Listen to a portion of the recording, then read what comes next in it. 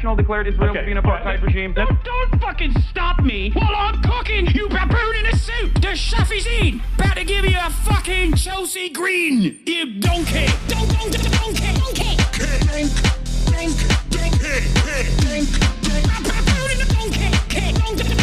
Listen to what I'm saying, and you will understand, perhaps, what I'm trying to imply. Patronizing. Yeah, I am being patronizing. I don't know who the fuck you are, and you're over here chirping all the way from fucking London about you want to fucking free Palestine, but also simultaneously you're talking about how both sides are fucking fine. Shut the fuck up. You don't know anything, okay? Who the fuck is this pink-haired twink?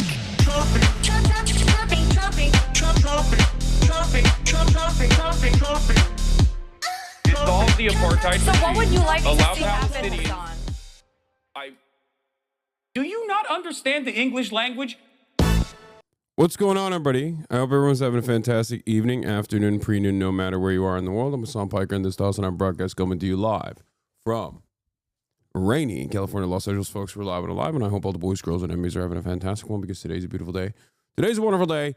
Today is Sunday. That's right, it's Sunday. No Stunlock Day. Sunday, no stun day.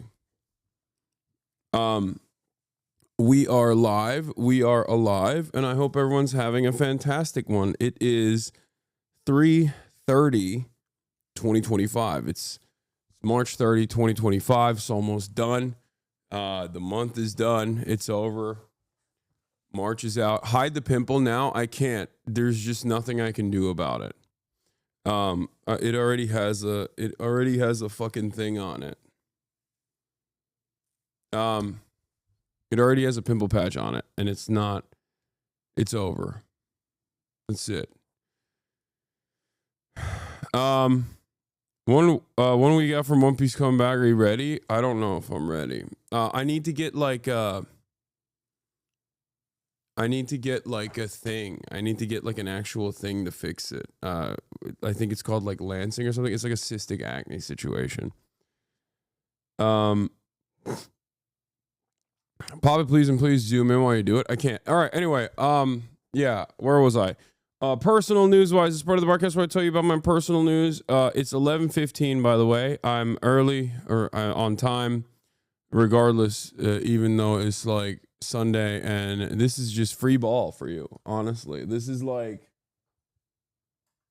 you're not supposed to get nothing at this point, right? You're not supposed to have nothing. It's Sunday. I'm not supposed to be streaming. Right?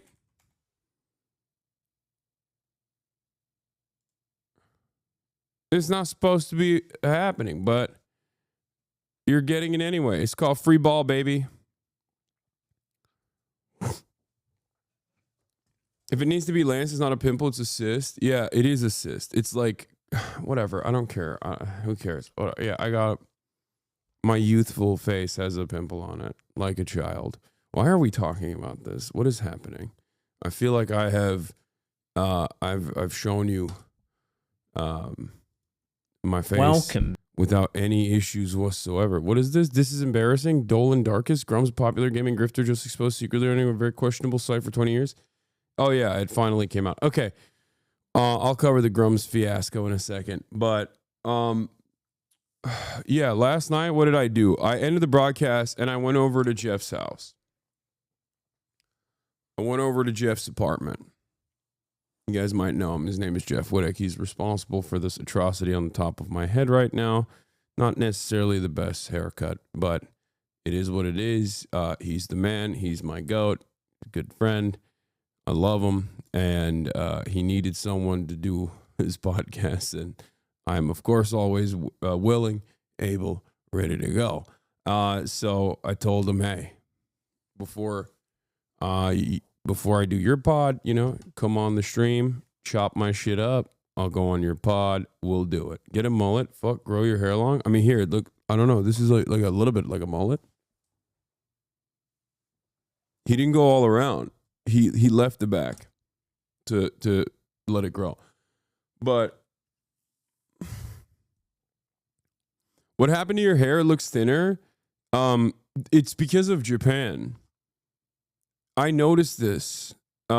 It's not necessarily a bad thing, but when I was in Japan, when I got that haircut, they didn't like cut my hair, but they like made it so weird. Like it almost changed the texture of my hair.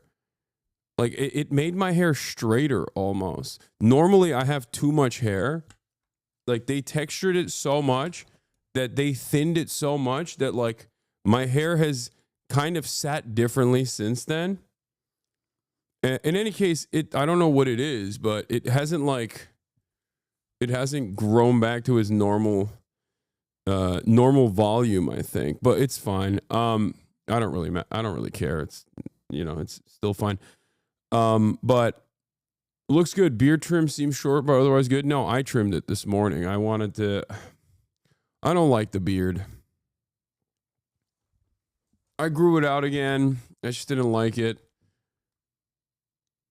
I don't really matter. Yeah, I don't really matter in the grand scheme of things. In the tiny scheme of things, grand scheme of things, I don't really matter. Your hair, when hair stand out, it can change its appearance. Yeah, exactly. Eid Mubarak to everybody, by the way. Shouts out to all my Muslims. Hope you guys are having a wonderful day today. The end of the Ramadan month. And yeah. Speaking of the end of the Ramadan, we are going to be ending with some spuds. Anyway, we'll do all of that. I'll talk about that in a second. But yeah, I did Jeff FM. It's very funny. Go support it, obviously, when it comes out, as always. And we'll watch some bits and pieces of it too. As you guys recall, last time I went on there, he cooked me with his mom. He had his mom on. He had his... God damn it. Here, this is... Hassan Piker thinks Mr. Beast is the devil 2 years ago. Hassan Piker confronted by 9/11 survivor. I'm gonna be honest. Dude, I looked crazy here. Dude, I'm gonna be honest with you, Jeff. This is not the gotcha podcast. I thought it like I was like, there's some podcasts I avoid. This is not the one I thought was gonna. Drugs. Got himself a barber's chair and gave awesome cuts. Now. Yeah. If you guys remember, this is when he cooked me 2 years ago, and he asked me to go back on, and I did it. Apparently, this is one of his like top performing pods, so he was like, "We got to do it again." But, bro, you are in a different art style. What does that even mean? You look better, respectfully. I think so too. I was so scruffy. Like, hair is crazy, beard is crazy. It's too much. It's too much. And now I'm in like, Hassan was in his Castro phase. Yeah, now I'm in my like clean cut, take me home, show me off to your family. I'm a nice boy. That type of shit. That's the vibes I'm on right now. You know what I mean? Look. Kind of like that. Like, I still got a scruff, a little element of danger, but also at the same time, it's like, nice boy. Like that. But you look like an Old Navy ad. You beefing with Grumps while knowing the scope is such holding back, I can imagine. Oh, yeah, I knew about Grumps' shit while I was beefing with him, but I didn't want to scoop anybody because they leaked it to me. I think it's not appropriate. It's someone else's scoop, so I'm not going to... I have tremendous respect for people who do journalism, whether they are journalists or not. If someone is doing investigative work, I'm not going to just leak that shit. We'll talk about the Grum stuff. It's just more so embarrassing. It's not criminal,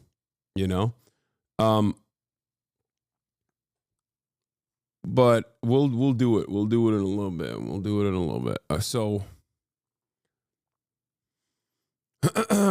where was I? Oh, personal news wise. Yeah, I did Jeff's show. I hung out with them after the show too, because I really like those guys. They're really fun. And Jeff has a new puppy.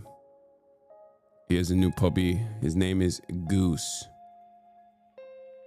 He is posting attacking you over the Hamas protests again. What? I don't care, dude. When is he not? For this man, it's just like, I'm Hamas. You know what I mean? I think Ethan Klein dislikes me more than Hamas, I think. Like like I'm gonna level above. Like, Hamas is bad. Hamas is the worst thing on the planet. But then the one thing that's worse than Hamas is Hasan. From the way he talks about me every day, it's like, yeah.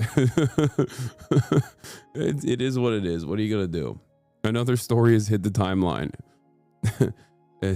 I guess the day changed, you know. This is another 24 hours has passed. So of course another story, an Instagram story is hit the timeline, I think. Yeah. In any case, where was I? So yeah, I did that. I came home, hung out with my mom, and played a little bit of Kingdom Come, as always. Kingdom Come Deliverance. I got a little scared because, like, while I was playing it, it seemed as though the Henry love, the Henry, like, romance option was like almost about to happen, and I got scared because I was like, oh no, I want to do this on stream, and I don't exactly know when it happens, but you know, I don't want to miss that. I don't want to, because like that's the reason why I started playing the freaking game to begin with, and then I really liked it, and I've just been playing it offline. But yeah, I woke up early this morning. Unfortunately, I get very excited. Are you in the siege? Wait, maybe after, or I don't know. I'll tell you in a second. But here's the thing. What was I gonna say? Oh, I get really stoked when I'm about to play basketball the next morning. I'm like excited. I feel it in my heart. Okay, I feel a sense of excitement in my heart because I'm like, oh, I'm about to play basketball, you know. And the unfortunate reality is that when it rains, it pours, and when it pours, nobody plays basketball because all the courts are outdoors. So I wasn't even able to play basketball this morning. But having said that, I did take the dogs out, and they had a fantastic time at the park. It's you know, Fiona and it was Fiona and Kaya Park time, you know. Also here, this is Goose. Incredible dog. He was on my lap the entire time throughout the podcast, by the way. I highly recommend you guys check that out. Anyway, here it is. Here it is. The ladies. They're the baddies. You're rich, build a covered court. Bro. Dog, there's rich, and then there's rich, okay? Having an indoor basketball court that's readily available is outside of my level of wealth and prominence. I think you're thinking I'm Drake rich, okay? That's in Los Angeles, mind you, too. Like that's crazy. Yeah, if I lived in like Arkansas or something, if I lived in Arkansas, I could have a house that is cheaper than this one with an actual basketball court in it, you know, NBA regulation if I want to. But doing that in LA would require me to be Jeff Bezos, and I am not Jeff Bezos. How is your leftist audience telling you to build your indoor court? No, but I have like, I don't know. Here's the other thing. Like, I don't know how to do rich guy shit, you know, where I feel like there are mechanisms, there are methods. Like, I want to, like, I'm sure that there's a way to because there are indoor courts all around here. There's like probably ways to like rent it out. I just haven't been able to figure out how to do it. You know what I mean?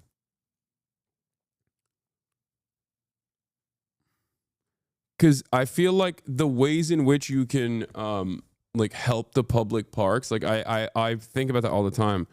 Like I wanna help out the the public parks anyway, because I love public parks. I'm a massive fan of public parks, as you guys know. So I want to do something Can I about talk about that. Girly Pop Nation and Fearin? I will say you're not fickle bitches. You are very loyal bitches. It started off as What is this? What is this? Cutie revisionist history? Okay, we'll watch this in a second. I know it's too expensive, but having your own core would be sick. Imagine the content. Yeah, it's impossible to do. Let's be real. That's not going to happen.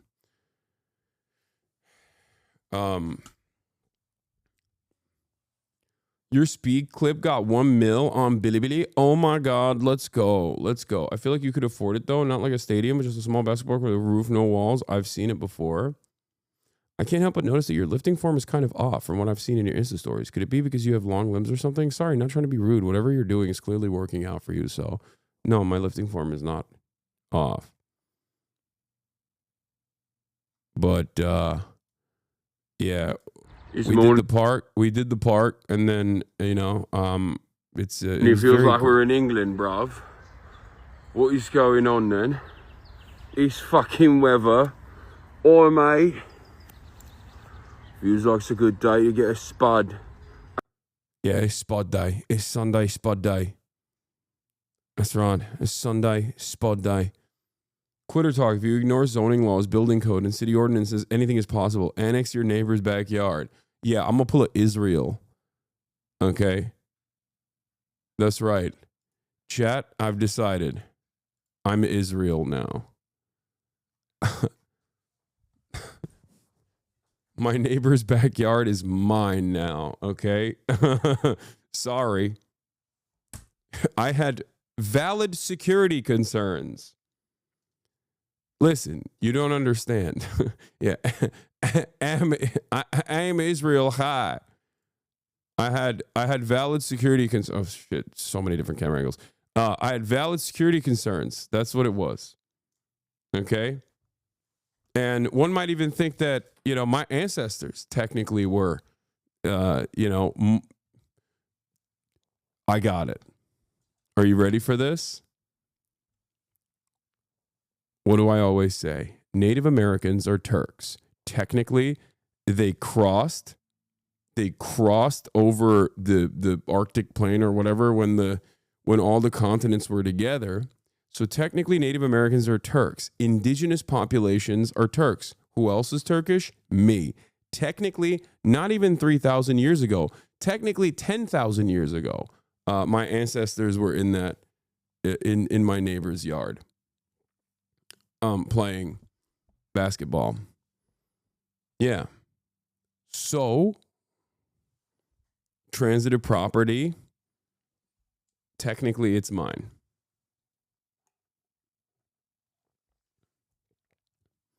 Are there any more secrets you want to share? Continents were not together, water just froze, whatever. I'm not a scientist. Also, I don't believe in any of that. I believe the earth is 2,000 years old. 2,025 years old to be exact.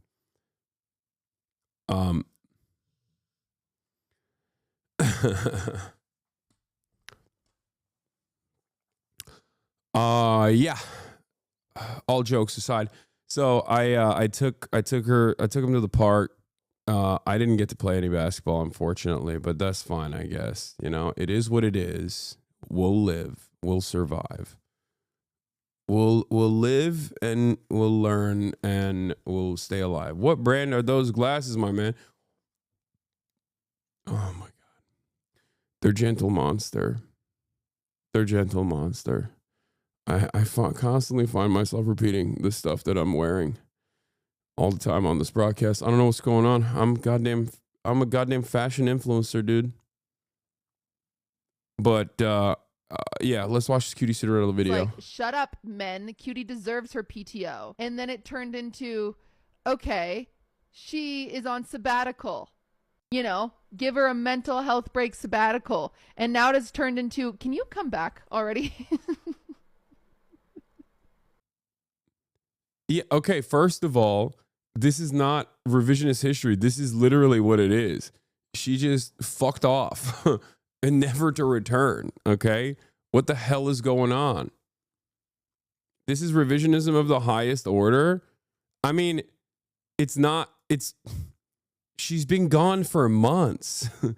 And that's insane. It's insane. Remember how lying is OP? Just tell Cutie Roan is going to be on in a few days. Oh, true. We're going to have Chapel Roan on. It has turned into, what the fuck? Where are you? Guys, I'm still on sabbatical. What happened to that energy? Where did it go? April 10th, we will go back to recording on Thursdays. Oh my God.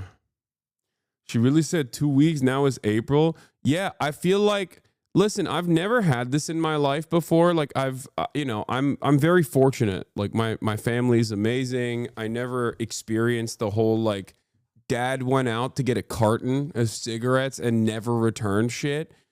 And honestly, like that's literally what's going on here. You know, that is what, like, if I had any sort of like trauma from my childhood, I would have Brian Kilmeade, you know?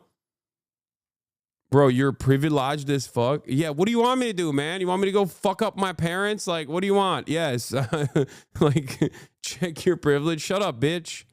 That's why I'm a good father figure to all of you, okay? Jesus Christ. I try to use that privilege for good. Yeah, Cutie went out to get the Book of Mormon, never to return, dude. I feel like there's something about Utah for freaking Mormons. Like, she has no association with this goddamn place. All of a sudden, she gets a freaking Airbnb and then she's just settled. What the hell is going on? It's supposed to be short term. I'm going to find out, dude. I'm going to find out and hit up the person and be like, hey, can you kick her out? Can you please kick her out of the property? I've heard that this is a harlot.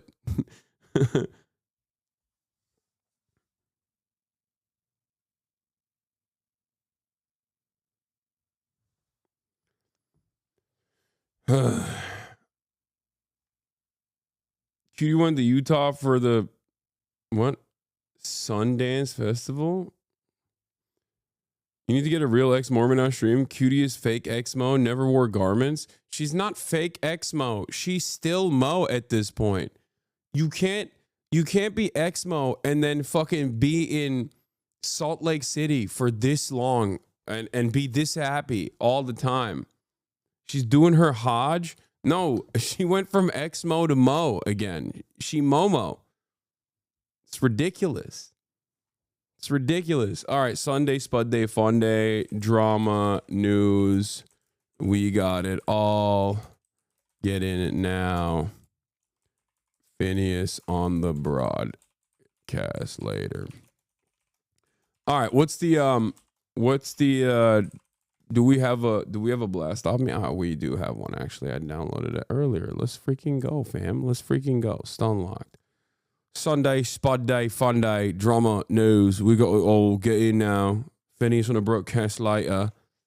Phineas on the broadcast later. Fucking hell. She's doing a reverse Rumspringer. Yeah. Damn, Cutie's going to miss Phineas again? Yes. I'm going to hang out with Phineas every damn day until Cutie gets back, and then never again. And then we're just going to have a falling out.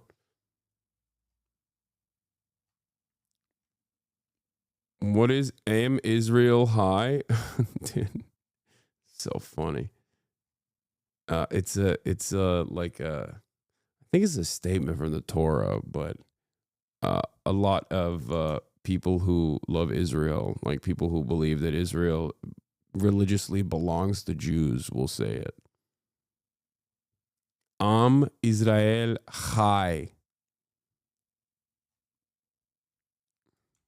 I like saying it in like a funny Southern accent when I'm making fun of Lindsey Graham, because it's not supposed to be about it's anyway, whatever. Did you inform Maya he's going to be there? No, I didn't. Are there any time for Grum's drama? Yes, chatters. We will look into the juicy Grum's drama as well. Also, shouts out to Pedro Pascal, who posted the support of Rachel Zegler. Pedro shared the story on his Instagram page. Says, at Rachel Zegler, #icon. I like that there are still people in Hollywood that are unafraid of being... what do you call it? They're unafraid of just like being political. Like Pedro Pascal is obviously one of these people. He has a trans sister who he loves very much. So he's very pro-trans. He's obviously has a socialist family, like a historical socialism in his background, in his lineage. I saw a tweet about Pedro the other day that I thought was pretty funny. They were like, there's a real old Hollywood vibe to Pedro Pascal where they keep talking about him like, oh, which lady will finally lock him down? Like as though, you know, he's not, you know, he's I'm not going to say nothing.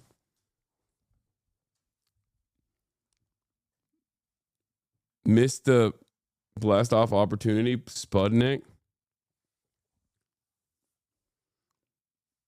Are you getting him on stream? Oh, dude, that would be amazing. It would be amazing to get Pedro on stream. It's wild to me that the media is going to run with this anti-genocide girl that ruined the box office for the new Snow White, not the shit script and the Gal Gadot boycott. Yeah, I don't think anybody cares. Like, that's the other side of this is that, like, I think most people just didn't care about the Snow White thing. It felt like they dumped the project fairly early on because there was no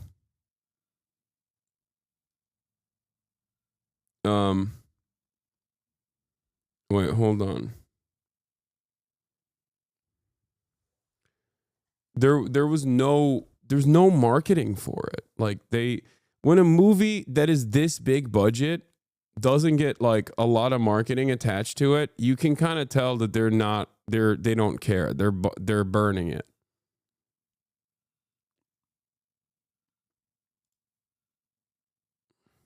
Yeah. Vanity Fair wrote about it. I like that there are like warring factions within Hollywood press right now. It's very cool. They're warring. We'll talk about Gal Gadot too, actually, because there's a new meta on TikTok that the kids at the gym I go to were making fun of. Like everyone loves making fun of Gal Gadot's horrible acting, but it's interesting that like there are certain industry papers that you can tell, like Variety is they're attack dogs. Okay, Variety is the type of and there are good writers there as well. There's good publishers, there's good journalists at Variety as well as there are in every outlet. There's good reporters at the New York Times, right? But their output overall basically is like, this Jewish Holocaust survivor director did the most anti-Semitic thing possible by saying Israel's doing a genocide. We should kill him. like they'll be like, the stars are all out tonight. All of Hollywood's most famous actors and directors have signed a petition. And then you look at the petition and it's like a fucking Google Doc being like, you know, we should arrest the guy who made Zone of Interest.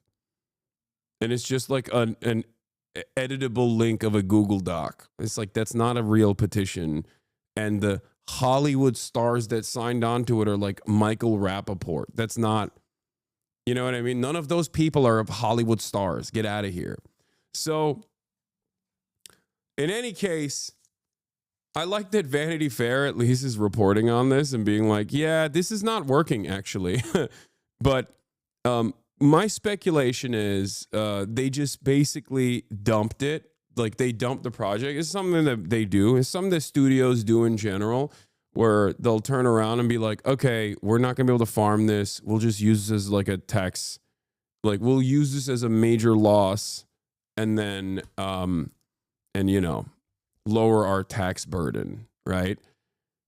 Or they sometimes will do it to extend IP, things of that nature. But the reason why I say that like this wasn't a project that they were really invested in beyond the $200+ million that they dumped into it was because of the lack of marketing, right? And this is stuff that they do all the time, like especially in the age of streamers, where they just don't market this stuff. They just kind of like let it sit out there in and of itself with seemingly no for seemingly no reason, right? But ultimately, they came after Rachel Zegler because she's outspoken. She's an outspoken actress who is both quote unquote political because she's a brown woman and young, but also because she is actually kind of outspoken, right? And, you know, she has that like 2016 era liberal, maybe even leftist vibes to her in a way that in a package that is also rubbing people the wrong way because she's also like a brown woman, right? That's it. She's half Polish. It don't matter, dog. That's not what people are looking at, okay? No one is busting out the calipers. They're like, no, she's a brown woman. This is the way they approach it. So kindly, she's not brown. Oh my God. Why are all the wokes in the chat are like, excuse me, I traced her ethnic heritage and I found that she is not indigenous enough to be considered a brown. Like, shut up. Okay. We're not talking about people's skin color here. Okay. We're talking about why right-wingers hate her. You don't have to do freaking phrenology in the woke way right now, okay?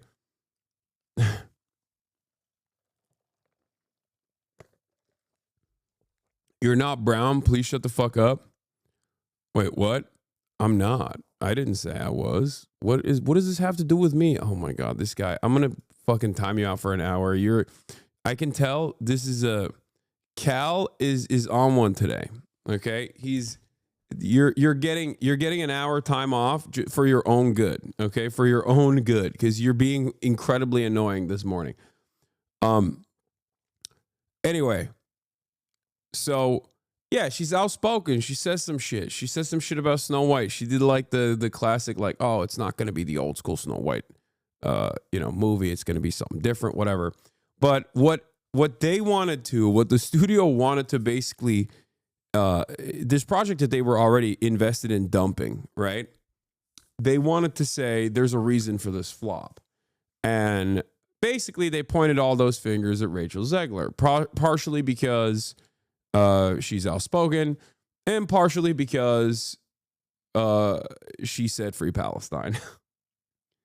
And we covered this story already, but it's cool that all these like big bad industry papers turned around and wrote articles about how she actually is the reason why the Snow White movie is failing, and not because of like Gal Gadot or not because of any other reason, not because it got a 1.8 on IMDb. Like, these are not, she is not the only reason why this project kind of fell apart. Okay. That's ridiculous. Yeah. She said free Palestine at the tail end on the, when they were out promoting the movie. That's the reason why the movie sucks. But, you know, that's neither here nor there. Review bombing by chuds who never saw the movie and show. So the other side of this that I also can't stand is that, like, it's just not for me. Like, this movie was not made for me. Okay? Like, I understand that. It's Snow White. I don't give a shit about Snow White. I'm sorry.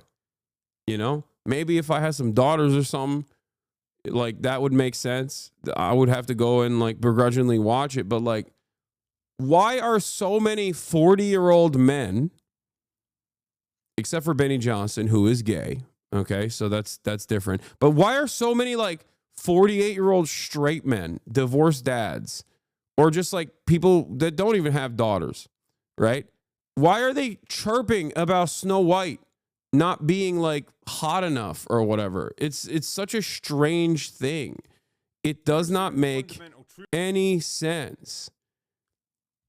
Like this guy, Snow White, it's even worse than I expected. 4.3 million views 8 days ago. These guys they were never supposed to watch this movie.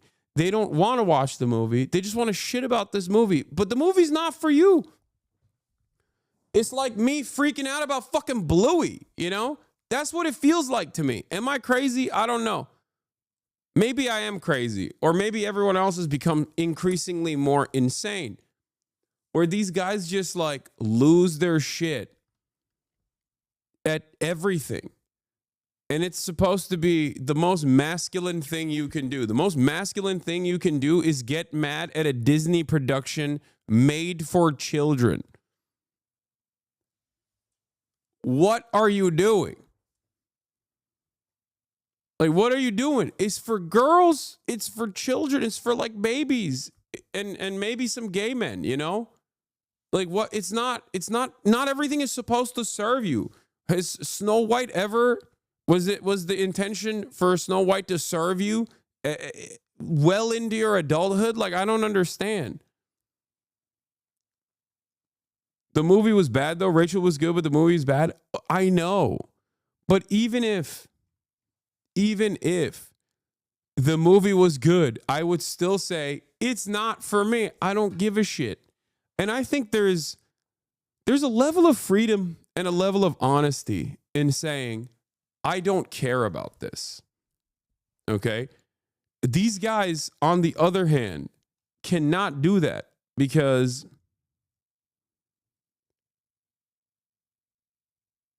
they cannot do that.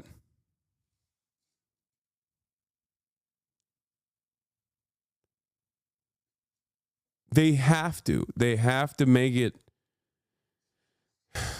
They have to complain. Why do we care it though? I don't care about the movie at all. I care about this shit. I care about these fucking losers like losing their goddamn minds over it. I care about the culture surrounding rage bait outrage merchants, okay? This is what they do. This is what they sell. They sell outrage. Was the original Snow White Asmongold's favorite movie? That's what I that's the thing. Like, I don't know. I don't know if we can just like get people to snap out of it like this either. I try to. I try my best. I'm like, hey, I don't think you care about this. Like, why do you care about this so much? Like, are you okay? You know, is everything all right? Like in the real world, if a friend of mine that is around my age, if like a 30-plus-year-old guy friend of mine was like, bro, you seen this Snow White shit? I'd be like, what are you saying? No, I haven't. Why has this thought ever crossed your mind? You don't care about this. You watched a podcast that told you should care about this. The fuck's wrong with you? Be your own goddamn man. Be a man. Be a man. Be a man. Okay? Be a man. You're a bot.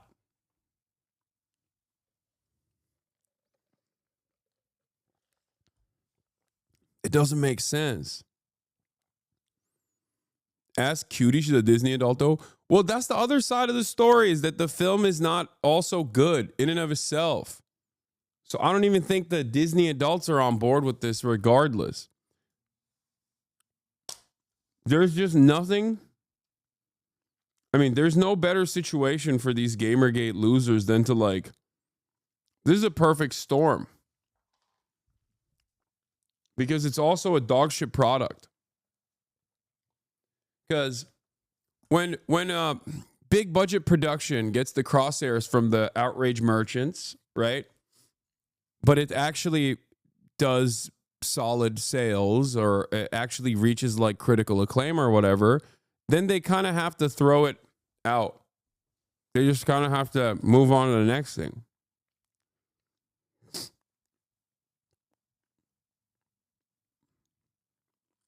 But when something that they had the crosshairs on actually fails at the box office, then they never let it go. Like with Baldur's Gate 3. Baldur's Gate 3 was a video game that every gamer was demanding for decades at this point. They were very excited when it came out. So they couldn't talk about how gay it was. You know, all these outrage merchants, they wanted to farm it, but they couldn't farm how gay Baldur's Gate 3 was because it was awesome. And it got critical acclaim very quickly. Buzz Lightyear movie did horrible, Hassan. What are you talking about? What is Buzz Lightyear movie? What? See, this is what I mean. I don't know what this is. I don't know what the, like, I don't even know what this is. You know what I mean? I don't care. I don't care. I don't know. Like, I am way more interested in like trying to understand why supposedly straight adults that are over the age of 30 are fucking losing their shit over freaking Snow White, dude. Do you have a baby brain? It's so incredibly soy. It's so goddamn soy. You're a baby. You're a child. Like, what are you doing? And it seems that there's a lot of children out there. So, like, you know, this kind of stuff does get a lot of motion. Is it not the same with anime? Yeah, you could say that. I like baby adjacent content in that regard. I mean, I watch shonen for sure.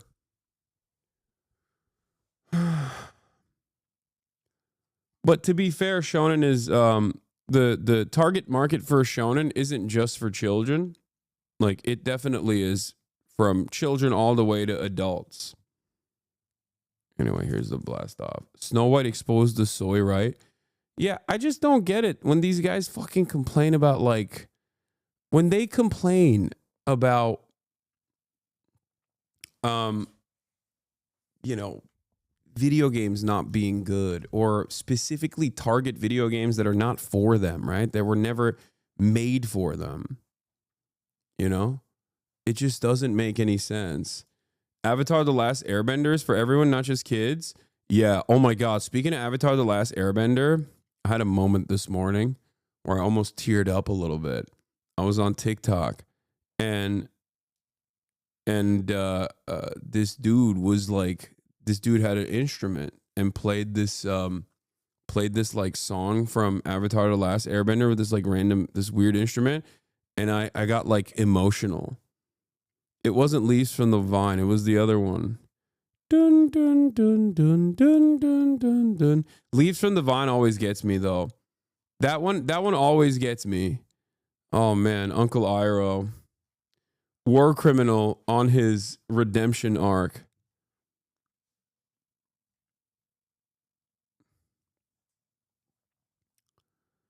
I can't believe that Barbie Girl Time Adventure is woke is unplayable to the 50-year-old man. That's what I'm saying.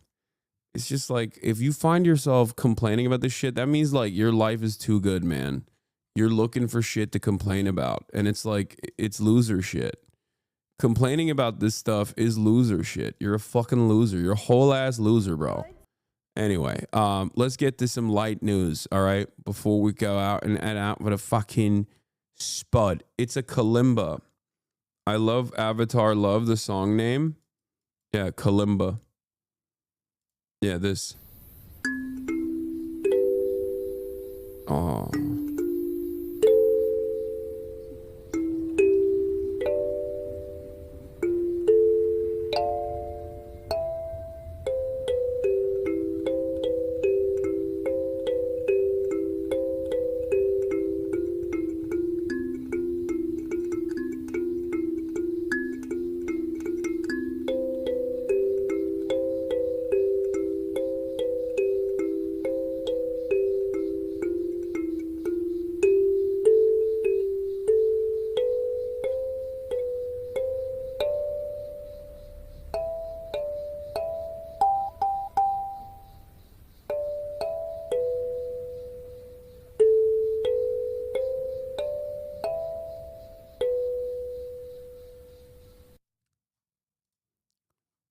It's beautiful.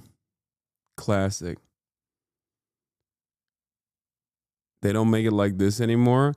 Yeah, I mean, the reason why I'm talking about this, though, is because, like, there is some truth to the anger and resentment that these fucking stupid-ass, dumbass, old-ass gamers feel, in the sense that, like, yes, the formative experiences that you develop as a child and the feelings that you have as a child are powerful, okay? They're important for your development. They're important for who you are as an adult. And this is an example of that.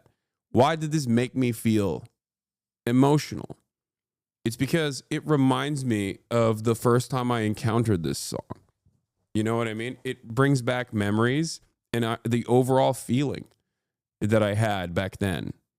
The ambition, the dreams that I had, things of that nature. Now, of course, because I'm a healthy adult who's relatively successful at the age of 33, that doesn't also follow up with like those feelings, that emotion doesn't fucking all of a sudden invoke anger inside of me because I did not match the expectations of child Hasan. Okay? But for many of these guys, I think they are constantly seeking out that nostalgia and the feelings that they had because their current experiences do not match up to the dreams that they had when they were young. That's it. And that's why there's a deep sense of anger and resentment and a sense of entitlement that they also have that makes their reaction to all of this like new media incredibly toxic.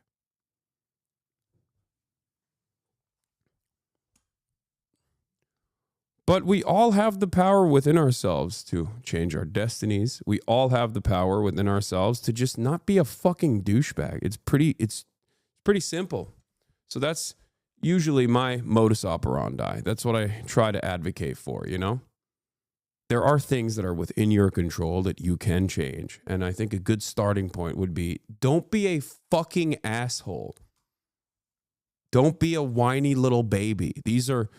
I think these are important fundamentals that you can apply to your life and try to constantly check yourself with a healthy dose of self-crit.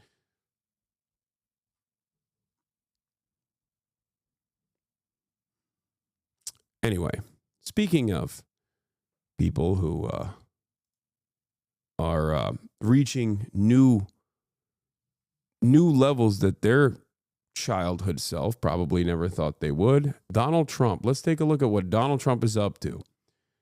Because it turns out Trump had a phone call with NBC News, and he said he's angry, he's pissed off at Vladimir Putin. You hate to see besties fall out like this. Drama, the girls are fighting. Sunday morning, President Trump is standing by his national security team as the fallout intensifies after top officials mistakenly shared attack plans for U.S. military strikes in Yemen on the Signal messaging app with a journalist. In an exclusive phone interview on Saturday, the president told me, quote, "I don't fire people because of fake news and because of witch hunts." Mr. Trump said he still has confidence in Defense Secretary Pete Hegseth and National Security Advisor Mike Waltz. Just hours ago, President... Someone said that's why you never see two pretty best friends. Yeah. You never see two hotties like this that are besties. Like, there's always going to be some friction. You know what I mean? They're going to be into the same guy. It's just going to cause some issues, right? And Trump called me to tell me he is, quote, pissed off with Russia's President Putin and threatened to impose secondary tariffs on Russia's oil. It's crazy how orange he looks next to Vladimir Putin. It's crazy. Quote, "If Russia and I are unable to make a deal on stopping the bloodshed in Ukraine, and if I think it was Russia's fault, which it might not be, but if I think it was Russia's fault, I am going to put secondary tariffs on all oil coming out of Russia." Mr. Trump said 25% tariffs on Russian oil could happen any moment and told me he plans to speak with President Putin this week. The president told me, quote, "I was very angry, pissed off when Putin started getting into Zelensky's credibility and started talking about new leadership in Ukraine." On Iran, the president said he's also considering secondary tariffs if Iran doesn't agree to a nuclear deal. Quote, if they don't make a deal, there will be bombing, and it will be bombing the likes of which they have never seen before. After markets tumbled on Friday and with consumer confidence falling, the president also told me he's not backing down on his tariff plans. What we're going to be doing is a 25% tariff on all cars that are not made in the United States. If they're made in the United States, there's absolutely no tariff. And the president telling me tariffs are, quote, absolutely permanent. And on fears of foreign automakers raising prices, quote, I couldn't care less if they raise prices because people are going to start buying American-made cars. And on his vow to annex Greenland, the president saying, quote, I never take military force off the table, but I think there's a good possibility. I like that he called NBC News and said all of the bad things. He was like, I'm going to go on a tear and I'm going to give you the worst possible answer for everything that you asked me. And maybe some extra stuff too. Fantastic. Every time this dude opens his mouth, I'm like, oh my God, here we go. What else? What else should we be looking forward to in the upcoming months? You know, fantastic, amazing, wonderful. Calling up fake news media like this is interesting, though. I think it means that he's recognizing that his motion is on shaky ground. You know, he's losing his motion a little bit. Because before he was riding high, okay? There was no calls to NBC News whatsoever. It was all Fox News. He was going up, talking to brown nosers like Sean Hannity, and I think he recognizes that his approval ratings are kind of falling apart, especially because the economy is not doing so hot right now. And that's seemingly the only thing that selfish, entitled, self-centered Americans who can't see anything but like what's right in front of them care about. And it's a big thing to care about, for the record, of course. Make no mistake. But it's wild that like he's fucking that up, the thing that he like won the election over, while simultaneously also eroding constitutional protections that are in. Hasan is so negative, man. What an L way to live. Trump is king, baby. I like the overall vibes from people who are just like, yeah, I really just want you to say nice things about Trump. Like, I want you to just like have fun with it, you know? Okay, dude. They're black bagging people off the streets. You know what I mean? It's pretty fucked up. What do you want me to do? Lie? Yeah, based. Okay, there you go. Yeah, he's the king. Nice about anything, man.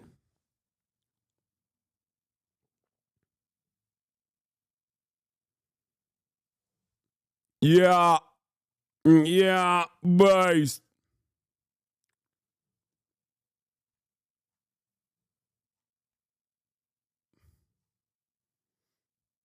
This is the reason why he's threatening to bomb Iran now. They rejected his little letter. Oh, yeah. Great. Breaking. Iran's president has rejected direct negotiations with the U.S. in response to Trump's letter. Great. Fantastic. Amazing. That we could do it without military force. The White House is still on defense this weekend after the Atlantic editor-in-chief Jeffrey Goldberg says he was added to that signal conversation by Mr. Like, Trump called in to NBC News and was like, I'm going to bomb a foreign nation. A foreign nation with a standing military, missile systems, one that could cripple the global economy in retaliation. And you're over here being like, why don't you say something nice about that? Well, I don't know. I don't think it's hard. It's hard to say something nice about it, you know? He's like, I'm going to militarily invade Greenland. Okay, how do I find something nice about that? How am I supposed to look at that and go, yeah, that's awesome. Thank you, sir. Yeah, we should invade more countries. That's what I wanted. I wanted more invasions, not less, of course. That's why I voted for the Peaceful Dove, by the way. Remember? Everybody was like, oh yeah, Mr. Peaceful Dove. That's what he does. He does peace deals. He's Art of the deal, art of the steal, baby, you know? He's such a good deal maker that he spent the first 2 months undermining our proxy in the Ukraine situation while simultaneously glazing Vladimir Putin. And now Vladimir Putin predictably is not even playing ball with him. So now he's upset at him. What happened to that deal? He said day one he was going to fix it. He said, no more forever wars. Day one, I'm coming and I'm fixing Ukraine. Ukraine would have never happened under my watch. Okay.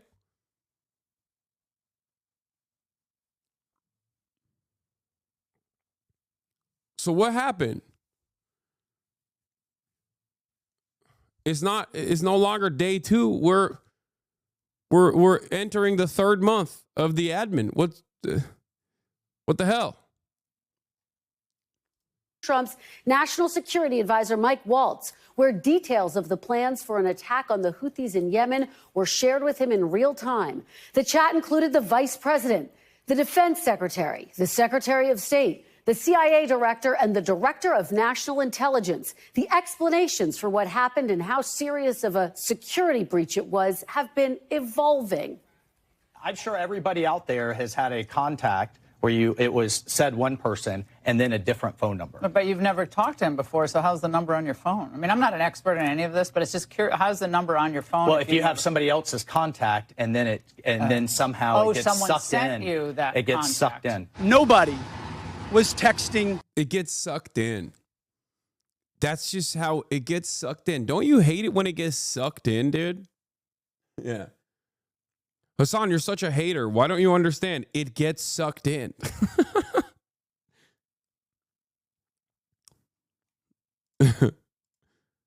You know, hey, this guy, let me say something positive about him. He likes the party. That's cool.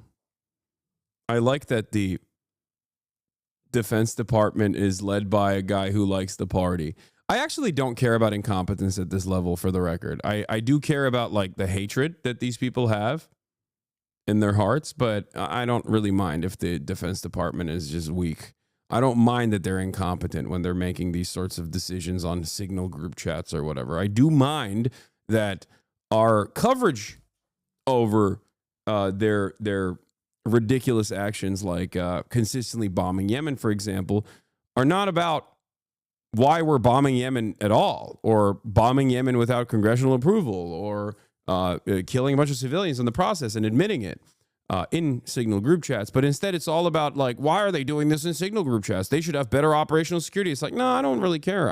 It's fine if they don't have good OPSEC. I'm happy with that, actually. Oh no, will it thwart America's evil plans? Oops, I guess. You know? War plans, and that's all I have to say about that. Intelligence officials defended the sensitive nature of the content, denying it was classified. My communications, to be clear, in a Signal message group were entirely permissible and lawful and did not include classified information. There was no classified material that was shared. Was there any mention of a target in Yemen? I don't remember mention of specific targets. Was there any mention, Ms. Gabbard, of a weapon or weapons system? I don't recall specific weapons systems being named. How about anything about timing? I don't recall specific timing. Any mention of any military unit whatsoever? Mr. Ratcliffe? Not that I recall. Ms. Gabbard? Not that I recall. After they know we can see the text messages, right? It's interesting.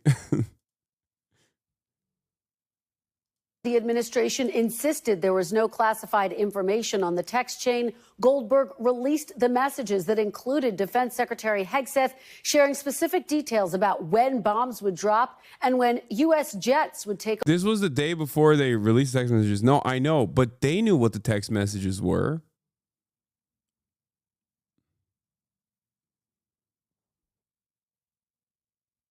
They knew what the text messages were. Yeah, they I guess functionally declassified it by saying, "Oh, there's nothing in there that's serious. It's fine." And then Jeffrey turned around and was like, yeah, here it is then. You got a guy who is a State Department stooge to literally release these messages because you said, you know, it's clean, it's fine.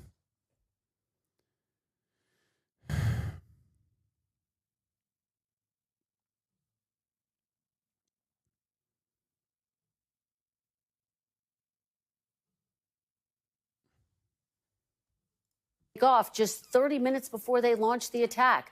National Security Advisor Mike Waltz texted that a key target of the attack had been seen walking into his girlfriend's building that had collapsed.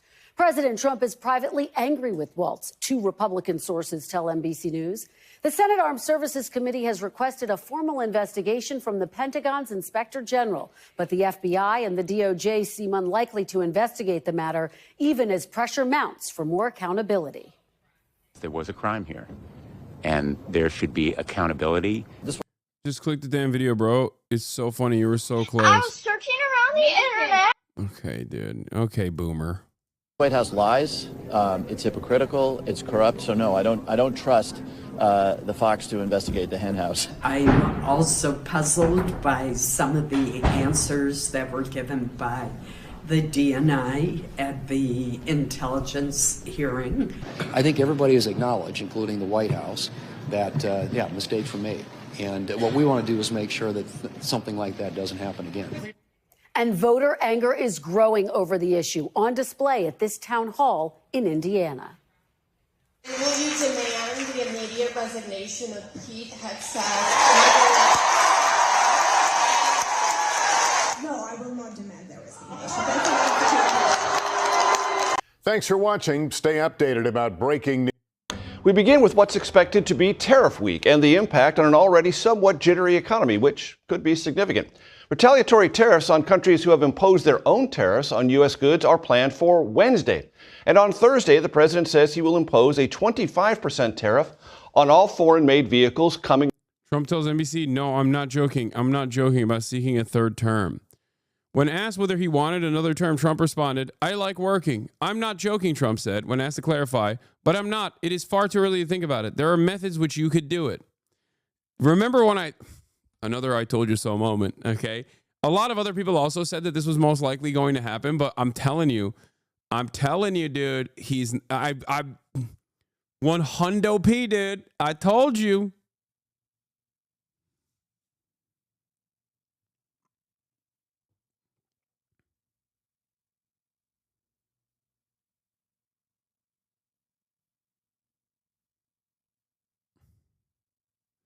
Wait, hold on.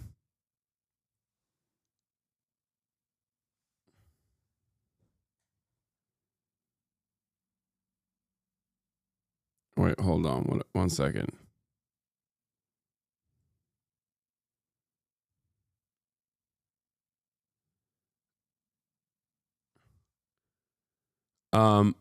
He want JD Vance to run with Trump being VP and give up the presidency to Trump law. I think last minute fucks everything up so that he could say we're in the same moment FDR got to serve 3. Dude, what will the Democrats do now? What will the Democrats do now? And I don't like the counter from a lot of people that are like, well, Obama will get to do a third term then. It's like, okay, dude, sure. Yeah, that'll solve the problem for sure. Trump goes a third term, there's no more Obama. Trump goes a third term, there's no more elections.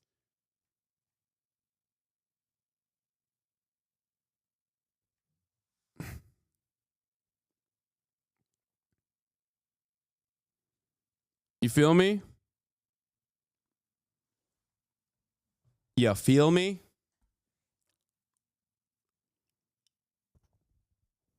When his third term comes, there will be an election like Putin's Russia. I don't know. I don't know what kind of authoritarian version will exist at that point. I don't know. But it won't be even the theoretical liberal democracy that we've come to love and enjoy. Let me tell you. Martial law with Supreme Court. All the cards are stacked in his favor. Who knows?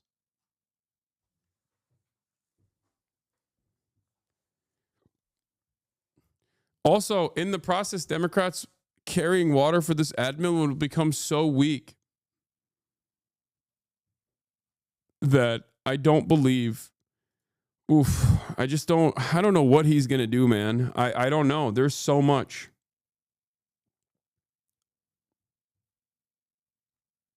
There's so much happening.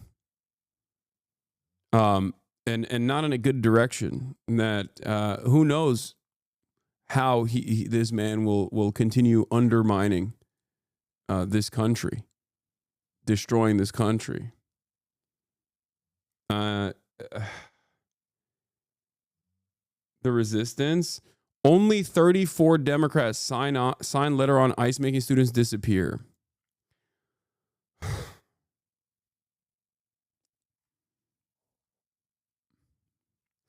Immigration officials are snatching international students off the street, and most Democrats don't seem to care. Oh my God. He's old. Maybe he's going to die soon. Oh God, the Turkification of America is so funny to me. Dude, this fantasy right here is one that every Russian has fantasized about with respect to Vladimir Putin, and every Turk has fantasized about with respect to Erdogan. It doesn't happen, okay? Evil does not die. You're so... Americans are moving in a very funny... They're moving... Yeah, kötüye bir şey olmaz, okay? Nothing happens to bad people. This is so funny. Americans are experiencing the things that oftentimes due to American interference, as a matter of fact, or Western interference, as a matter of fact, has like fucked over other countries and like planted authoritarian regimes in other nations. And all you can do is just sit around and go, what am I going to do? I hope he dies one day, you know? Fantastic. I like that is the only thing that remains here in America as well. Like we've given up. We've given up entirely on the Democrats doing anything in terms of resistance, like the courts, all the institutions are going to serve his interests. So that's the last option. When you're at that stage, the last option is like, okay, maybe he'll die because he's old.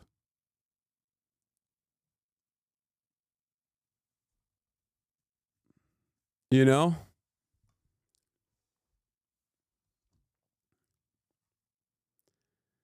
He's going to get us into a direct war somewhere, then declare that we can't hold elections because we're at war. And if anyone complains, he's going to say you're okay with Zelensky doing it while completely ignoring it's not Zelensky's choice to be at war. Have you read about the Swedish journalist that got detained in Turkey, got arrested on terrorism charges? No, I hadn't seen it, but that's not surprising to me at all.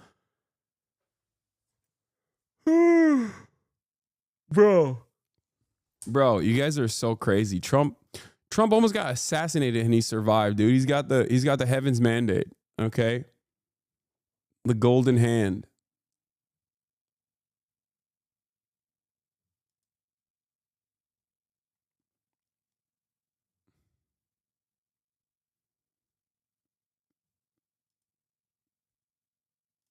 That's it.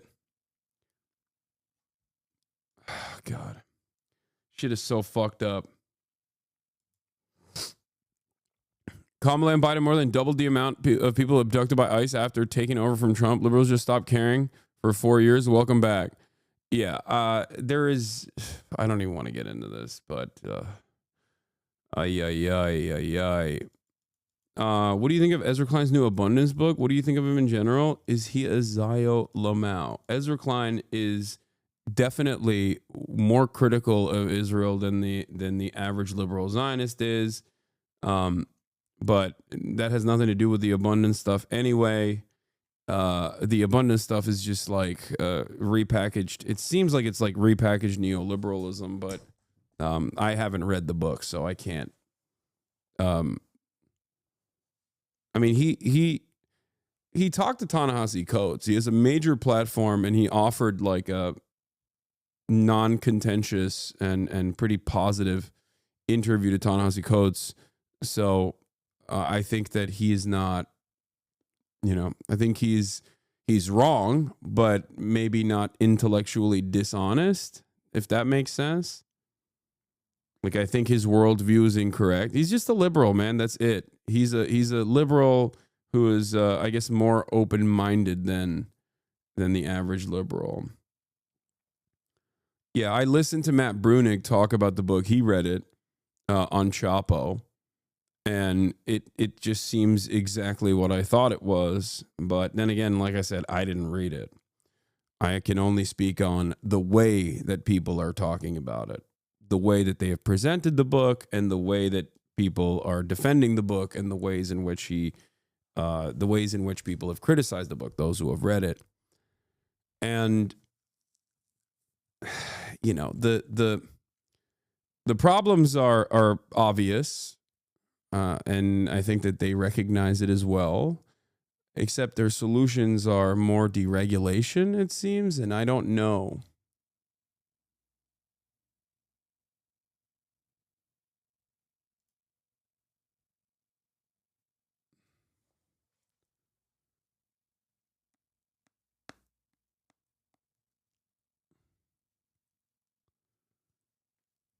Into the U.S. Anyway, let's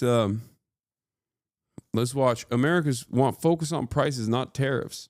These and other tariffs are in addition to those already imposed on some of our closest allies, like Canada and Mexico. Of course, there are tariffs on China as well.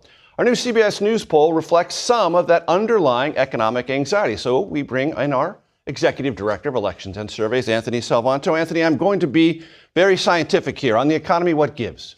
Well, we know, good morning, Major. We know that people still say the economy is bad. We know that prices and inflation are the top reason they give for why. So in this poll, we find that the president's approval for specifically handling the economy and inflation are both ticked down. Now, let's talk about these. I'm tired of defending you in the comments of Lex Loser Boss, lol. What? What is Lex Loser Boss?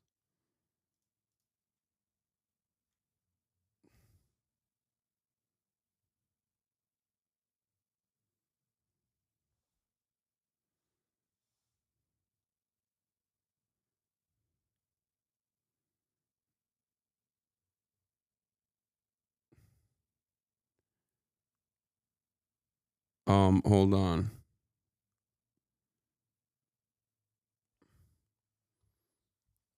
Lex Loser, that TikTok guy? Who's Lex Loser, the TikTok guy?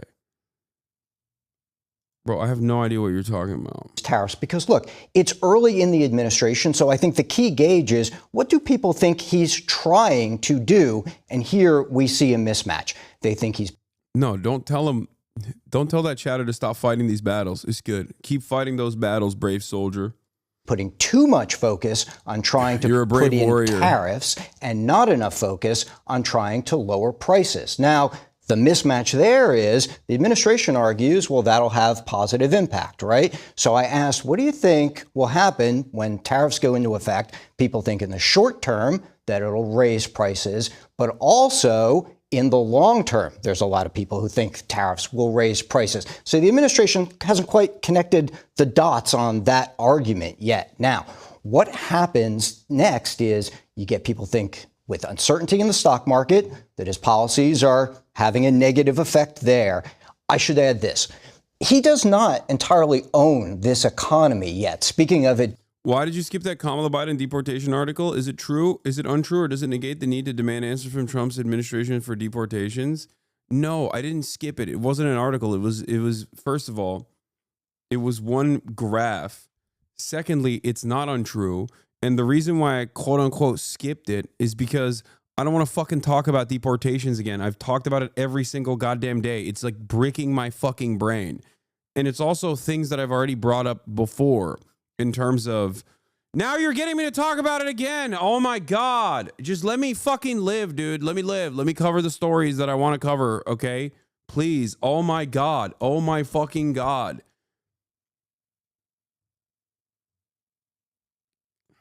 Being early, right? Asked who's to blame for inflation, right? And that he shares with Joe Biden still. But one of the things to watch going forward is expectations. Coming into the administration, before he took office, a lot of people thought that Trump's policies would make them financially better off. You ask that question today, and far fewer Americans think that. Even far fewer Republicans think that, and that expectations game is key. In the data, there's still some buoyancy for the president. He's not collapsing by any stretch of the imagination. And it appears one of the reasons is satisfaction with aggressiveness on immigration. Absolutely right. This is a story about balance. And the things that are going well in the public mind for him is his handling of immigration, which is still net positive. Yeah.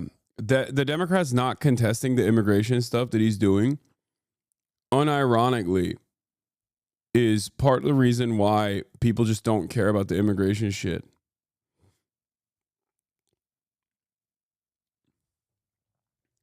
That's it. And I don't know if it's because they like what the Republicans are doing. I don't know if that's the case. Or if it's because, and that could be the case, or it's because they're cowardly. But, you know, they're too afraid to put up a fight. They're too afraid to have a position that people might react negatively to.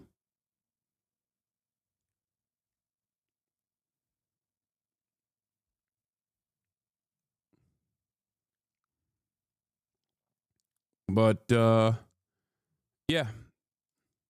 And his deportation program is still net positive and popular. People say, well, they don't think it'd be okay if there are legal residents who were mistakenly detained in this program, although there are some in his base who do. But you look at other aspects of this, like cuts to the federal workforce. That continues to be split. But you then also see a majority of people saying, well, that might impact programs that they care about. Even over a third of Republicans think that may happen.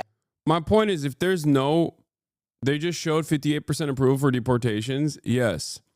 The reason why people have this attitude still, the reason why people have this attitude, which is the first time in American history, in perhaps the entire history of the United States of America, where Americans are on board with mass deportations. This is unique. And it happened because of the last 4 years before Donald Trump, where the Democrats allowed the Republicans to keep hammering that point over and over again without any sort of counter messaging whatsoever. And it got to such a degree where, like, this was over. It was always a button that the Republicans used to hit nonstop. But even under the first Trump administration, if you recall, a lot of the actions that Trump took were draconian, awful, but there was a shit ton of resistance against it. Okay? Chinese Exclusion Act, there were definitely times before. I have no idea what kind of approval ratings they had for the Chinese Exclusion Act back then. I'm not saying America's not done mass deportation programs before. I'm simply talking about people's opinions on mass deportations. Because, like, we had the Bracero program as well, and that was unironically not exactly a popular program.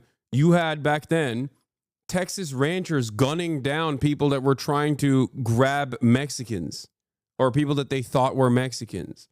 So it's not necessarily something that was something that the public was positive about. I didn't say we've never had white nativist deportation protocols. Of course we have in our history. But yeah, I mean, in the aftermath of the Bracero program, when they were trying to round up and successfully rounded up and mass deported 1 million plus, I think almost like 2 million people of Mexican descent, even like American citizens too.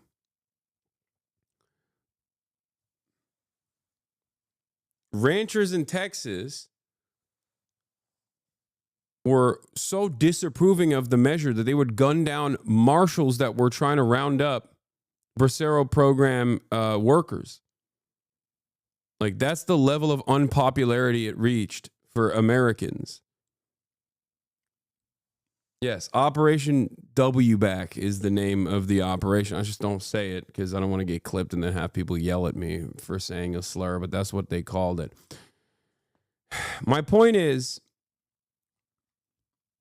Democrats dropped the ball spectacularly from 2021 onward on this issue. They never did counter messaging on the immigration stuff. They never showed a positive way in which migrants, undocumented and documented alike, are actually positive to this nation's economy, to the United States of America in general.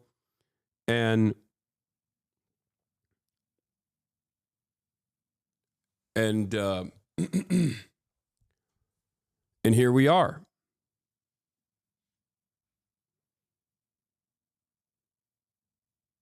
This is where we're at.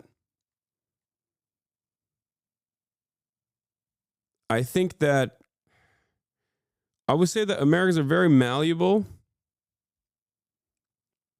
and ultimately they're persuadable. They see what they see on television. They can make up their own minds, but usually you can lead them in the appropriate direction. And without Democratic leadership, the media is not going to do that on their own. And if the Democratic leadership is not interested in counter messaging against this and putting up a fight against this, as they have not, as even on this front, they have not done anything about it. If they capitulate and they cave, then yeah, the public is going to think, no, this is good. This is why we voted for Trump, and I'm glad it's happening. They're not going to be able to tie together why these mass deportations, which are not even, like, they're not even mass deportations because logistically it's impossible for them to do so.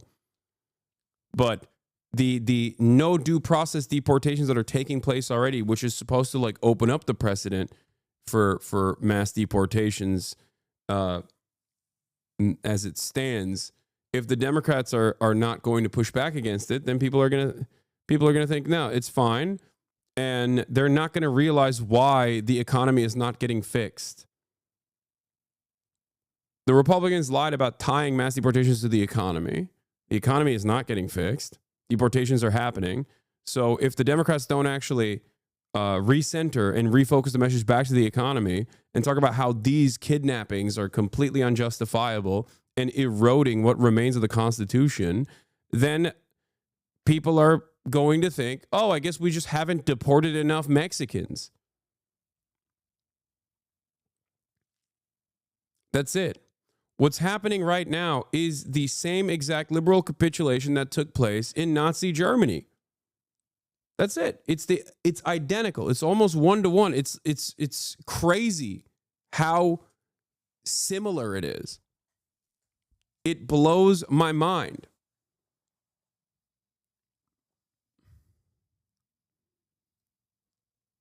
Popular. People say, well, they don't think it'd be okay if there are legal residents who were mistakenly detained in this program, although there are some in his base who do. But you look at other aspects of this, like cuts to the federal workforce. That continues to be split. But you then also see a majority of people saying, well, that might impact programs that they care about. Even over a third of Republicans think that may happen. Again, a key measure to watch. And look, in terms of how this ties back then to that uncertainty in the economy, that could have an impact worth watching too. One of the conversations certainly that has become more intense in the last couple of weeks here in Washington is the clash of the administration. Sometimes it looks intentionally with Congress on executive powers and with the courts on executive powers. Do we have any data that talks about where the country is? Like half of the stuff that the liberals are doing right now is reminiscent of just like full-blown capitulation, the Enabling Act. You know what I mean? It's just, there's got to be there's probably, has Bestie Marks made a video on this? I feel like I've watched something on this broadcast before that is reminiscent of how liberals are operating right now and enabling the Trump authoritarian regime to be as violent as it wants to.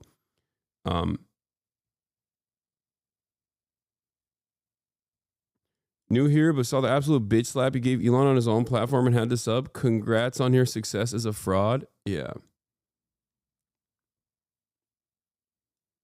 Hey, I'm the guy who said he might die line. It's funny you mentioned Putin and Erdogan. I'm from Hungary, so I know exactly that feeling of being under authoritarian leadership for a long fucking time. Exactly. Americans are now getting into the bargaining stage of like living under this kind of rulership, you know? It's fantastic. Oh, hold on. I got to do something real quick. About what looks like something that is really getting to be confrontational. In terms of judicial review, like you mentioned, the majority of people say, yeah, judges should have the ability to review a president's actions.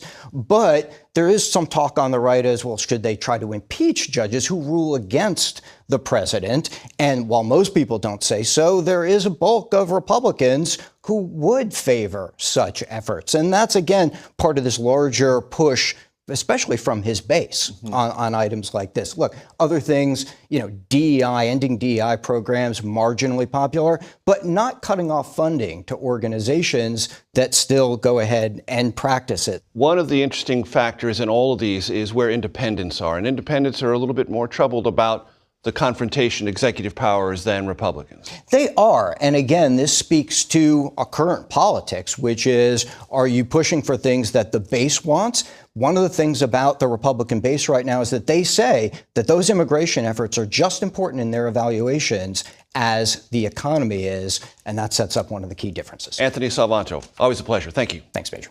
To the protests against billionaire Tesla founder Elon Musk over his role in those massive federal job cuts. More demonstrations expected today at Tesla facilities across the country. ABC's Morgan Norwood is here with more. Morgan, good morning. Good morning to you, Whit. And while most of yesterday's demonstrations were peaceful, overnight police in Idaho say one protest turned violent during a... Hold on. You think the U.S. will actually use force to take Greenland? I don't know. 1 second. I'm calling it Uber for my dad.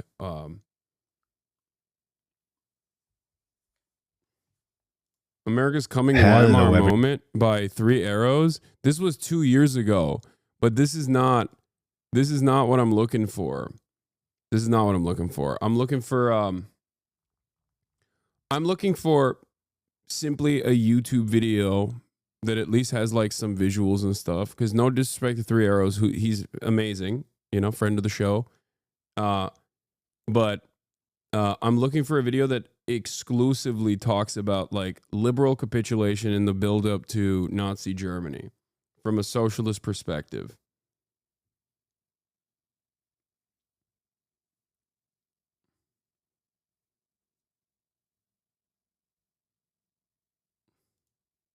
This channel.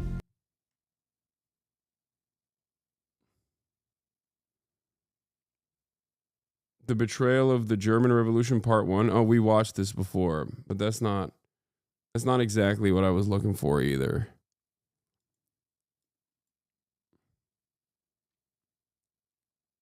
There's a new Overzealots, but it's not about... We got a lot of work to... It's not about Nazi Germany. Okay, we can watch this as well.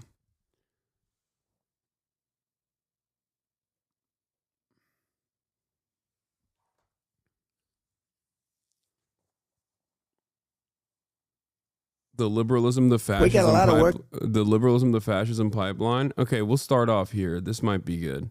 To do.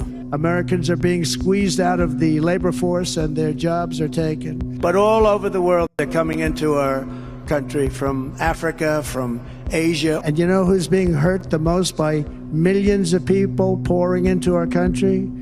The black population and the Hispanic population. The crime is going to be tremendous. The unions are suffering because of it. They're poisoning the blood of our country. That's what they've done.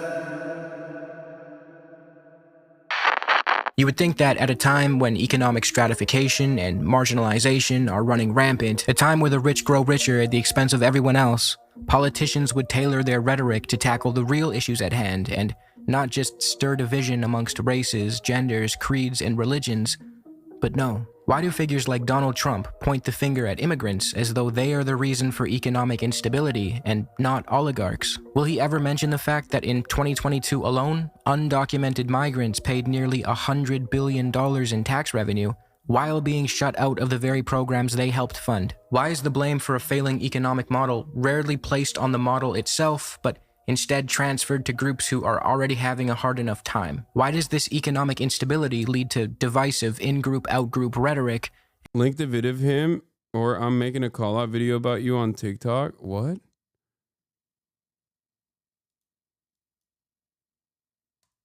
Take a day off. Oh, CCP Philosophy might have done one? Okay, that might be the video that I was thinking of. Friend of the show, Overzealous' video, Liberalism, the Fascism Pipeline. Neoliberalism Explained.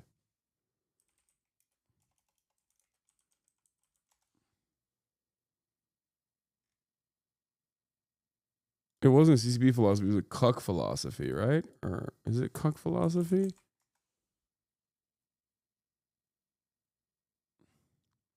And not toward a productive discussion about the innate instability of the economic model we live under? I hope I can answer that question by the end of this video.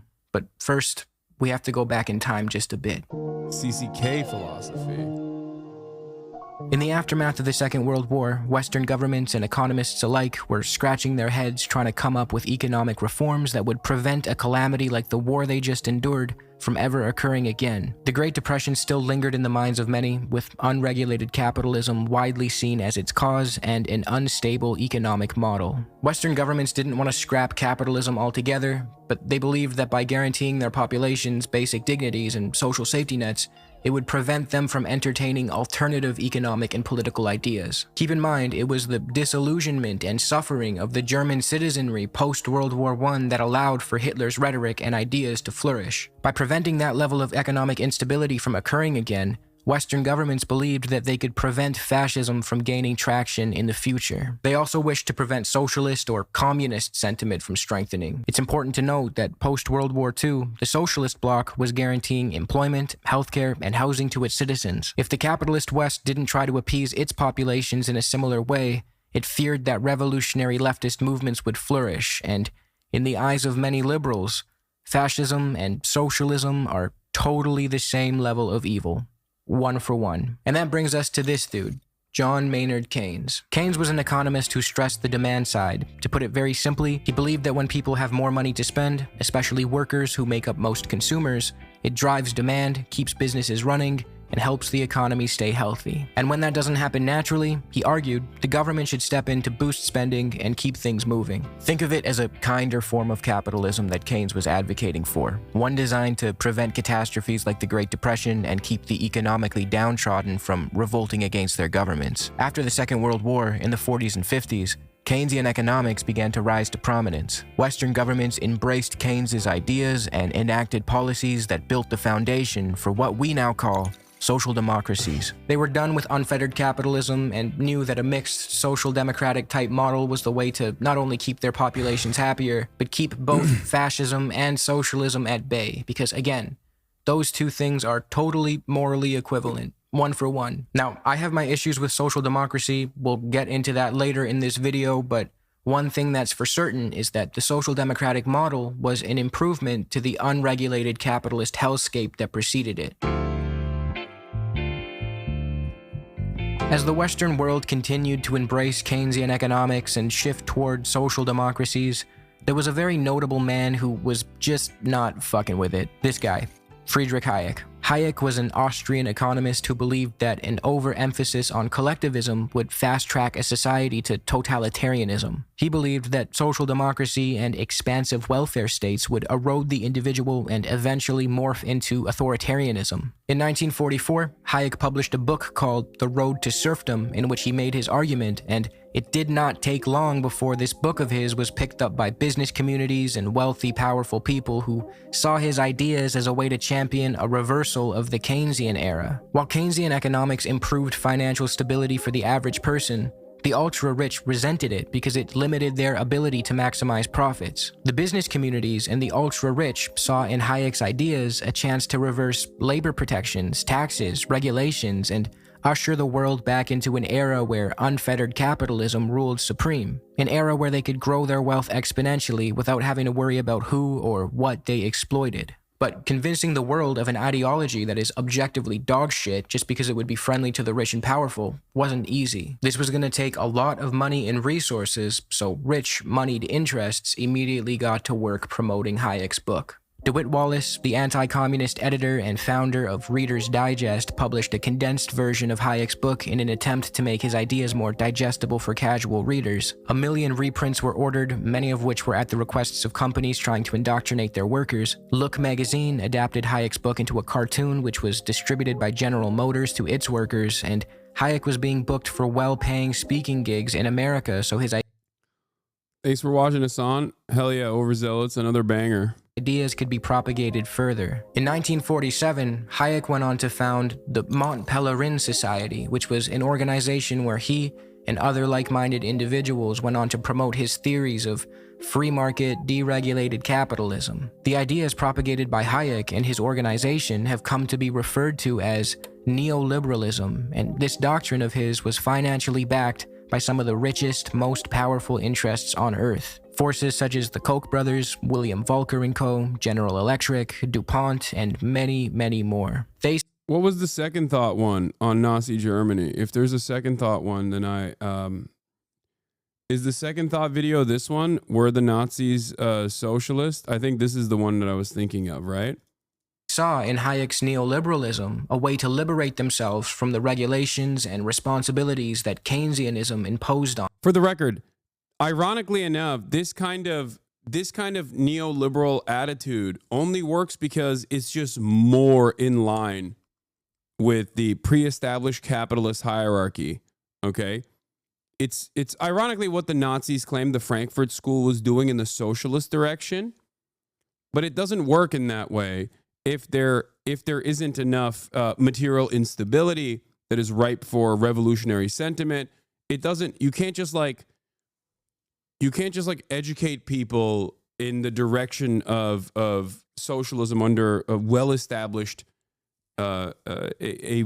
capitalist organization of the economy. Like right now, in this time and place, in a place like the United States of America, it is virtually impossible to just like make enough movies or make enough art or movies or educate people in the direction of socialism. You can do that to instill revolutionary consciousness, instill class consciousness.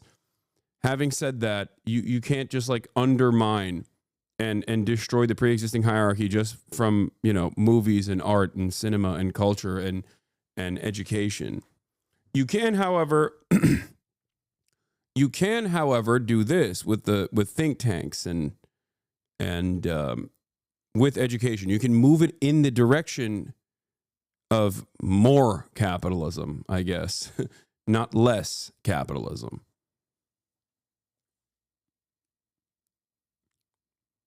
That was the opposite of what the Frankfurt School was doing. Well, that was the opposite of what the Frankfurt School was doing. Okay, for the record, the Frankfurt School's intentions or what they were doing in general is only appropriate for the time frame that it existed under, when there was enough material instability and a shit ton of organizing in the direction of socialism, communism, when trade unions were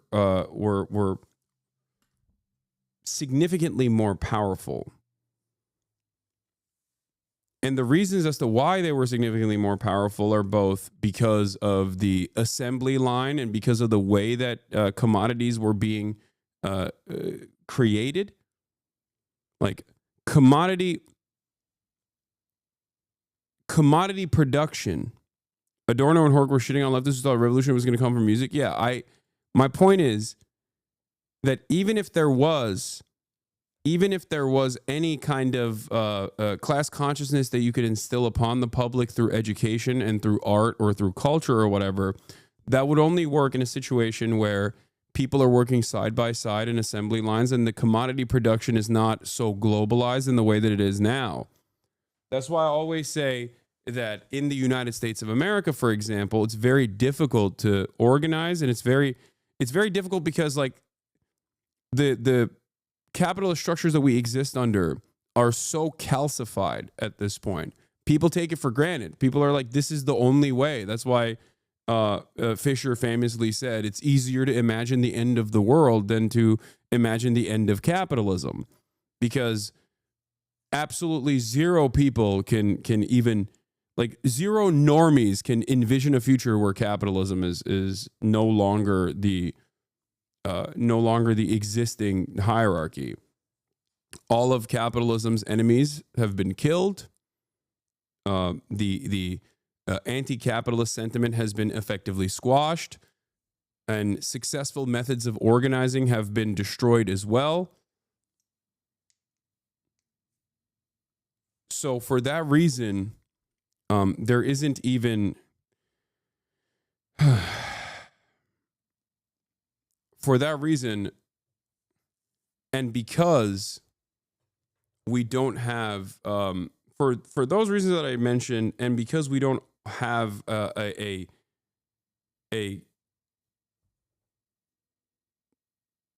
old school way of developing commodities, an old school way of producing commodities like they used to back then, when everyone was side by side and the material conditions were significantly worse for the average person. There's no effective way of just like creating effective methods of organizing. That's why I do what I do right now to the best of my ability, which is to try to get people to become more aware of their class position.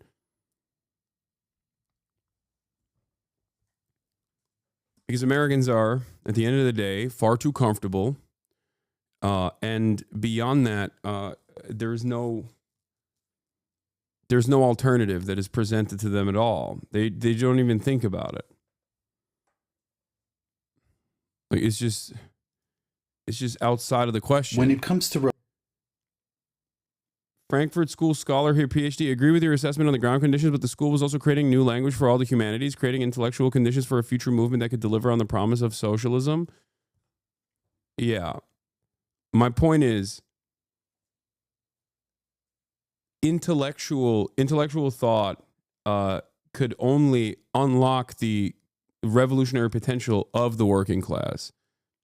But without organizing and without mechanisms of pushback, without labor militancy, you cannot achieve that on its own.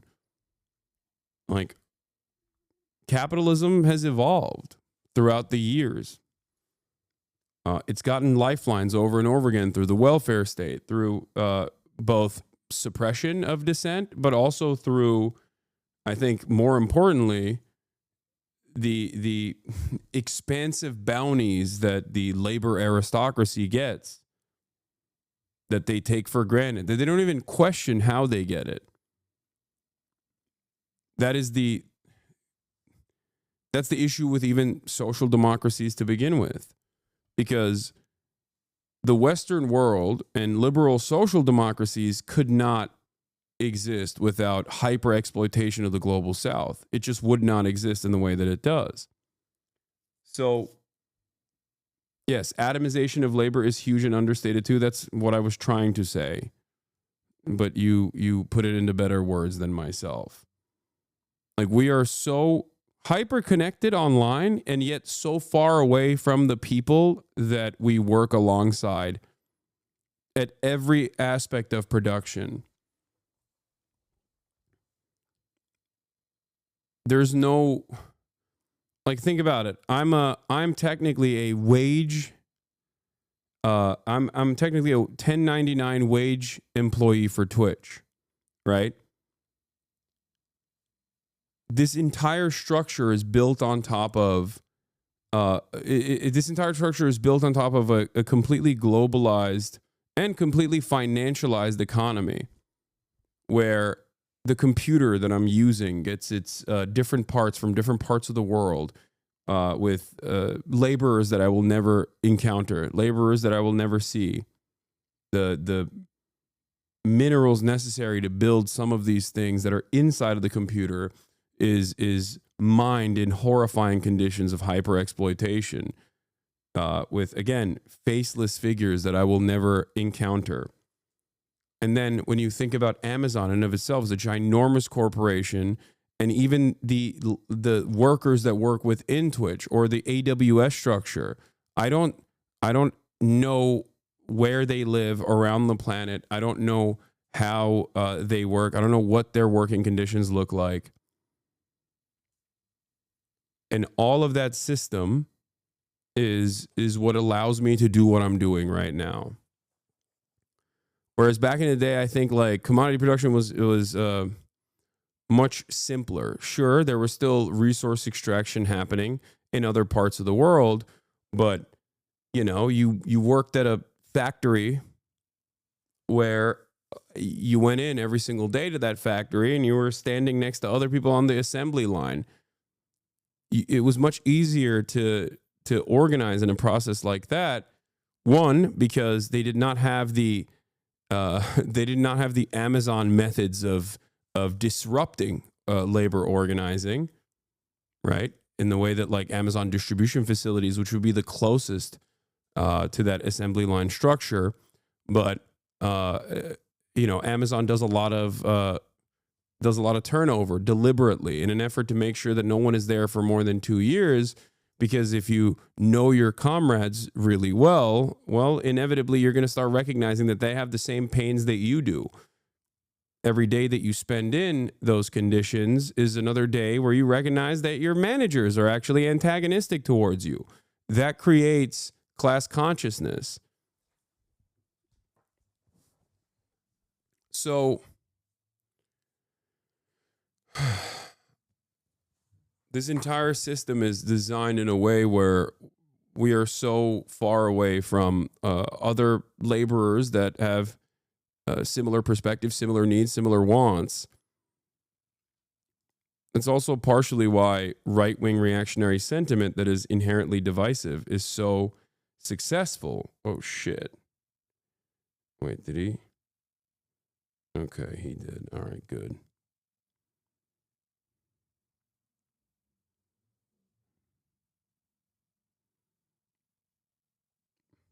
I'm trying to also figure out my dad's Uber situation at LAX.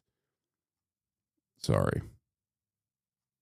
On them. Now, neoliberalism as a term in the modern day tends to be used mostly as a pejorative by people critical of the ideology, but it absolutely still is a real and pervasive parasitic force. To define it can be tricky, but here are a few attempts that I think do a good job. Historian David Harvey says, neoliberalism is a theory of political economic practices that proposes that human well-being can best be advanced by liberating individual entrepreneurial freedoms and skills within an institutional framework characterized by strong private property rights, free markets, and free trade. The role of the state is to create and preserve an institutional framework appropriate to such practices. The state has to guarantee, by force if need be, the proper functioning of markets. If markets do not exist in areas such as land, water, education, healthcare, social security, or environmental pollution, then they must be created by state action if necessary. But beyond these tasks, the state should not venture. Deregulation, privatization, and withdrawal of the state from many areas of social provision have been all too common. George Monbiot and Peter Hutchison define neoliberalism as an ideology whose central belief is that competition is the defining feature of humankind. It tells us that we are greedy and selfish, but that greed and selfishness light the path to social improvement, generating the wealth that will eventually enrich us all. It casts us as consumers rather than citizens. It seeks to persuade us that our well-being is best realized not through political choice, but through economic choice, specifically buying and selling. It promises us that by buying and selling, we can discover a natural meritocratic hierarchy of winners and losers. The market, it contends, will, if left to its own devices, determine who deserves to succeed and who does not. The talented and hardworking will prevail, whereas the feckless, weak, and incompetent will fail. The wealth the winners generate will trickle down to enrich the rest. Neoliberals argue that an active state seeking to change social outcomes through public spending and social programs rewards failure, fuels dependency, and subsidizes the losers. The role of governments, neoliberals claim, should be to eliminate the obstacles that prevent the discovery of the natural hierarchy. Put very simply, neoliberalism is the ideology that clears the way for unfettered capitalism to rule supreme. As you can probably tell, this is the perfect ideology for the ultra-rich to get behind because not only does it frame financial success as purely meritocratic, but it also paints monetary gain as some sort of moral accomplishment that the state should by no means interfere with, even if that gain is achieved through exploitation or injustice. It treats the market as a wholly infallible force that rewards the strong and worthy, while ignoring the fact that markets are indifferent to human suffering. Since this market fundamental The one note that I'll put on this is that neoliberalism does not care about market interference at all, as long as it is done at the behest of private enterprise, the unleashing of the markets, if you will. So technically, it's not just like laissez-faire across the board. Neoliberals will often interfere in markets, but they will interfere in markets to open up the floodgates of free enterprise to private enterprise. Neoliberalism also says you can have an authoritarian dictatorship. Pinochet is a great example of this, where it is much more preferable to have an authoritarian dictator manage the economy in a way that benefits the private sector. He might have said all of that right here, but I was pissing. Capitalism is a key component of the ideology. Markets are often forced into sectors where they shouldn't be. This ideology, in an almost Calvinist sense, allows for the rich and powerful to reframe their opulence and greed as moral and just. It allows corporate interests to ignore those pesky market externalities, to forget about the pollution and exploitation their operations create, because if the free market rewards them with riches, then they must be on the right path. No wonder the ruling class like Obama 2008. In the aftermath of the market crash, the numerous times where bailouts have been given to Boeing. These are fundamental aspects of neoliberal enterprise. They make it seem as though this is supposed to be corporatism. It's something different, but like, no, it's not. That is exactly how it's supposed to work.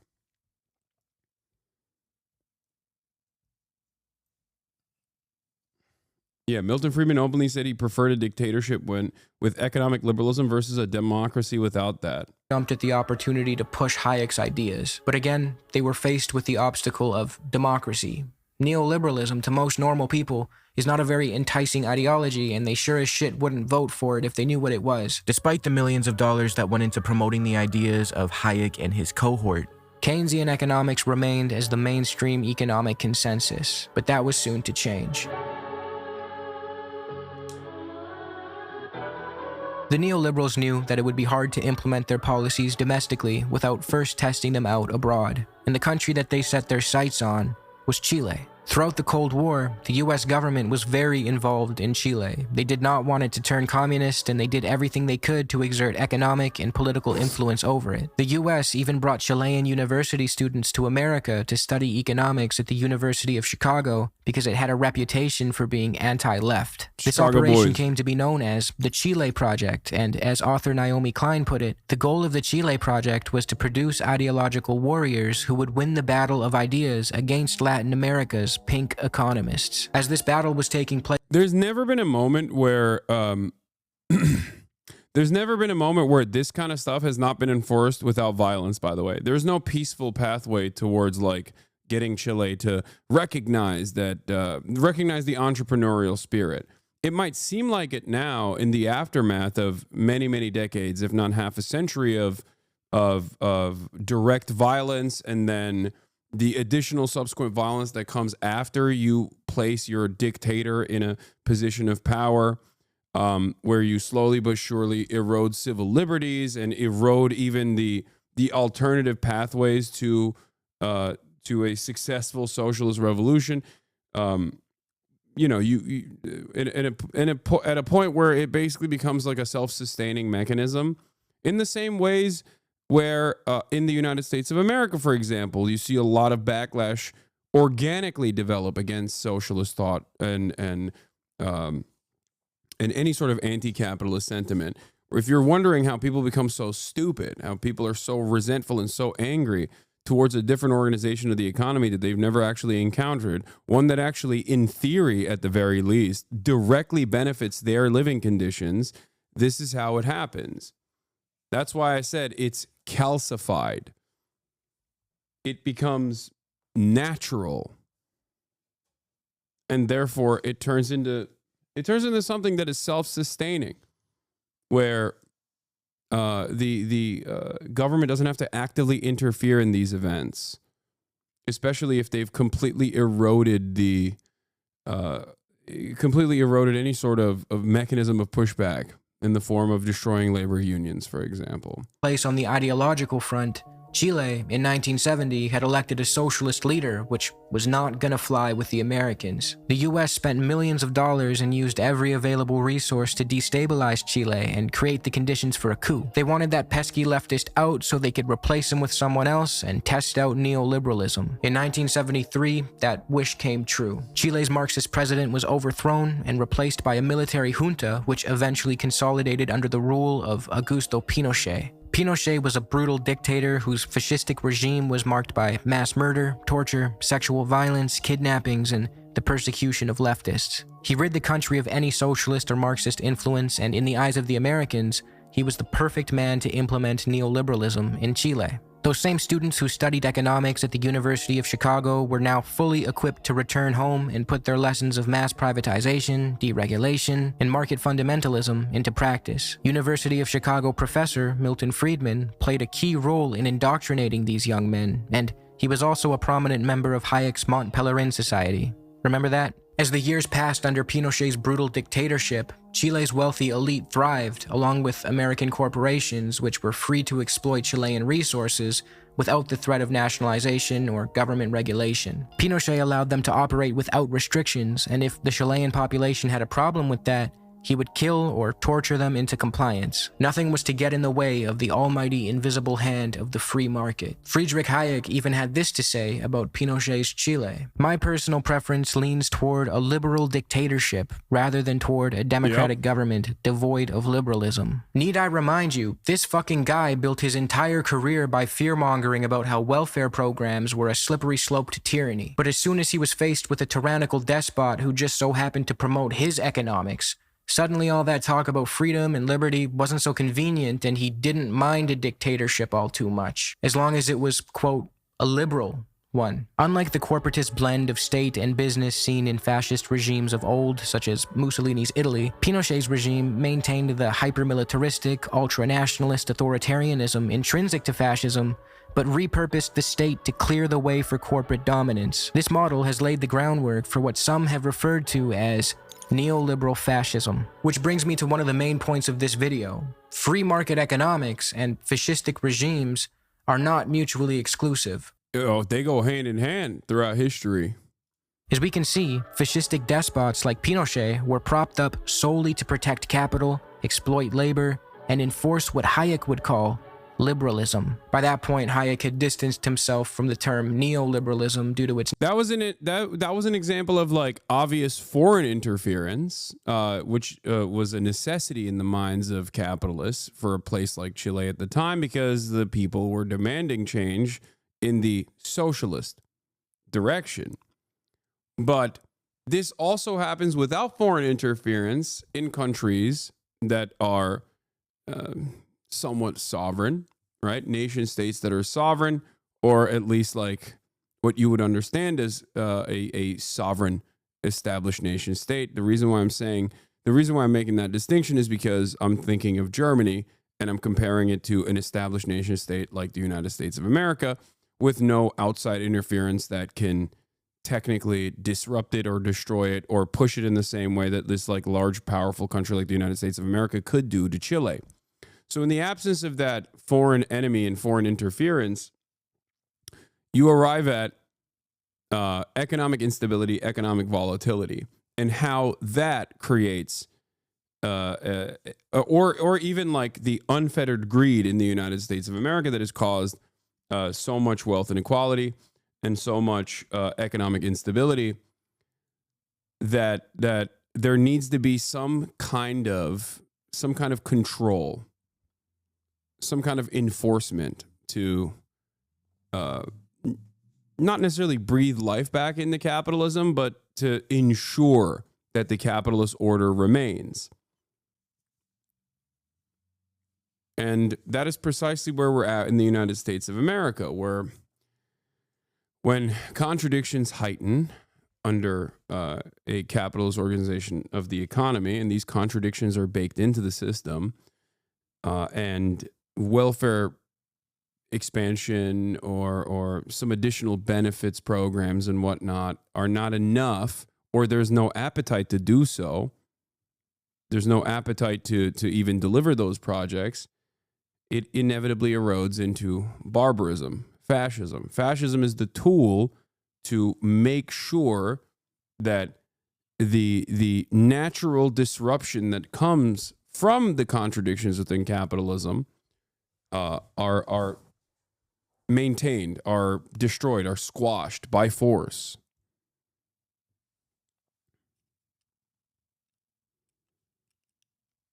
It is a way to maintain the status quo of capitalism. Its negative connotations and just went with liberalism or classical liberalism. So now that the Chile project was complete and neoliberalism was proven to treat the ruling class quite well, it was time to bring it home to the West in the forms of Reaganism in the US and Thatcherism in the UK. I should note that neoliberal policies did technically start up under Carter, which is why some people say Reaganism came before Reagan, but it wasn't until Ronald came around that the full ferocity of neoliberalism would be unleashed in the US. I think we all know what Reaganism is: the heavy emphasis on supply-side economics, mass privatizations, deregulations, attacks on labor protections, and the whole neoliberal 9 yards. A similar set of policies was enacted in Britain under Thatcher when she privatized the railways and other public utilities, implemented the poll tax, sold off public housing to private interests, privatized the prison system, and so on. These economic reforms, by prioritizing the business communities and the rich, we were told, would deliver a tide that would lift all boats. But in reality, to quote David Harvey, neither Britain nor the US achieved high levels of economic performance in the 80s, suggesting that neoliberalism was not the answer to the capitalists' prayers. To be sure, inflation was brought down and interest rates fell, but this was all purchased at the expense of high rates of unemployment. You said, how are they disorganized? This is why people believe in the Illuminati. That's ironic, because this is why anti-Semitism is the socialism of fools. The Illuminati is usually a substitute for the other, right? And it's usually, depending on how far down the rabbit hole you've fallen, they just mean Jews, right? The permanent other. Now, ironically enough, all of this stuff is above board. It's not happening in dark, shadowy rooms. It's happening at the Davos summit. It's happening at G10. It's not happening secretly. It's not happening in under the shroud of secrecy. It's happening in broad daylight. And because a lot of this stuff is just purely motivated by class interest, and billionaires, millionaires, and the capitalist class is very well aware of their class position, okay, in ways that the working class certainly is not. They organize. They have all the power. They have all the money, and they have for generations designed society in a way that there are brave little warriors that will do their bidding amongst the working class. People who are ideologically invested in the continuation of capitalism, even if their class position means that they will suffer under capitalism. That's how it works. That's why you see so many people do this shit for free in this chat all the time. That's why I always ask, like, show me the pay stubs. Where's your factory? You claim to be a capitalist, and yet you are devoid of capital. Where is the deed to your factory that you're defending so fucking hard? You don't.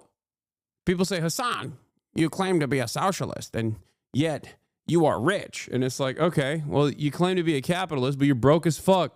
Fuck you mean? Why are you broke and defending capitalism while yelling at me for not doing so? Even when you also recognize it's beneficial for me, dumbass. So the demand always feels like just say things that are beneficial for you, please, sir. Please, master. Please, master. Why do you not defend just like the other ones? My other lords defend it. Why don't you defend it? It makes no sense. Averaging 7.5% in the US during the Reagan years, and more than 10% in Thatcher's Britain. Cutbacks in state welfare and infrastructural expenditures diminished the quality of life for many. The overall result was an awkward mix of low growth and increasing income inequality. But none of that actually mattered because the real goal in both instances was to facilitate the transfer of wealth from the bottom to the top. The relentless privatizations and the creation of markets any and everywhere did the trick. One aspect of this neoliberal transformation that often gets ignored is the think tanks funded by dark money that actually come up with these policies that then get handed to governments. To quote Monbiot and Hutchison, we've discovered that the Koch brothers, two of the richest people in human history, developed an entire network of think tanks to lobby for extreme neoliberalism. They also invented the Tea Party, okay? Whole cloth, like the Tea Party movement. Not bad. Bottom in lawn. Bubble Gum Bunny Girl, thank you for the 100 gifties. Goddamn. In Reagan's case, the mandate for leadership was a 3,000-page document written by the Heritage Foundation, the same force behind today's Project 2025, that was given to Reagan and entailed thousands of policy prescriptions that ranged from mass privatizations, the scaling back of welfare programs, massive tax cuts for the rich, and so on. We begin to see how this ideology, heavily funded by the ultra-rich, serves the ultra-rich without any concern for democracy. The more governments deregulate, privatize, and implement neoliberal policies, the richer the ruling class becomes, and the more they can exert their influence over politicians and governments. In capitalist democracies, money serves as voting power. The more of it you have, the more of the vote share you effectively control. Neoliberalism seeks to break the chains that restrict unfettered capitalism, and as a result, it breeds plutocrats and oligarchs, not democracy. It's very easy to point the finger at Reagan and Thatcher, but the idea that it started and stopped with them distracts us from the fact that the same plutocratic forces behind their administrations are still around today, and they don't just back conservatives or Republicans. Everyone is a neoliberal now. Some of the most grotesque displays of neoliberalism often come from Democrats, Canadian Liberals, UK Labour, and similar parties. From Bill Clinton's repeal of FDR's Glass-Steagall Act, legislation designed to regulate the financial sector, the revocation of which played a role in the 2008 financial crash. Glass-Steagall. Hype Train Level 5, Salicon, thank you for the 25 big ones after Bubblegum Bunny Girl's 100 big ones. Goddamn. We are all neoliberals now. Yes, neoliberalism is the hegemonic force of existence. It is the culture. It is everything. It is all of our politics. This is it. Post-Carter, every president has continued along with this agenda. That's why I always say everyone's a liberal. To Tony Blair taking a neoliberal hatchet to the UK's beloved National Health Service, these displays of neoliberalism should not go unmentioned. And this brings me back to the question I asked at the start of this video. Why is it that instead of blaming the neoliberals running our failing economic system, the blame always gets dumped on marginalized groups? And the answer is simple. Because when we're conditioned to believe that hard work guarantees success, that the so-called winners and the lie of meritocracy, another key plank of pro-capitalist propaganda, capitalism propaganda, the myth of meritocracy, the notion that if you work hard and you work smart, that you will get yours. Okay? You cannot overcome probability. I'm sorry. And the very few that do, I mean, there's no one that overcomes probability. That's not a real thing. Like, that's not. Anyone and everyone that has actually reached the point of success that they've reached under this current organization of the economy have reached that point due to luck. Did they work hard? Absolutely. Did they work smart? Absolutely. But they got a genuine large amount of fucking luck, myself included. If meritocracy was real, then Elon Musk wouldn't exist. Like Elon Musk, who spends every waking moment tweeting and not really doing anything other than just be a rich guy who sits on top of multiple businesses at this point, why the fuck's he the wealthiest guy on the planet? Did he work harder and smarter than everybody else? No, of course not. It's mathematically impossible for him to work harder and smarter than every single person. There's not enough hours in the day. There's not enough brain advantage for someone like Elon Musk to acquire that level of wealth. It's just literally impossible. Okay? It is physically impossible. It's not a thing that you can do. Overachievers will naturally rise and reap the rewards. It's a lot easier to scapegoat and outgroup when that promise falls apart than to question the system itself. It's reassuring to believe... Yeah, if meritocracy was real, my father would be on the board of Ford, but he's still paycheck to paycheck after 4.5 decades of working for them. Exactly. That all we need to do to live a fruitful life is work hard. But those who were told to work hard did work hard, and oftentimes found the results underwhelming. This creates an opening for fascistic, divisive rhetoric and strongmen to rise to power. We saw this with Trump, who blamed everything on immigrants and the swamp, but once he was in office, he did nothing but serve the same corporate interests. He slashed taxes for the wealthy, he boasts a horrendous anti-labor record, and on his last day of his first presidential term, he rescinded Executive Order 13770, lifting restrictions that had made it more difficult for government officials to transition between public office and the private sector, particularly in terms of lobbying. After all that talk about draining the swamp, we were left with an even more corrupt corporate shill who used populist rhetoric to stoke hatred and distract us from the real enemy. Do neolibs actually believe this shit, or do they just pretend? Yes, of course they believe it. What do you mean?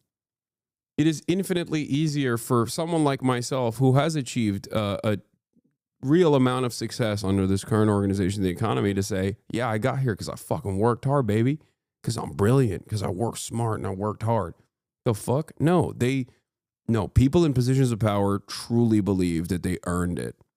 They earned it through blood, sweat, and tears. They earned it through their work. They worked hard. They worked smart. And the saddest part about it is that people who are not in those positions, people who do not actually have any capital whatsoever, also believe that those guys earned it. That's why I always compare like capitalism to the exact same motivating principles under that maintained theocratic monarchies. That's why I always joke about the peasant brain. Right? When I say like these guys have serf brains, this is what I'm talking about. Why is the king the king? Because God told all of us. God controls every aspect of our lives, and God said he's supposed to be the chosen one. He's supposed to lead. That's it. And every facet of society was regurgitating that propaganda at the time, and every institution that had any semblance of power had that power because they worked not to overthrow the existing hierarchy, but to defend it.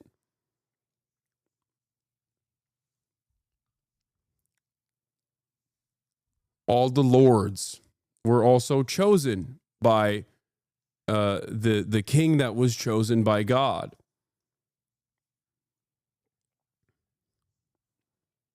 Meritocracy is that same lie. Now, in the absence of this association with God, we have to think about meritocracy. Meritocracy is that lie that holds everything together. It's the glue that holds everything together.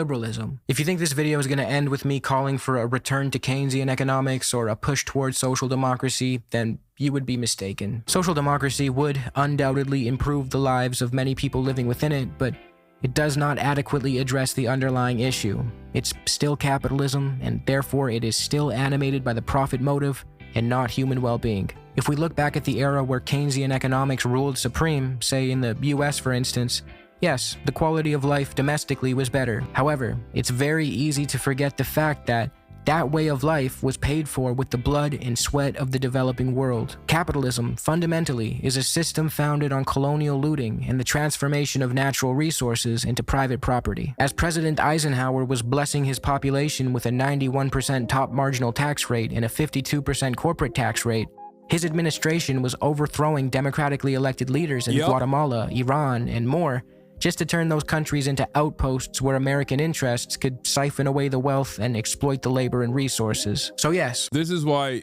this is the extent of social democracy, where social democracy offers a lifeline to capitalist exploitation and capitalists in general.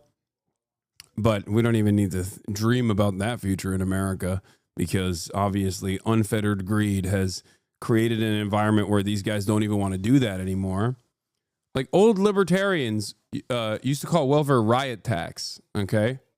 Because they understand that if people's material conditions worsen to such a degree that they will fucking riot. They will violently overthrow their masters. Nowadays, as that riot tax erodes to make way for super profits, they're looking for an alternative vision now. They're looking at a different way of enforcing control, making sure that dissent is suppressed. But the conditions are terrible now. Why don't we riot? It's not bad enough. It's not bad enough yet.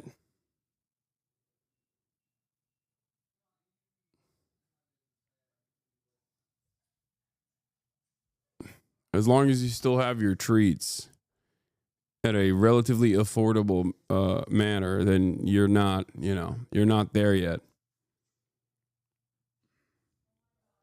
Although he was taxing the rich domestically and funding social programs, we often forget about all the exploitation abroad that Keynesianism or social democracies not only fail to address, but oftentimes thrive off of. Social democracy is essentially a compromise. It occurs when a capitalist state, often through tripartite negotiations, brings labor and capital together to strike a deal while emphasizing social programs and safety nets. The issue with this is that capital is still the force with all the real political pull. If capitalists decide to claw back workers' gains because their margins are looking a little thin, the state will have to side with them or else risk things like capital strikes. In practice, social democracies are still beholden to private interests. We can see in some of the Nordic countries today this very phenomenon occurring. Sweden is clawing back a lot of its social democratic policies and spiking on the Gini coefficient, a measure of income inequality. So, although social democracies are preferable to neoliberalism, and although I consider social democrats friends of mine,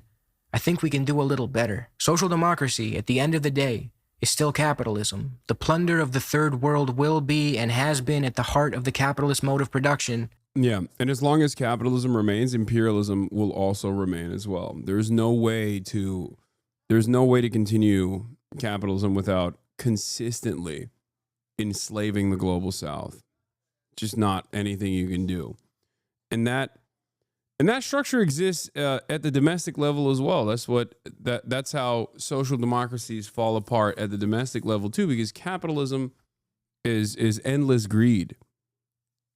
So no matter how hard you try to regulate it,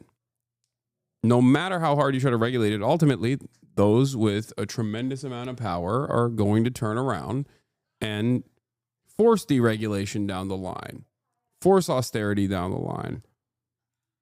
For centuries, all the neoliberal era did was bring some of that exploitation back home.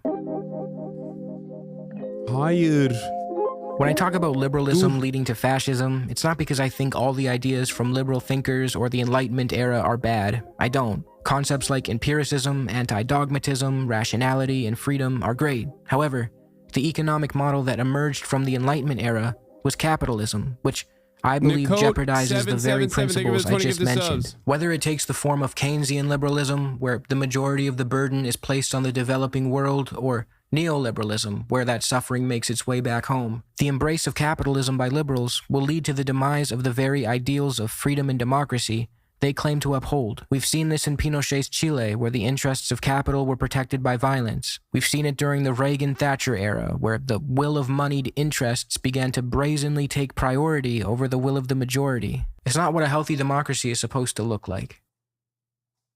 It's a great video by Overzealots. Incredible channel. Anne, buradan istediğiniz bir şey var mı? Sor Murat'a, al. Buradan istediğiniz bir şey varsa oradan al, yoksa ben sipariş vereceğim. Ondan sonra siz ne istiyorsanız alın. Ama çabuk ne olur, acım. Oh my god. My whole family is here, so they're like it's all over the place. Okay. Episode is brought to you by Audible. Start the timer. I've got like 20 minutes tops to cover socialism, communism, corporatism, fascism, Nazism, the Great Depression, German politics under the Weimar Republic. This is We're the Nazi Socialists by Second Thought. The Third Reich, and of course, Hitler. So we genuinely have no time to spare. This video won't cover every aspect of the Nazi regime, that'd be impossible, but rather make a pretty limited argument with as much evidence as I can fit in this video. That argument is that the Nazis were not socialists. Let's jump in. There's a good chance you've heard that the Nazis were socialists. They were not. But that hasn't stopped Crowder from saying it before, nor does it stop Shapiro. And D'Souza even got to say it on PragerU. And as much as that would make it seem like this take is limited to online dweebs, real-life dweebs are just as guilty. Somehow, this take has made its way to Congress, National Socialist German Workers' Party, and the EU. It's so funny because it's like, I guess Night of the Long Knives was just leftist infighting. That's what was going on. Classic. Those classic socialists that openly, actively murdered socialists. Parliament, where this happened. The Nazis were national. Let me tell you something, okay? If the Nazis were actually fucking socialists, liberals would not have capitulated to them, okay? Liberals would have fought them tooth and nail. As a matter of fact, that's precisely what they did with the actual socialists and the communists and the trade unionists, as a matter of fact. So that's how you know those motherfuckers were not socialists, okay? But there's also a lot of, a lot of things that the Nazis did that is anti-socialist in general, and we'll talk about that too. National Socialists. It's a strain of socialism. So let's not pretend it's... As you just heard in that clip, usually the argument for calling the Nazis socialists boils down to, well, it's in their name. Nazi is short for this, which in English translates to this. And because it says socialist right there, this is supposedly enough proof that the Nazis were socialists and that therefore socialism is evil. It's a take on par with running to a public bathroom and snacking on that little blue puck because it has cake in its name. But there's a lot wrong Yummy. Tasty. with this take, and it starts with the problem of definition. Conservative... That's a good one too, bro. Poo in shampoo doesn't mean there's poo in it. Yeah, I mean, look, you can also ask liberals if they think the Democratic People's Republic of Korea is democratic. That's the one that they will, that's the one that immediately cause people to go, okay, maybe that's not the case, you know? Don't know, or more likely, purposefully obscure what socialism is, since that allows them to use the term for anything they want. Usually, to equate it with the most destructive political regime the world has ever seen. So, let's actually define socialism. Socialism is a society in which the means of production are held in common. Lots of jargon there, so let's clear it up. Under capitalism, our current economic model, the means of production are held in private. Factories, businesses, and all the other industries that produce things and services of value for society are owned by individuals or a small handful of individuals. We call these people capitalists. Thanks to this ownership over the means of production, which from now on I'll just call private property, capitalists get a lot of privileges. Which is different than personal property, for the record. That's the other common meta where people will be like, oh, the socialists want to come take your toothbrush. You can't even have a toothbrush. It's like, no. Private property is not the same as personal property. My house, for example, would be personal property. Okay? If I were to move out of this house, purchase another one, and then rent this one out as a landlord, it would be private property. Private property is property that you own with the express purpose of engaging in capital accumulation. Just so you guys understand. That's what that little note explained on the screen as well. I'm just describing it to you. Okay? This is the distinction. The idea that like no one should have ownership over anything is stupid. That is not the argument the socialists make. Maybe some people make that argument, but they're fucking insane. Okay? Namely profit, and have a large degree of authority. They are not elected to their role or representative of society in any meaningful way. Capitalists just own stuff. And that means they can make any number of decisions concerning work. What if you work out of your room like you? Not meant to be a gotcha? What are you talking about? Oh my God. Okay. Chatter. I'm working out of this room. It is still my house that I live inside of. Okay? If you take fucking calls from, when you work for a company and you take calls from your home or you work from home, that doesn't turn into private property. The distinction is making money without actually working. Capital accumulation. Capital accumulation is when you make money without working. Okay? When you put your money in the stock market, that's capital accumulation.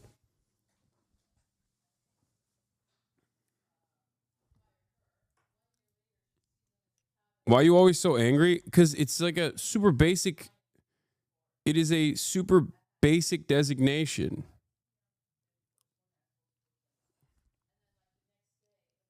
Renting out your space would be a form of private property, a form of capital accumulation.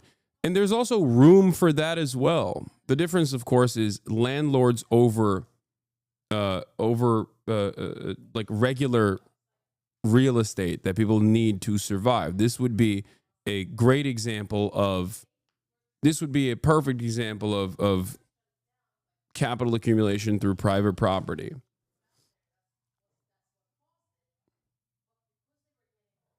Chatter asks, what if there wasn't an accusation there? What if Chatter's feelings got hurt, big dog? Like you got to add so much extra info to that question too? What are you saying? Privileged social status, and can heavily influence politics without much accountability.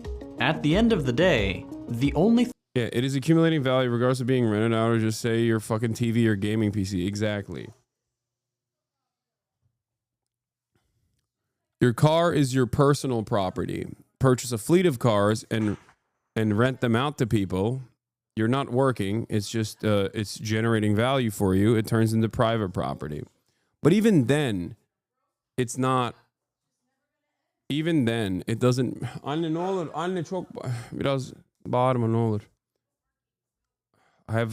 getting a headache. That's why I have a short fuse. I'm sorry. The thing capitalists are accountable to is profit, and making more of it than their competitors. If capitalists so choose, they can make more profit by slashing wages, extending working hours, or worsening working conditions, and they're just allowed to. The people who work for them, basically everybody else on planet Earth, are usually only able to resist these decisions up to a point. If workers don't agree with the decisions their employers make, it's not like they can elect a new boss or make the decisions themselves. In the balance of power, capitalists are clearly on top. So if workers refuse to carry out their boss's decisions, they run the risk of getting fired, with all the horrible consequences that can bring. Ultimately then, the choice offered up by capitalism is either you agree with your boss, the unelected figure whose primary objective is getting more money, often at your expense, or you suffer the consequences. To pay for shelter, food, and healthcare, you need to agree to the terms set by at least one capitalist and sign a job contract. There is no other option. And wouldn't you know it, there's a whole channel dedicated to the various awful consequences of this economic model. Socialism radically opposes this fundamental characteristic of capitalism. Under socialism, individual ownership is substituted by collective ownership. In other words, workers own and operate the factories, businesses, and so on themselves. It's like a union on steroids. Decisions are not made by random individuals with capital trying to get more of it, but rather through democratic institutions guided by the concrete goals of improving people's lives, not simply making the number bigger and assuming the two things go together. In practice, collective ownership can take many forms, like a centrally planned economy, a network of freely associated communes, a system of co-ops, A mix of these things, or even a whole different set of things entirely? There's no one universally agreed upon answer to how this system should be organized, and it's one of the biggest things socialists talk about. One thing is very clear though, and it's that the economy should not be run with two separate classes of owners and workers. The class system should be abolished entirely, and the decisions society makes around work and production should not be guided by profit, but by democracy. Socialism is, at its very basic level, nothing more than this. Either the means of production are owned privately, and it's capitalism, or they are owned collectively, and it's socialism. Honestly, I just went really fast, so if you want a video dedicated to the definition of these terms, here's a good one I like to recommend.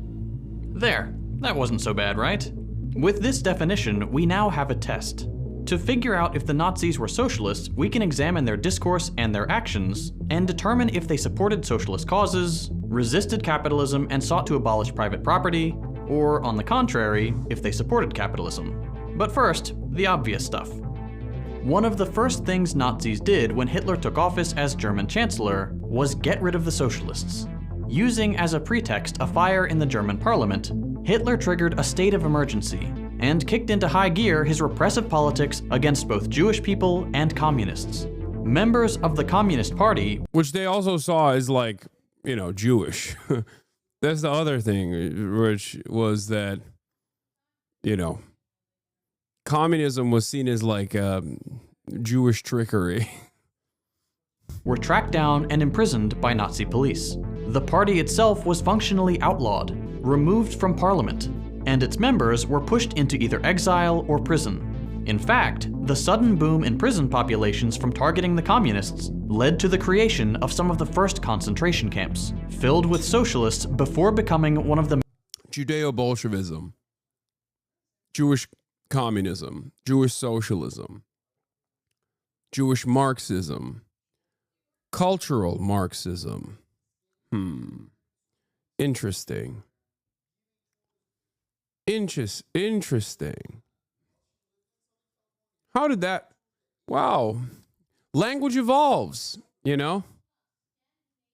Major sites of the Jewish genocide.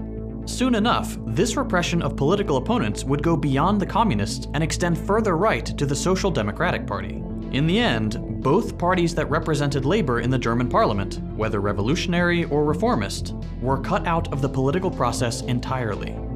All this was part of Hitler and the Nazis' plan against so-called Judeo-Bolshevism, the name of the conspiracy theory which claimed that socialism was nothing more than a Jewish plot to undermine so-called ethnic German society.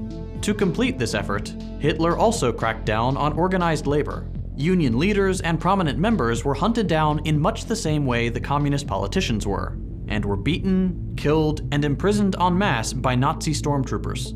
All trade unions were first occupied, Donald Trump working at McDonald's, then banned, except for the German Labor Front, a union created and functionally controlled by the Nazi Party. Collective bargaining and strikes were gone, and all that was left of the labor movement was the puppet union the Nazi Party had set up, which failed even the most basic function of a labor union by bringing employees and employers under the same roof. The whole purpose of labor unions is to be a force of opposition to capitalist authority. Making the two share an institution effectively kills any leverage that workers have, and this was, of course, the point. On top of all this, the deaths and the destruction, the GLF's leader was appointed by the Nazi Party, not by union members, and therefore, the organization heavily tipped the scale towards capitalists. In just a few short months, the Nazis had destroyed labor militancy altogether. But that's not all. You might remember that the Nazis were famous. Oh yeah, nowadays they don't say Judeo-Bolshevism, they say Islamo-leftism, right? Le wokisme. Islamo-leftism. That's the thing that, because European fascists, they need an enemy. They need an outsider enemy, you know what I mean? You gotta have one. L'islamo-gauchisme.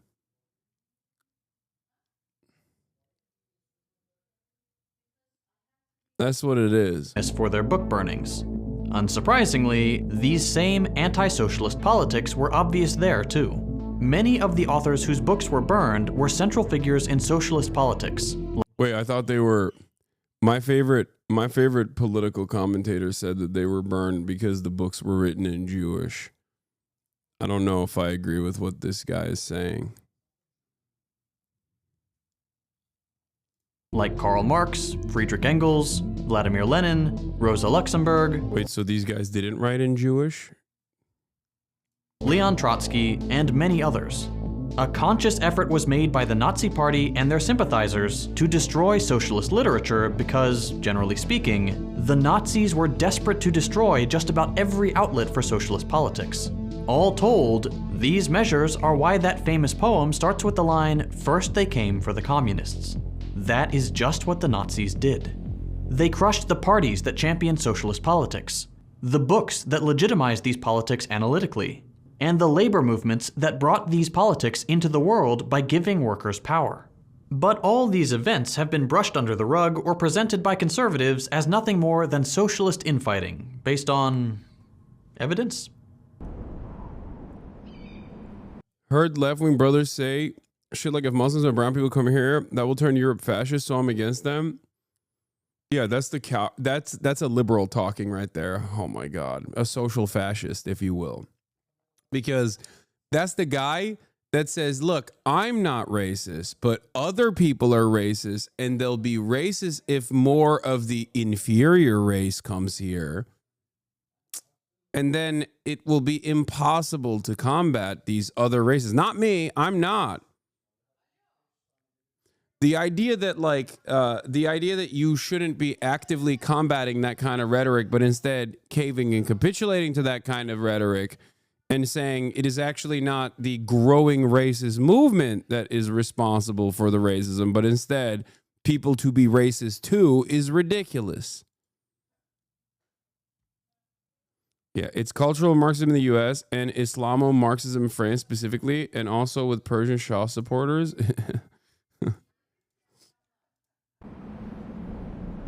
Which it clearly wasn't.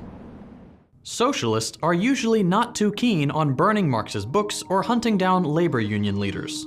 And as a little bonus proof of this divide, I hate libs, but don't use Stalinist terms for non-Stalinists, man. I don't care. If it's correct, it's correct. You know what I mean? What are you talking about? Like, I mean, he cooked on that one. He wasn't wrong on that one.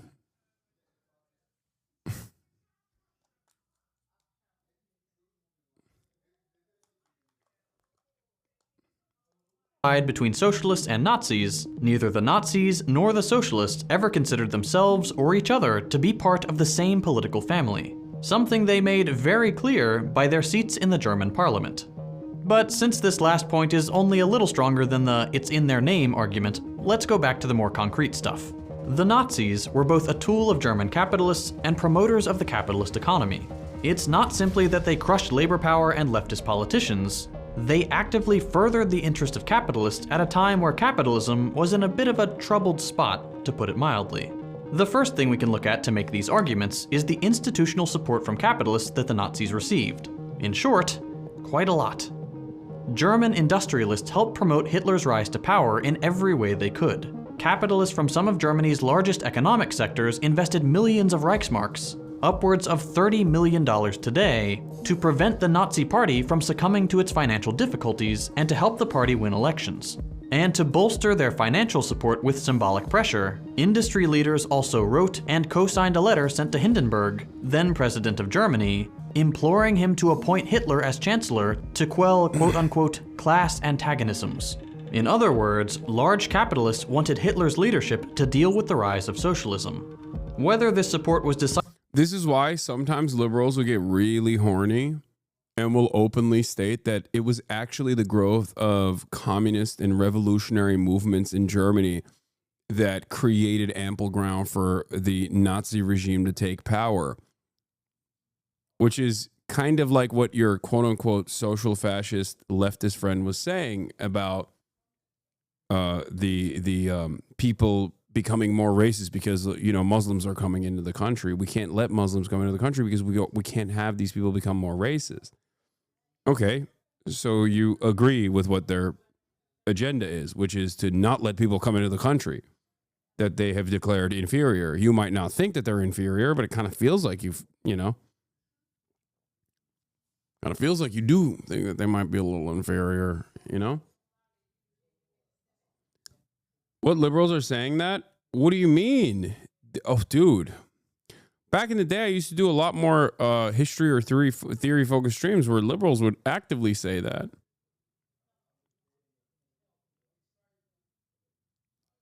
Like, I've duped it out with liberals. I'm shocked that there isn't actually a liberal in here right now still advocating for this, claiming that it was actually how scary the communists were that made liberals lean into the Nazi party.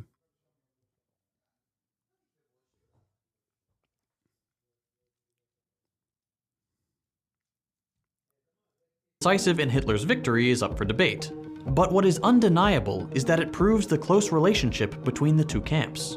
And this relationship served a purpose.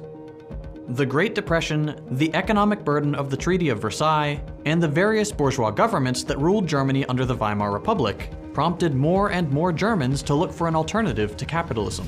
Specifically, they turned to socialism. Between 1928 and 1932, for example, the Communist Party more than doubled its membership. People were turning to the left en masse and at an unprecedented pace. The Communist Party was still a parliamentary minority, to be sure, but industrialists feared that these trends would continue and that socialism would come to end their monopoly over the means of production. What's more, German workers had recently won the right to unionize and secured the 8-hour workday and unemployment insurance. German Revolution succeeds. Business plot fails still. FDR becomes an overt socialist. They pack up Imperial Japan fairly quickly. And Italy is dealt with as well. Good timeline. The world has evolved beyond capitalism. Global communism. Global fully automated communism is implemented.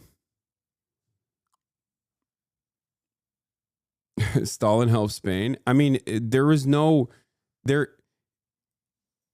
that is such an alternative vision of history that, like, it's fucking impossible to imagine, because now you're thinking the USSR doesn't have 20 million dead.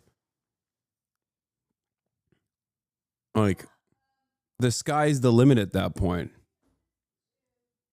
No longer as nowhere near as paranoid, and has significantly more power. China is completely controlled and instantly controlled by Maoists. Very different timeline. No one knew how far these trends would go, and capitalists couldn't afford to find out. It is in this context that the Nazis and industrialists found common ground, with the industrialists hoping the more authoritarian character of the fascist platform would be used to quell labor, and the Nazis hoping to use the industrialists' funds to conquer power and enact their reactionary, anti-Semitic program. Okay, so far we have two strong pieces of evidence for the capitalist character of the Nazis: the political repression of labor parties and unions, and the institutional support of the capitalist class. That's pretty good, but we can do even better by looking at what the German economy was like during Nazi rule, and how it differed from the economy of other capitalist nations and socialism. Nazis were big on privatization, the process of taking publicly owned companies and services and handing them over to capitalists. To quote a paper on the topic, "It is a fact that the government of the Nazi Party sold off public ownership in several state-owned firms in the mid-1930s. These firms belonged to a wide range of sectors: steel, mining, banking, local public utilities, shipyards, ship lines, railways, etc. In addition, the delivery of some public services that were produced by the government prior to the 1930s, especially social and labor-related services, was transferred to the private sector. In doing so, they went against the mainstream trends in the— What happened? The great privatizer? Is that socialism, I guess? Socialism is when you cooperate with capitalists and also undermine labor unions, kill socialists, put them in concentration camps, and then privatize formerly state-owned sectors. This is real socialism, I think. In the Western capitalist. Yeah, if this is socialism, then Trump is a socialist, I guess. Maybe a national socialist of the Hitler variety, it seems. Countries, none of which systematically reprivatized firms during the 1930s. The Nazis were unique in their commitment to privatize, and the economic landscape that resulted from this process, and Nazi rule more generally, ended up being a particular variant of capitalism. The Nazis ensured that capitalist ownership would continue under their rule, and even encouraged it with the privatizations process. Free market principles still applied to large sectors of the economy, and organized labor was out of the picture. But the Nazis retained the ability to guide economic production when it suited their needs, usually to promote imperialist or wartime goals. This is not unusual. Even the US took the reins on production during the war. But this will often get brought up as an argument that the Nazis were somehow socialists, despite clearly expanding the privatization process and balancing that with the necessity to organize the war. To summarize then, more privatization, some state direction, no labor resistance, and plenty of capitalists. What results is an economy that could only be called socialism if your definition of socialism never addressed the question of private property. In other words, the most basic concern of socialist politics. Yeah. And if you believed that all socialism is when the government does stuff. So the only reason why Nazis call themselves socialists is just to appeal to the general public? Yes. Yes. This is why I've always been particularly fearful of the dangerous propaganda coming from the Tucker Carlsons of the world, who understand that there is left populism, who understand that there is a lot of momentum for left populism, and will use it to drive home their dangerous agenda of nationalism. Yes. Because the reality of the matter is, nationalism not only is a dangerous idea, but if you were to look at it, if you were to just like remove morality from this equation for a brief moment, it is diametrically opposed to any kind of socialist agenda. Like, nationalism is pure idealism. It's not materialist at all. The notion that you are a superior race or you are a superior nation, like, this is ridiculous. It's not real. I don't know how else to describe it. It's just fucking fake bullshit that you've told yourself over and over again until you fucking believe it because you're a fucking loser and you need to hold on to some ideal that, like, no, you were destined for more, and then they just like robbed you of your potential somehow. That's it. That's it. It's just not a real concept. It's just completely made up. I am a firm and committed believer that every single person, and not even a committed believer, I guess, more so like the observable reality that, you know, every single person is who they are and who they become directly as a consequence of their material conditions. The more liberalized version of that sentiment is something that you hear from the field of sociology, or even something that liberals also will say from time to time, which is your zip code determines your future. Your zip code is a better predictor of your future than anything else. The zip code that you were born into. Like the house that you grew up in. Because it's true. Are there fuck-ups along the way? Certainly, but ultimately, your family's financial circumstances, your level of affluence, like, it plays a very important role in where you get and who you become. I myself am a living, breathing example of this. My beginnings are affluent. My family lost all of its wealth by the time I got to college. And look where I'm at now. The only reason why I was able to get to this point is because I think when I was growing up, I had the best education and never had to worry about the economic pressures and having to work while also keep up with school, things of that nature. This is like, this all plays a very important role in the fact that I was born in the United States of America, like to have citizenship. These are all incredibly important aspects of how I was able to get to the point that I got to. That's all shit that I didn't do personally, you know?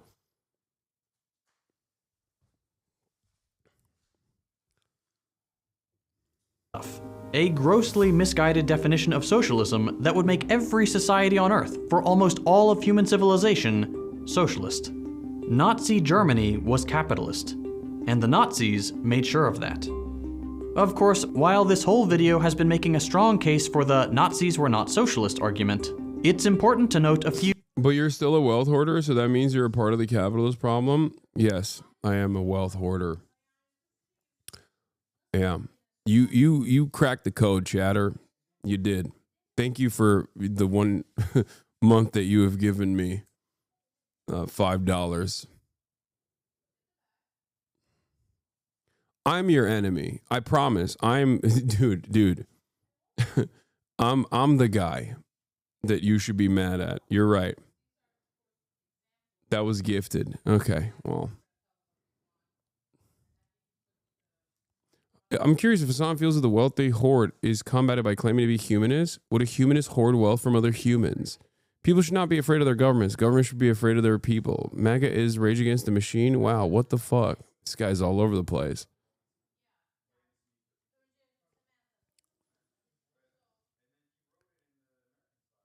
Not $5, $6. Mickey Baby the Prince. Allowing me to hoard even more wealth with the 20 gifted subs. Thank you. Are those CI videos in the React pipeline? While I don't think you're my enemy, I think you lose some people by the fact of your wealth. Yes, my friend, those people are stupid. What the fuck do you want me to do? Live in a hovel? Like, what is this? It's so stupid. Like, what kind of house I live in, or the housing market that is completely outside of my control, that greatly overinflates the value of this house, even though I consistently advocate to lower housing prices, which would technically lower the value of my house as well. But I don't give a fuck about that because I'm not using this house as a financial vehicle to accrue more wealth, but instead as shelter. Hold on. I have a headache. It's aesthetics. It's optics. It's how you make your money that matters, and it's what you do with all of the time and all of the free time that I have that matters.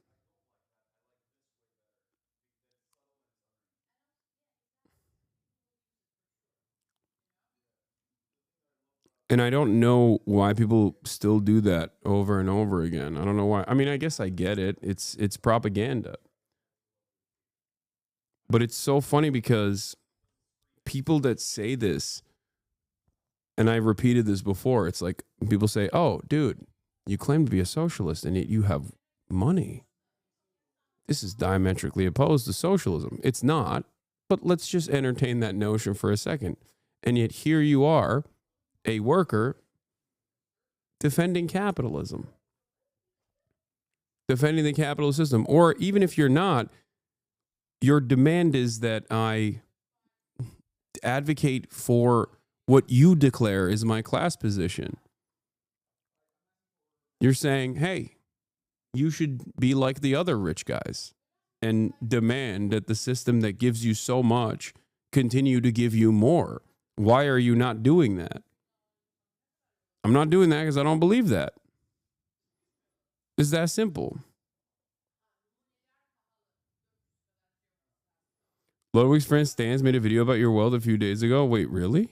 The fuck?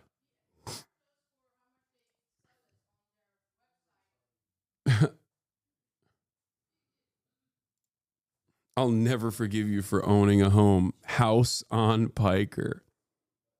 Few slightly more valid counter-arguments, and why they don't ultimately change this conclusion. For starters, like all political parties, the Nazis had internal divisions. And it's true that some of the party's notable early members had anti-capitalist motivations, and even disagreed with the general pro-capitalist direction of the party and Hitler himself. However, the reason this fact is not ultimately damning to our greater argument is that these anti-capitalist Nazis were still fiercely and primordially nationalistic and racist, and therefore in contradiction with the internationalist and egalitarian ideals baked into socialist politics. You watched this, but not the video of the guy Hamas just killed? Kek W? Wait, what? What the fuck? What are you even saying? Are you okay? Why did you say Kek W after that too? What? But perhaps more convincing than a theoretical inconsistency is no, you should be using the wealth you've accumulated to provide for those without. Great. That's a great suggestion. I do that already. Is this yet another moment where because you don't see it, that means it's not happening? Is that what is going on? It's turned into yet another instance where like I didn't see you. So I think it's not happening and it's your fault. Is that what it is? It's also funny because it's like, I've talked about this before, where charity is not socialism. If I were to be able to get a bunch of other people and get them all together and say, hey, we're making a pact and we're just turning ourselves into a 501c3. Okay. That would not even put a dent in the financial inequalities that will persist in the aftermath of that. Redistributive policies such as that one, especially from like individuals of my level of wealth and not even like the Elon Musks of the world, will not solve these systematic problems that persist. Everything that I do works to try and undermine the current systems that are causing this level of wealth inequality by trying to do as much awareness as possible.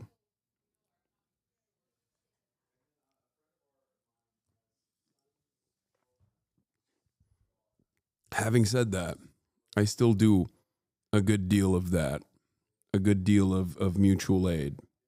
Is the fact that these anti-capitalist Nazis all became irrelevant. Ironically enough, when I do that, people say I do it for show. That's the other side of this equation. I do it privately, they say you don't do it. I do it publicly, they say you're doing it for show. Why don't you do it privately? I do it privately, and then it comes out later down the line. People just kind of don't talk about that. So there's not really... This is precisely the reason why I always say to others who come to me and ask me like, oh, why? Well, people always chirp at me like for doing this and doing that. I'm like, just do fucking right by others, man. Who cares about all the noise? Fuck them.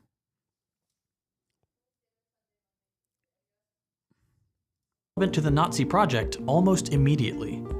The few which even existed in the first place were either convinced by Hitler to abandon these anti-capitalist positions, as was the case for Goebbels, or were killed in the Night of Long Knives, early on in the Nazi Party's rule. If the Nazi Party ever had a trace of socialist politics, it was gone by the time it mattered, and the party freely embraced the preservation of a capitalist economy once in power. Secondly, this video started with a long and frank... I think people just fucking hate you because you're well off. I don't think people hate me, but those who do don't hate me because I'm well off. Those who do hate me because of what I'm saying while also being well off. Because there's a million people out there that are well off, but don't spend every fucking waking moment trying to do agitative propaganda. I always use the example of, what's his face? Like, the dude with the sexy voice that plays video games. What was his name? I'm forgetting. Oh my God, I'm blanking out. He's a Markiplier. Markiplier is a perfect example of someone who is infinitely more well off than myself, but he doesn't brand himself as a socialist. Why the fuck should he? He keeps his political positions close to his chest, but is a genuinely really good guy, a really nice guy. Okay? And for that reason, ain't nobody's getting mad at him for whenever he comes out and does something nice. Nobody turns around and goes, oh, he's just doing it because he's fake, he's a phony. And I don't think so either, by the way. I think he's just a good dude, right? But nobody has that same level of smoke for him.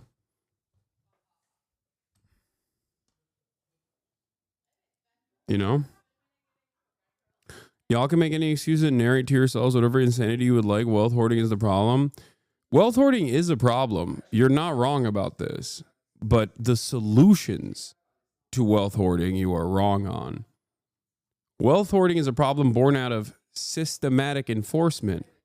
It's a failure of the system. Just like every homeless person is an indication that the system has failed, every billionaire is an indication that the system has also failed.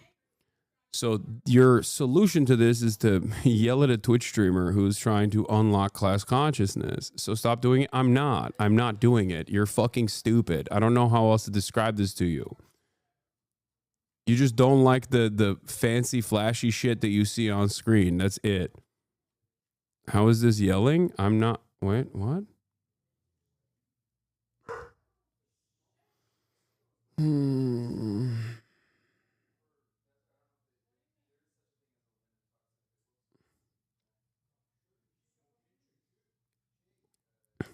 Yes. I had these exact same beliefs when I didn't have money, and people said, you're just projecting rage onto me is hilarious. Okay, man. All right.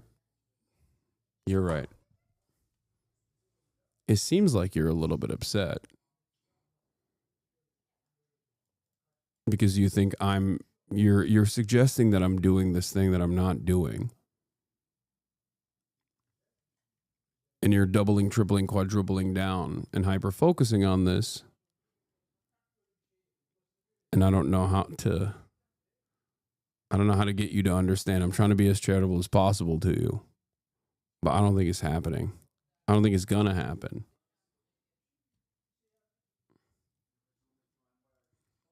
Maybe.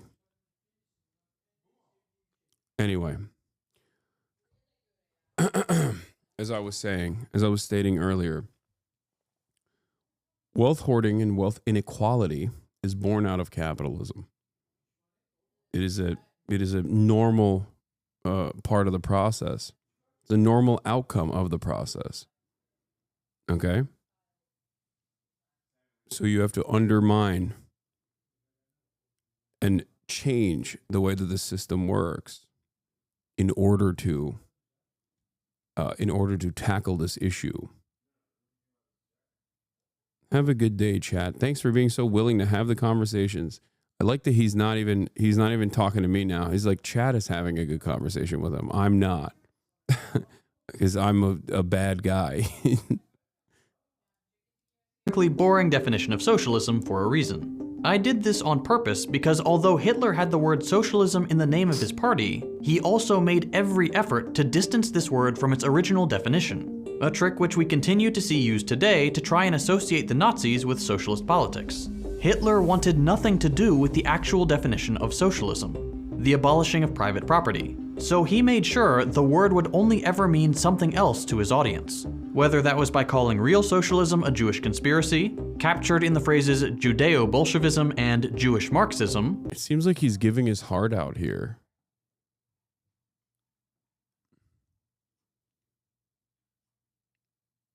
It feels like he's giving his heart out. Y'all are in a cult. It's shocking. Chatter. I hope you have a great day. Or to redefine the word into some vague form of nationalism. I think you just want to be heard, and it's fine. I think that's a very normal, very human need. You want to be heard. You want to feel like a human. You want to draw some reaction out of people. Now, you can do that in a positive way, or you can do that in a negative way. You're doing a negative one. You should try and do it in a positive way. Okay? Like in the passages I'm putting up on screen, Hitler was intent on socialism becoming a hollow vessel for his politics, a marketing tool that he could use to trigger mass appeal and play up nationalist sentiments without ever delivering socialist politics. Finally, there are plenty of other things I wish this video could have touched on. The writings of Mussolini on the nature of fascism and the anti-communist belief that animated it, some quotes on screen right now, the social Darwinism of fascist ideology that legitimized capitalist hierarchy and made a socialist economy antithetical to fascist projects, the reactionary patriarchal, anti-Semitic, and homophobic beliefs that inform Nazi politics, and plenty of claims made by the right about the Nazis that completely misrepresent Nazi rule. But with only 20 minutes and a schedule of one video a week, this is pretty much as far as I can go.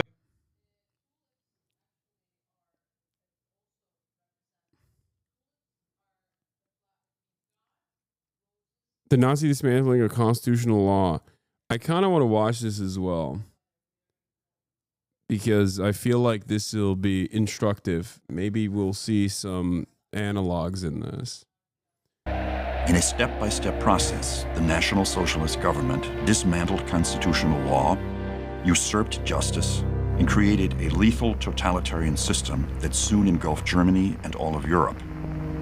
Redefining the nation as a pure political and biological organism, the Nazi government imposed legislation that reinforced its ideological program in all aspects of German life, with a focus on race, business, religion, and medicine.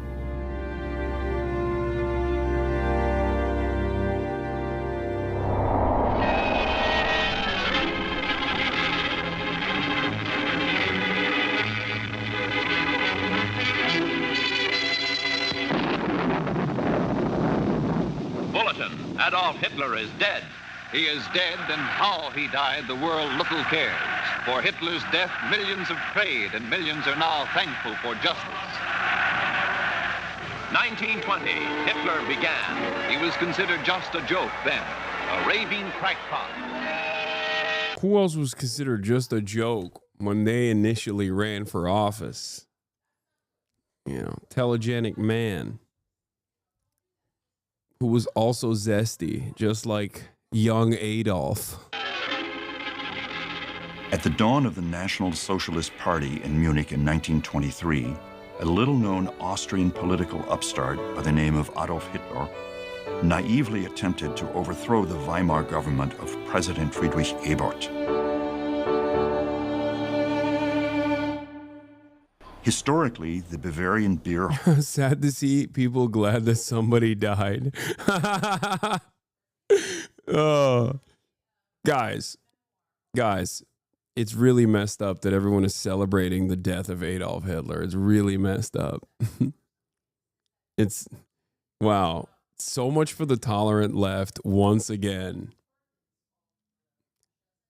He had a wife, okay? That's a person who had a family, all right? served as a locale of camaraderie and occasional ideological meetings.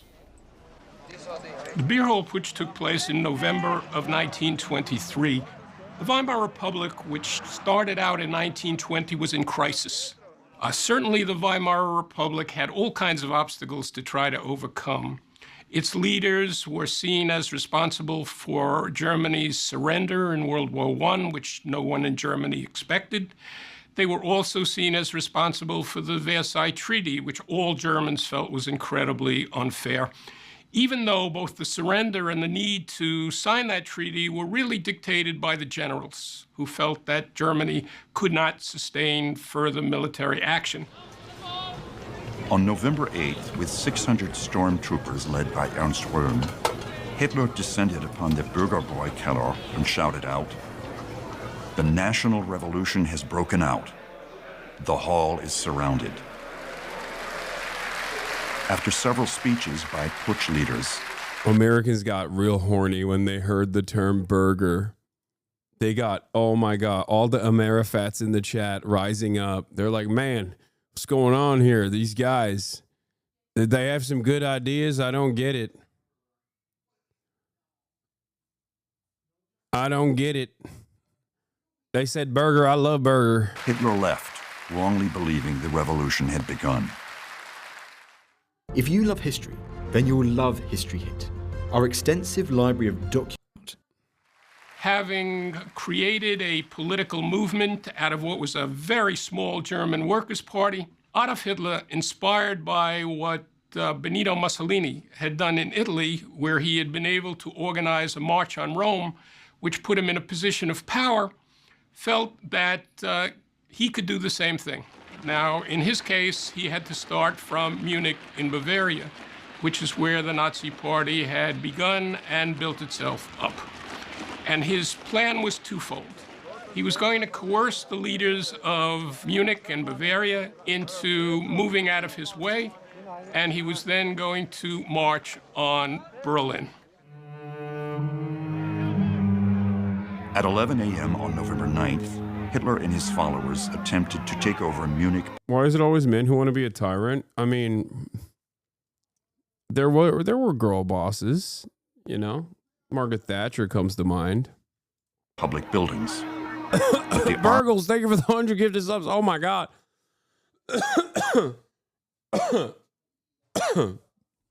Burgles.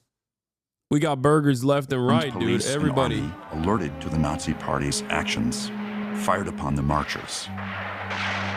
This left 16 Nazi martyrs whose blood soaked the swastika banner of the newly formed Nazi Party. In 1923, there was a great deal of economic turmoil in Germany, and Hitler decided to seize the occasion to try to dismantle the democratic process in Germany and essentially establish a dictatorship.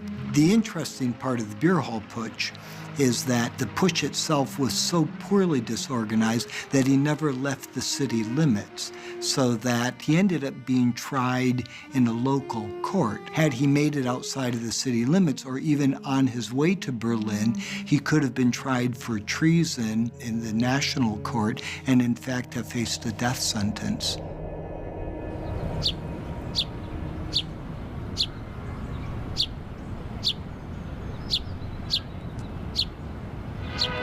Landsberg Prison, where Hitler wrote his credo of hate during his imprisonment in 1924, following the unsuccessful beer hall putsch.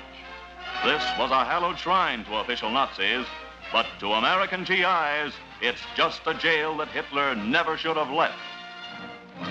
Although Hitler was sentenced to 5 years in Landsberg prison, he was imprisoned less than 9 months, during which time he continued to build his party network and dictate his blueprint for the Nazi Party program. Mein Kampf provided the seminal ideas for the party's attack on Jews and communists, based upon political and racial laws. Once Hitler realized that he wasn't going to be able to take power by force, he decided he had to use the political processes to attain power. And he manages to build the most successful political party in Weimar Germany and become the most successful leader.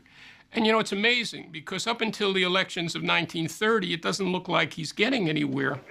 He had this idea, build it and they will come, that if he created the infrastructure for a wide-scale political movement, the opportunity would come along. He recruits, he develops propaganda techniques, he learns to use technology, he recruits a successful group of lieutenants. And when the Great Depression strikes, and once again the Weimar Republic is vulnerable, it is Hitler and the Nazis that are in this position to capitalize on that and move to power. But he had always said that he was going to use the Constitution to destroy the Constitution. And he was going to use the rules of the Republic to destroy the Republic.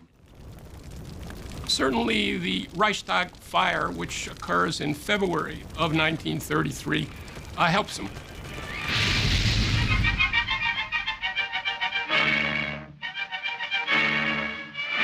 chamber what deputies mean in Berlin Parliament is destroyed as a result of communist plot. Reichstag is gutted by red incendiaries. Here you see the Reichstag, the German House of Parliament in Berlin, which has been seriously destroyed by fire. Notice, dude, come on, I nailed that. I nailed that. The Reichstagsfire was essentially the 9/11 of Germany. Adolf Hitler had been chancellor of the country for less than a month. There were crucial national elections a week away. And suddenly, this very symbol of German democratic process goes up in flames in an arson attack. The Nazis exploited this event to great effect. The Hitler government immediately blames the communists for this, and the next day Hitler approaches the president and he says, we need to suspend civil liberties. Hindenburg was hesitant, but ultimately... Yeah, you gotta do it, man. You just gotta do it, you know? Because it's just... you gotta do it because these scary communists, dude, they're so violent, so dangerous, so scary. So scary. Ultimately signed, and that essentially was the first major step in the dismantling of the democratic system.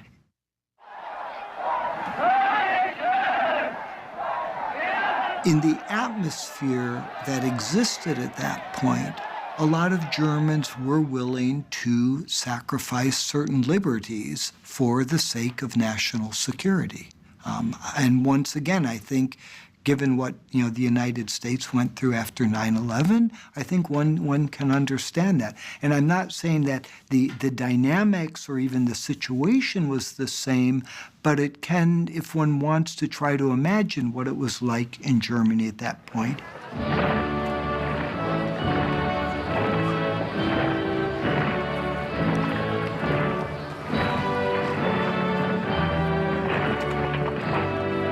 Germany changed with the seizure of power in January 1933, dramatically, but not immediately. It was actually an extended process that the Germans called the Gleichschaltungsprozess.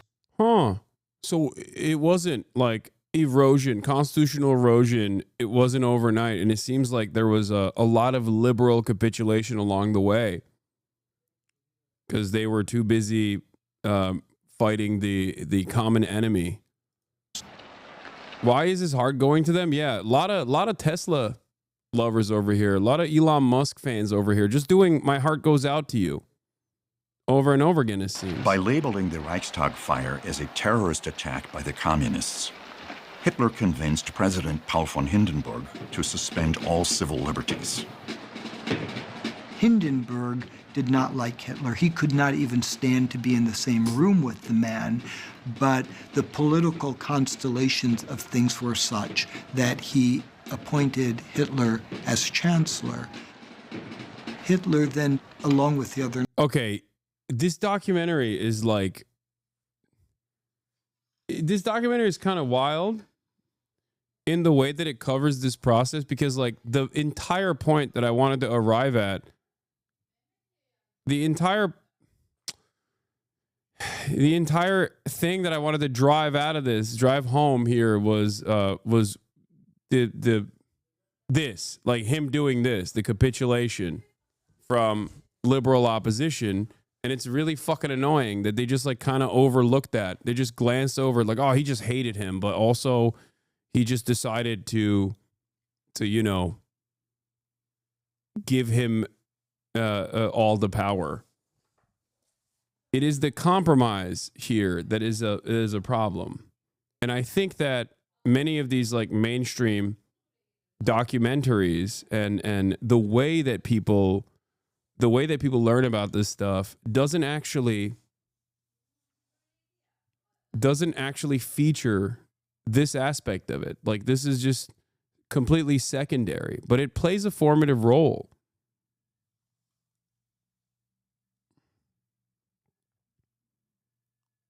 The Nazis set about systematically dismantling the various pieces of democratic process. some of it through legal means, some of it just subverting the system and ignoring certain laws. The first major step in overthrowing the justice system occurred with the suspension of all civil liberties and the installation of protective custody, or Schutzhaft.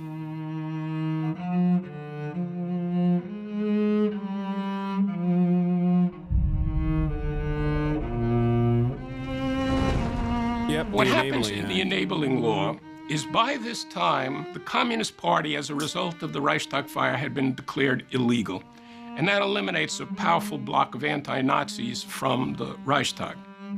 At this point, Hitler goes to the Reichstag and asks for a 4-year dictatorial regime, which would suspend most civil liberties and virtually create a state of almost permanent emergency powers.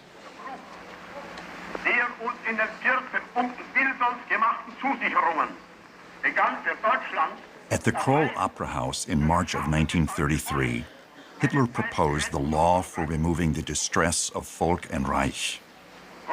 To keep the folk secure, the communist ideological enemies were rounded up and imprisoned.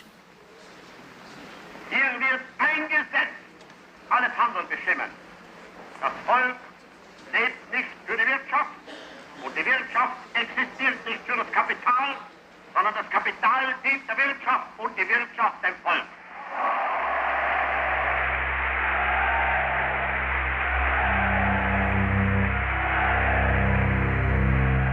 One of the pro-communist anti-Nazi lawyers caught in the web was Hans Litting, who had defended communists against the wrath of violent Nazis, even daring to question Hitler on the stand for 3 hours in a 1931 trial. Hitler never forgot what he viewed as humiliation at the hands of Litting, and eventually deemed the prominent attorney an enemy of the state. Sent to a concentration camp, this honorable half-Jewish attorney paid for his integrity. Bro, you know what's kind of interesting about this, by the way? There's another parallel here where all the trials that took place, Donald Trump is quite literally currently singling out law firms that played a role in all of the trials that took place against him right now as we speak. And from what I understand,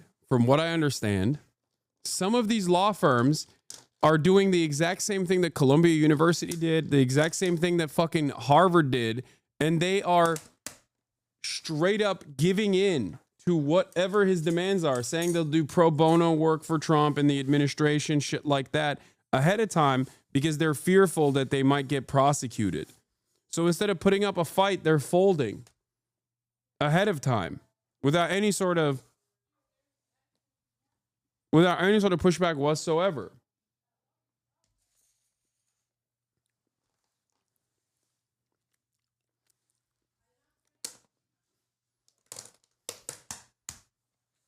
Just like Columbia did, and just like Harvard recently did as well. It's crazy that it's happening in virtually identical terms. And sorry, hold on, let me get this chicken breast in here.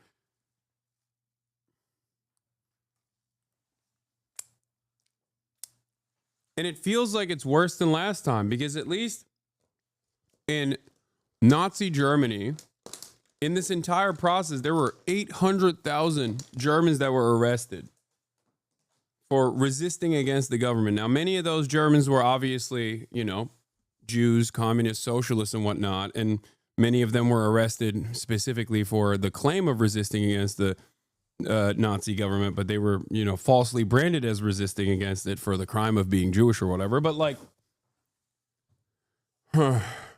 what's really interesting here is that there is nowhere near, there is no fucking resistance whatsoever to Trump 2 right now.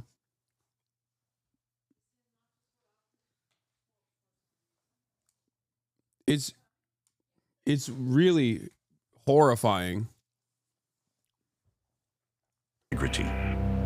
After 5 years of Nazi torture in a concentration camp, Litten committed suicide.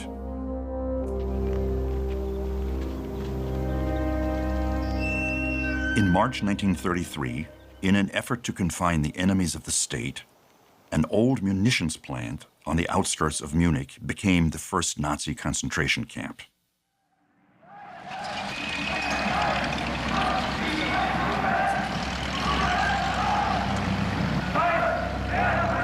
After targeting the communists, Hitler turned his attention toward his next enemy, the Jews. From that time on, virulent anti-Semitism dominated the philosophy of the fast-growing party throughout the 12-year Reich.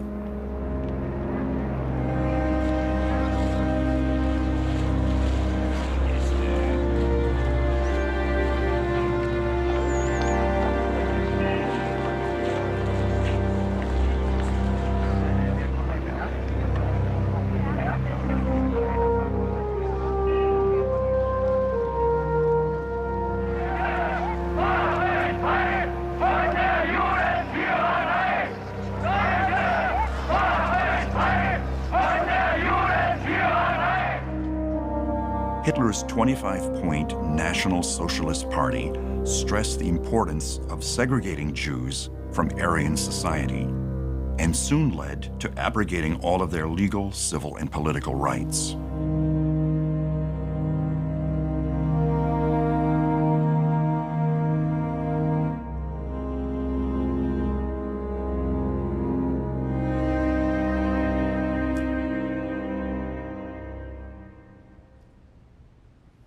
On April 7, 1933, Parliament established its first major law to curtail the rights of Jewish citizens, the law for the restoration of the professional civil service.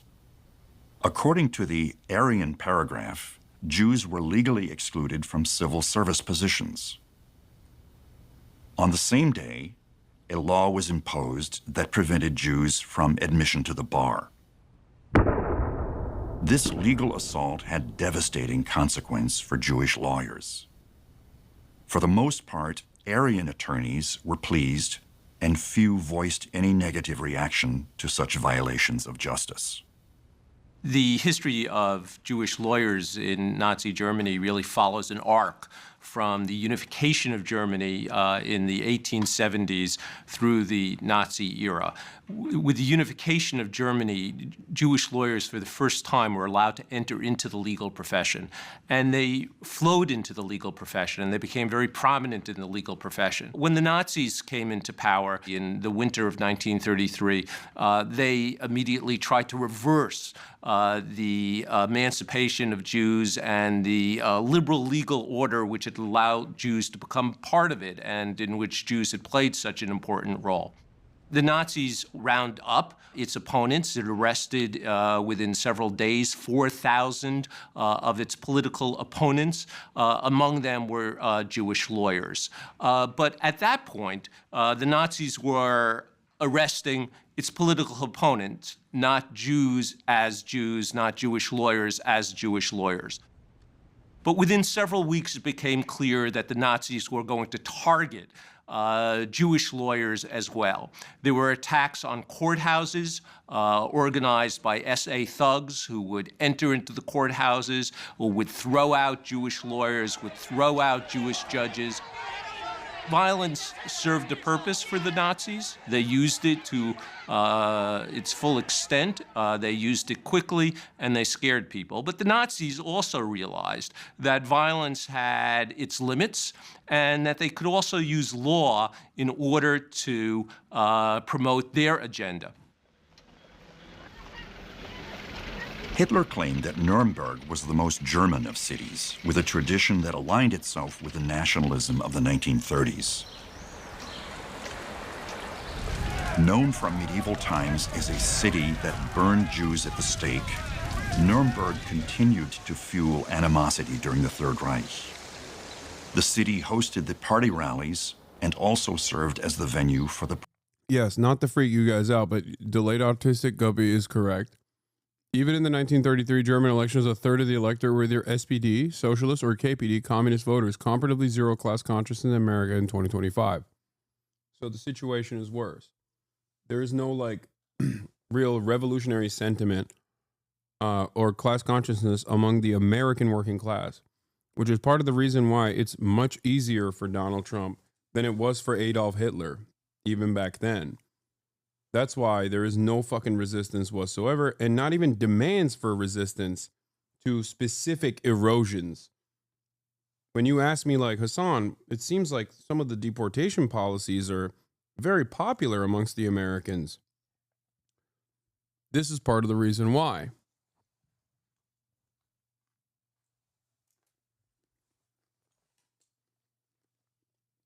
Promulgation of the Nuremberg Laws. Hitler used the 1935 National Socialist Party Congress in Nuremberg to launch these infamous race laws. For Hitler, blood purity ensured the vitality of the 1,000-year Aryan Reich. We're not here yet. So, we haven't gotten here yet. And it won't happen in the exact same ways that it happened in Nazi Germany, where like racial purity and race laws. I don't think that that is like... Fascism requires an outgroup and the protection of an in-group. The outgroup is both simultaneously incredibly powerful and incredibly influential and is constantly dominating and making the in-group vulnerable, but it's also weak and parasitic. It doesn't necessarily have to be on the boundaries of ethnic identity or the boundaries of race either. It can be done on the boundaries of citizenship in the way that this administration is this administration is working on. It can be done on the boundaries of religion, but this time maybe not Jews, but instead Muslims. Like, understand that not everything is like a one-to-one. But what is important here is to recognize that there's a restructuring of pre-existing laws and the utilization of the existing institutions to suit your purpose. This is why we always say legality is no substitute for morality, that under in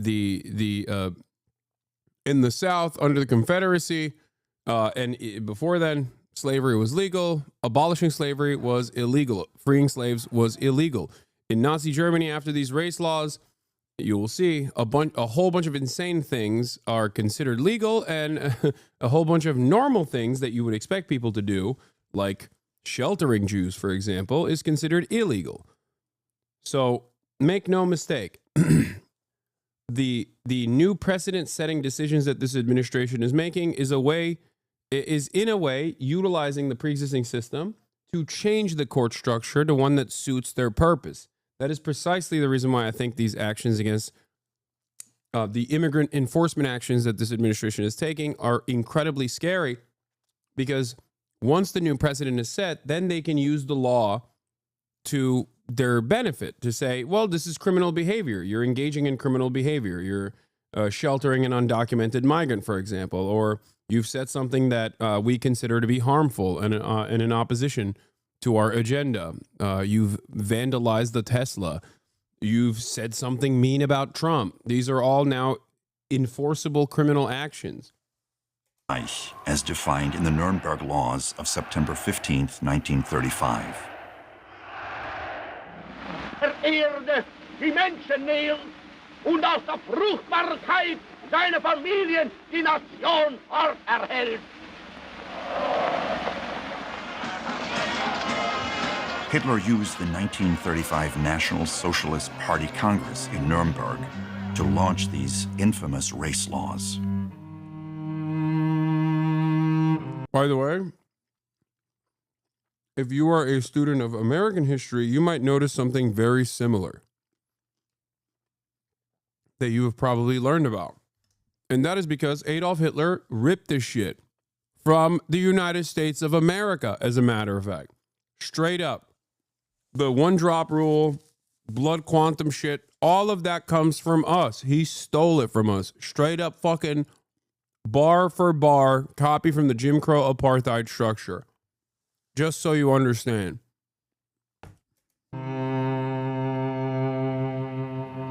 In this way, the government revoked Reich citizenship for Jews and prohibited Jews from marrying or having sexual relations with individuals of German or related blood.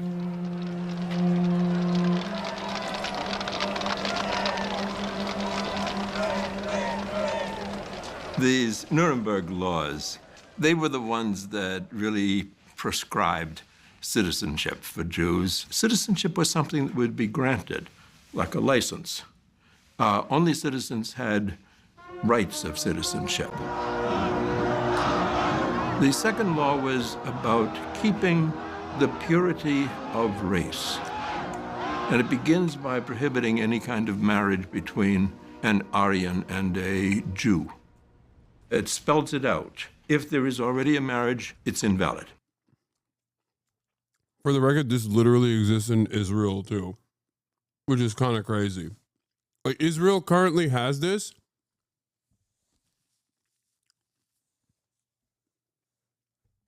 Where you can only lose your Israeli, like, first-class citizenship status as an Israeli Jew if you can only downgrade. You can't upgrade. If you're Palestinian, if you're Muslim, you can't upgrade to, like, full-blown. Only under unique circumstances can you upgrade to a full-blown Israeli citizenship, and even in which case you won't be able to unless you're Jewish. It's technically not illegal for an Israeli Jew to marry a Palestinian living in the West Bank. They can do that. They just can't live together in Israel if they do that.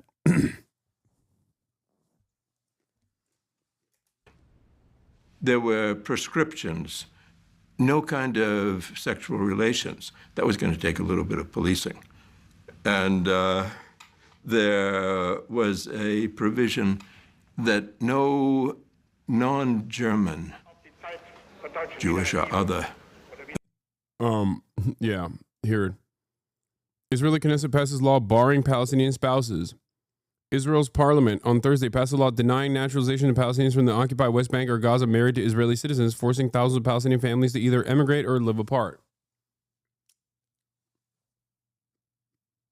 Hey, Hassan, I love how you haven't fallen off like everyone else. Thanks for that. I don't know what you mean by that. Who's fallen off?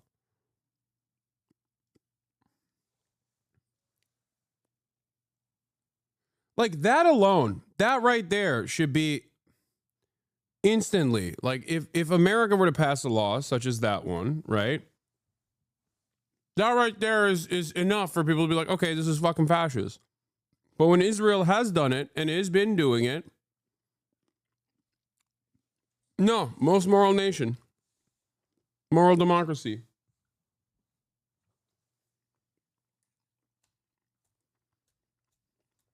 They have to do that.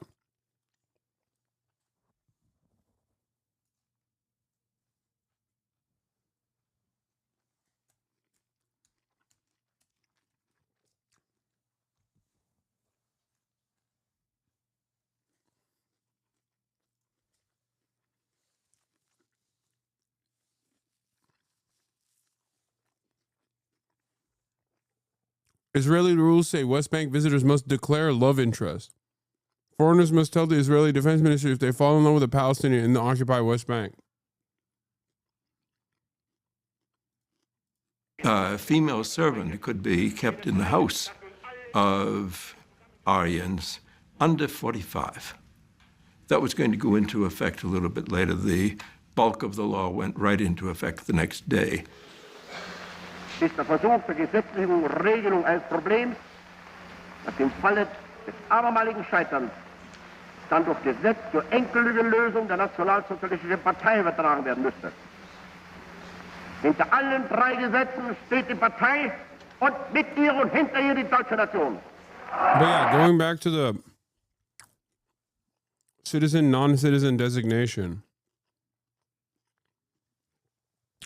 This is why it is incredibly scary when you hear, I don't know, like Asmongold supporters and shit say stuff like, oh, well, non-citizens don't have due process. Non-citizens don't have rights. That is not true. That's wrong. And also, a violation of due process means you're fucking cooked regardless. That means your citizenship is up to whoever the enforcement is and how they feel at any given moment. Because if there's no due process, you can't defend yourself.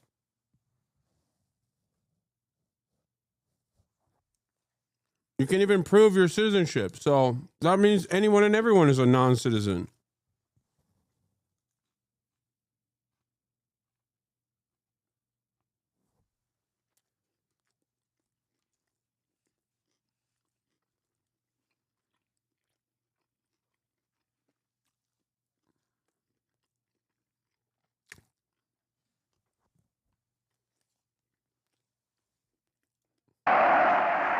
with these laws, there was so much exclusion. Jews were really being excluded from public life. They had no rights.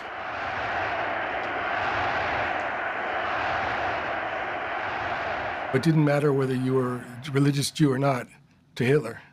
If you had a quarter to an eighth of your background Jewish, you were Jewish. So it wasn't a religious thing. It was a racial, ethnic. And so if you had a Jew, even if you converted, you were still Jewish according to the racial laws, based on your background, based on your lineage.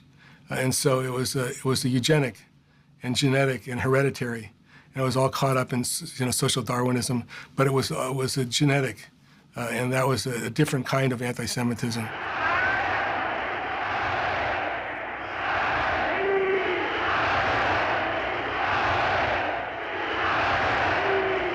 For the record,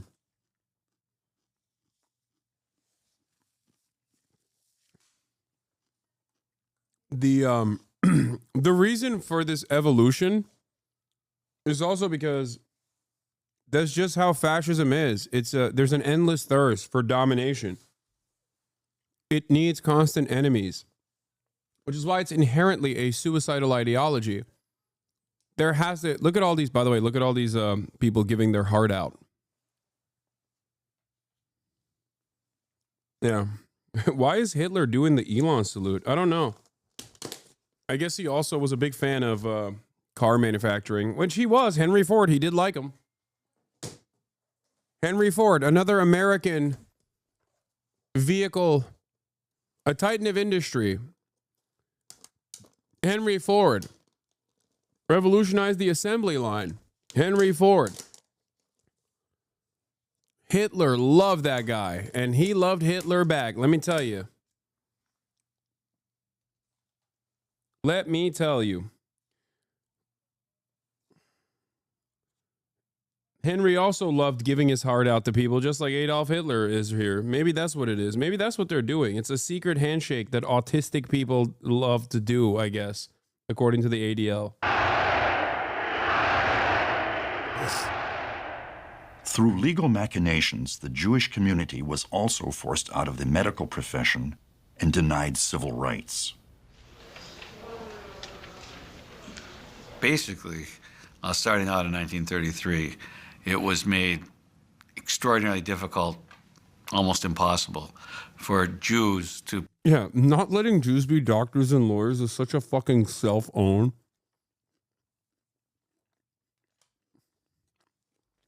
Like, what an L. What is an automatic personal L for you, big dog.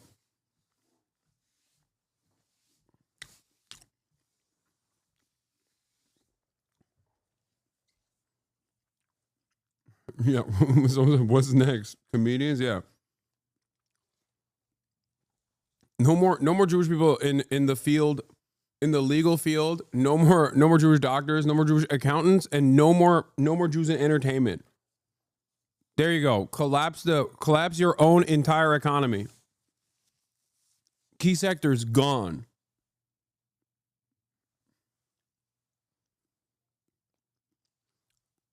Ironically enough, we are currently doing that, by the way. What the fuck do you think it is when you personally start deporting every random PhD student with a fucking student visa? That's literally what we're doing right now. Every non-citizen, documented or undocumented, needs to be purged. They don't have the same rights. Okay, great. You've just cooked yourself. The brain drain is one of the most significant aspects of American dominance on the global stage. Good job cracking down on that, dumbass. Practice either profession of law or the profession of medicine. They were essentially outlawed from those two professions. And they were a major portion of those professions at the time. So, some people argue that this was an economic move, that the doctors and lawyers were happy to get rid of the Jewish doctors and lawyers. And that was part of it, but that's one reason it was supported so much, that no one really came out against it. But it was really a move to get rid of the Jews. It was a disgrace that the the other doctors and lawyers didn't stand up for the Jewish doctors and lawyers. But I think that can be two reasons for that. One was they actually were fine with the Nazi propaganda and racial hygiene and really believed the Jews were infecting the national body of Germany. But economics was not irrelevant. It made those professions much scarcer, therefore they could charge more money, therefore they were more revered. So they had self-interest in that as well.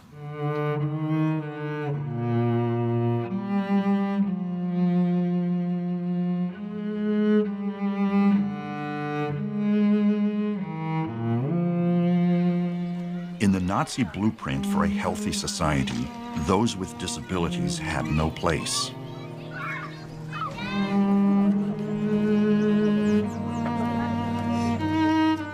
A Berlin memorial today commemorates some 200,000 deemed not worthy of life by Hitler's manipulation of the law. So the Nazis proposed racial laws beginning in 1933. That law was called the Law for the Prevention of Hereditarily Holy fuck, my Diseased birthday. Offspring. But in 1933. I've never seen my birthday ever reflected in an important historical event. Shocking. Yeah. So what's really interesting about this part is that, like, racial purity politics unironically causes inbreeding, which will lead to a larger number of disabled offspring.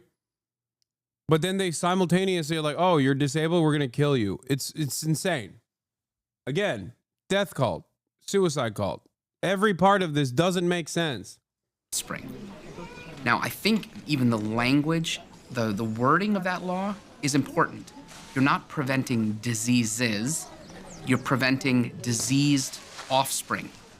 And what that law recommended, based on the science of the day, was that people who were considered not to be contributing to the genetic health of the body of the Reich could be forcibly sterilized. And in fact, that law actually said 50,000 Germans a year ought to be sterilized, even if it was against their will, for the good of the Reich.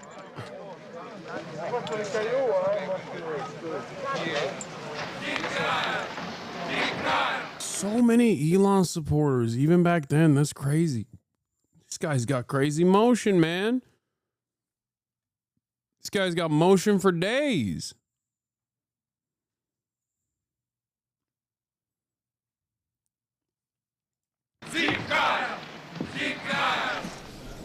Those racial laws were important because they codified what authors Hoke and Binding had suggested in 1920 in a book in which they coined this phrase, life unworthy of life.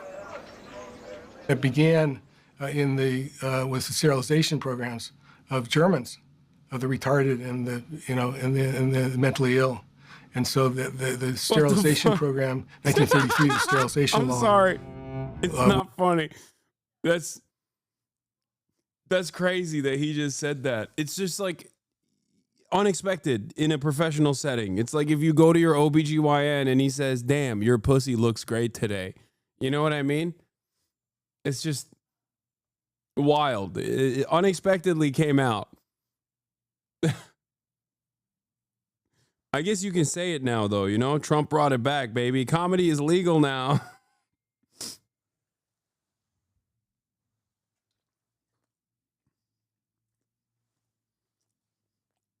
Which allowed compulsory sterilization for the feeble-minded, which was a catch-all for anybody you wanted to sterilize. But the sterilization program moved into the child euthanasia program.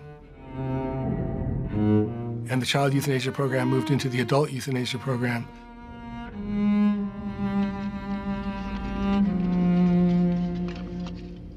Doctors involved in all of this. There were genetic sterilization courts where two physicians and a lawyer sat on the sterilization court. One physician had to be an expert on eugenetics or hereditary, and so they decided almost universally to allow sterilization. But after that, moved on to the euthanasia program, which is a misnomer, by the way. It was a murder. It wasn't euthanasia. These were not terminally ill people. It was just murder.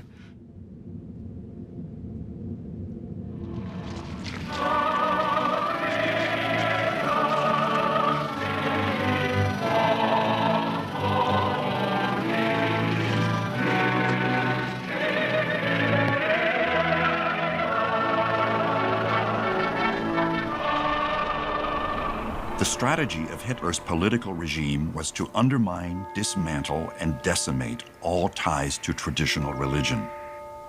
The government attempted to have the Volk aspire to a single national Reich Church under Reichsbishop Ludwig Müller.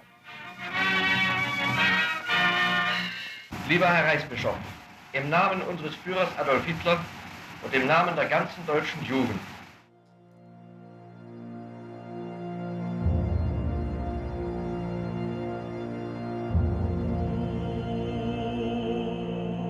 Bishop Clemens von Galen risked his life by giving an anti-euthanasia sermon in Münster on August 3, 1941.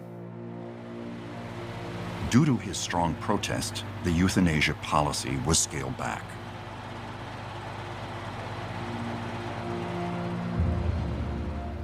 In 1937, the relationship between the church and state in Germany had reached a point where there was great tension, specifically on the freedom of Catholic organizations, the arrest of Catholic clergy, and the situation of Catholic schools and religious education being taught in schools, and the future question of Catholic youth groups and ministry to youth.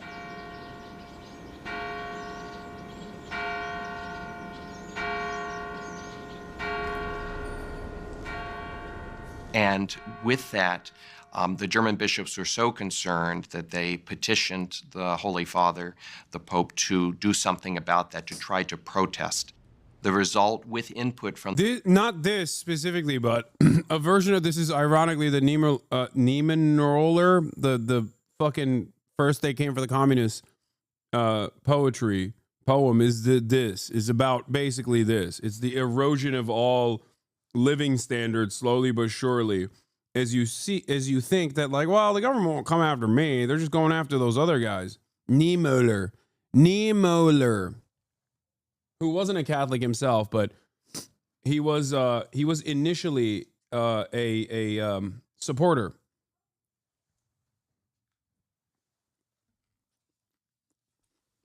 from the German bishops, who was an encyclical, Mit brennender Sorge, with burning desire, with burning concern, stating that the German Catholic Church was under persecution and that the Reich government was in no way following what it promised to do in the Reich-Vatican Concordat agreement. That statement was actually read on Palm Sunday from the various pulpits throughout Germany. The Gestapo tried to confiscate any of the printed copies throughout. They allowed them to be printed, but then they confiscated them throughout the Reich. But the information and the protest was lodged, and it was heard very clear. The Reich passed the law for the restoration of the professional civil service. And while this did not require the churches to employ only non-Jewish pastors, many in the churches, certainly not all, but many sought to implement that policy in the church. There were antagonistic policies on the part of the Reich towards the churches. So in 1937, the confessing church seminaries, which had been operating for a few years, were closed down. They were declared illegal, so they had to go underground to talk about the Bible, to train people for ministry and these sorts of things. Then in 1939, all of the confessional schools, both Protestant and Catholic, were closed throughout Germany. So there was a very antagonistic approach on the part of the regime. So when we talk about the persecution of the Christian churches, and in particular the Protestant church, I think it's important to emphasize that the churches were rather aggressively pursued by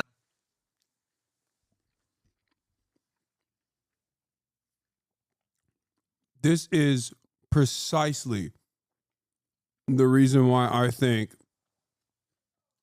Jews who think they'll be spared from this fascist administration, because right now they're presenting their agenda as one protecting Israel and therefore protecting Jews, are fucking dumb. Like, obviously, in the short term, it doesn't matter because, like, of course, it's not going to happen, like, overnight. It's not going to happen even for a couple of years, you know, for sure. But I still think, at least looking at history, I still believe that there is no way that Jews are not in the crosshairs again. No fucking shot. By the Nazis in the early years from 1933 to 1937. There were plenty of laws that were passed against them. In the Third Reich, Jehovah's Witnesses faced a unique choice with regard to their faith. And to see how they have grown, we have seen how he has guided them as they made the truth their own. Well, they behaved them like other traitors. For example, if women weren't prepared to work in the factories to construct weapons, they were sentenced to death. And that had been the same with men who weren't prepared to go to the army. They didn't have a particularly feeling against the belief system of Jehovah's Witnesses. They didn't know the system. They only had the notion that Jehovah's Witnesses didn't adore the system. They weren't prepared, for example, to do the Hitler greeting, to celebrate Hitler's birthday. It was a great day in National Socialist Germany. And I'm sorry, but when a guy with this accent, historian or not, is talking about what the Nazis believed, it starts ringing alarm bells in my mind. Like, I know. I'm being bigoted. I'm being biased. Yes, everyone loves a Hitler birthday. It was a great day.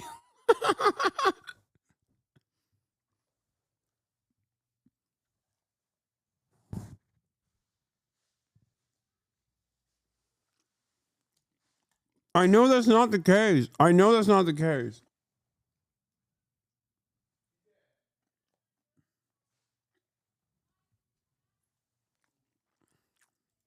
that was sufficient. That was it. And they were surprised how strong these small group of believers resisted them. In the Third Reich, Jehovah's Witnesses faced a unique choice with regard to their faith. Witnesses were offered to sign a paper to end their relationship with the organization, with the Watchtower Society, and then they could be free. But they didn't do that, and that's the difference to the situation of the Jews. The situation of the Jews, even if the assimilated Jews who didn't even know that their fathers and grandfathers had been Jews, hadn't any chance to flee the system because of their blood. The Jews were the most persecuted for both religious and racial reasons. From October 1939, they were Am I wrong? Like, I know he's not a bad dude. He's probably a liberal. Many Germans are. Most Germans are. But when I hear someone go, oh yeah, the Jews, even the assimilated ones will not be spared. I'm like, oh, okay. You know what it is? It's because of Hollywood, ironically enough. It's Hollywood. Hollywood has conditioned me into thinking that any German speaking in a German accent about the era is like, brigadier general of the SS. Yeah, Hans Lander. Relocated into large urban ghettos in Warsaw, Lwów, Lublin, and Krakow.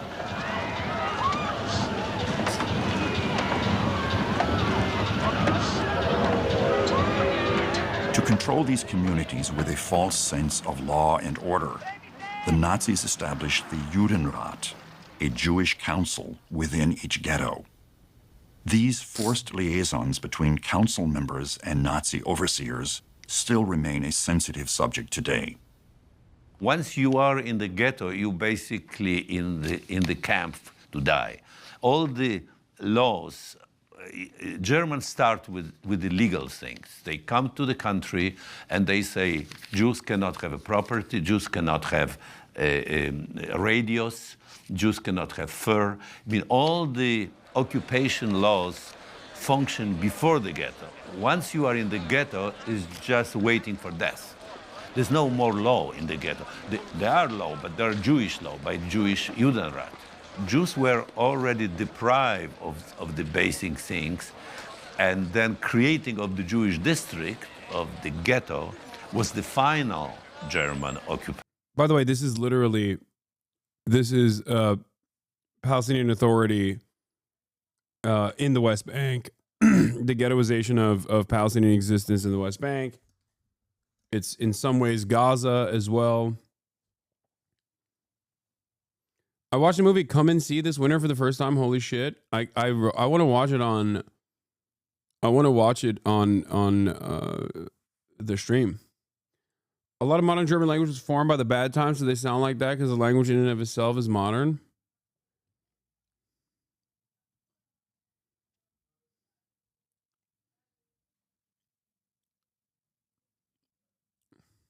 Law, which was based, of course, on a big lie, on a hypocrisy, that actually now, where Jews were already second-class citizens, and to protect them from anti-Semitism, from the conflict with the Christian population, apparently it will be better for them if the part of the city will be designated for them so they can have their own governance. So my father, who was an engineer in woodworking construction, was working for the needs of the Jewish Council of Judenrat. That is the most controversial question about the Shoah. It's about the Jews collaborating. Some say of their own will, some say that they've been forced to, but they were collaborating with the Nazis. Now, the big question is, which kind of collaboration was it? If it was voluntarily, then of course it's a terrible thing. But since we know that the totalitarian regime of the Nazis made people to do things that they would never do in otherwise. And in the concept of what Katzetnik, he was one of the inmates in Auschwitz, and then he became to be a writer and a witness in Eichmann trial. He called it another planet. So in this other planet that have its own rules, have its own language even, people acted differently because they were under a force, under a threat, and they had to manage somehow their own communities. They had to survive. That was always like that. That's how they survived. The only controversy was a kind of ethical one, whether a Jewish person should help Germans to keep order. They were keeping order with the Jews under Germans' orders, obviously. Of course, the other solution would be not to have any community organization. It was absolutely a necessity. On December 7th, 1941, Himmler reinforced Hitler's directive Nacht und Nebel, night and fog, a policy that summarily bypassed the law by relying upon special German courts to sentence suspects in occupied territories to concentration camps. Under the cover of darkness, they simply disappeared.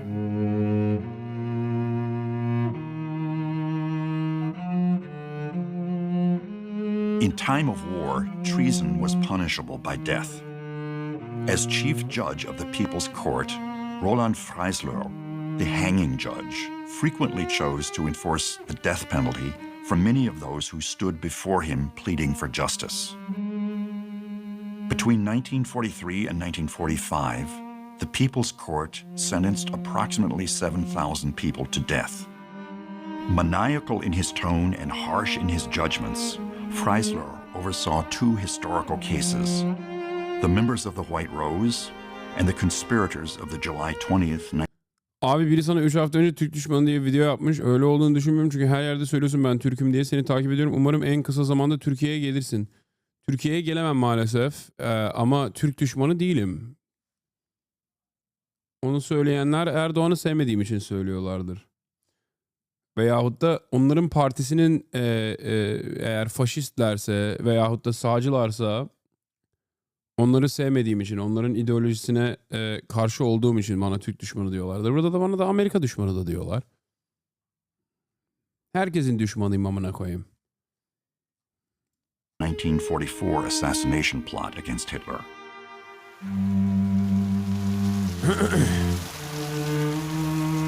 It's crazy, mind-bending how all this applies to the situation in Gaza and West Bank. I think it's actually really interesting that we're watching this because the first half of this was the evolution of Donald Trump. And the second half of it is a much more accelerated, like the future of Donald Trump, right? And the future of Donald Trump is already in existence in Israel. If you look at fascism as a constantly evolving and obviously like a constant struggle to continue to manage power and to continue to eliminate an increasingly expansive out group, you realize that like the first half is America right now, and the second half is Israel right now, because I think that Germany, yes, and apartheid South Africa and Israel currently are examples of fascist projects that have played itself out. Obviously, with the case of Germany, it ended. Not that the ideology went away, but it ended, right, by force. South Africa, there was a major struggle, and ultimately, it was. I mean, the inequality still persists, but it also ended. The legal structure ended. Israel, on the other hand, is a living, breathing, continuing example of a fascist apartheid administrative apparatus.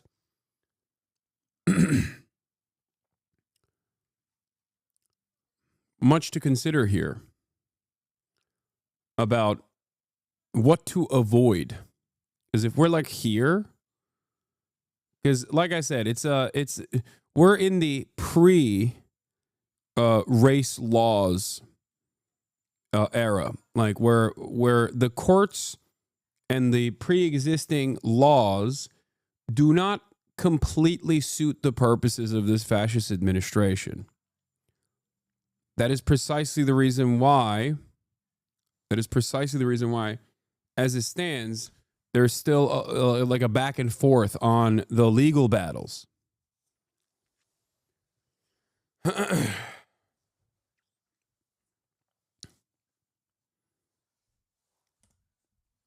That is where we're at right now in America. Israel already shed themselves of these issues a long time ago.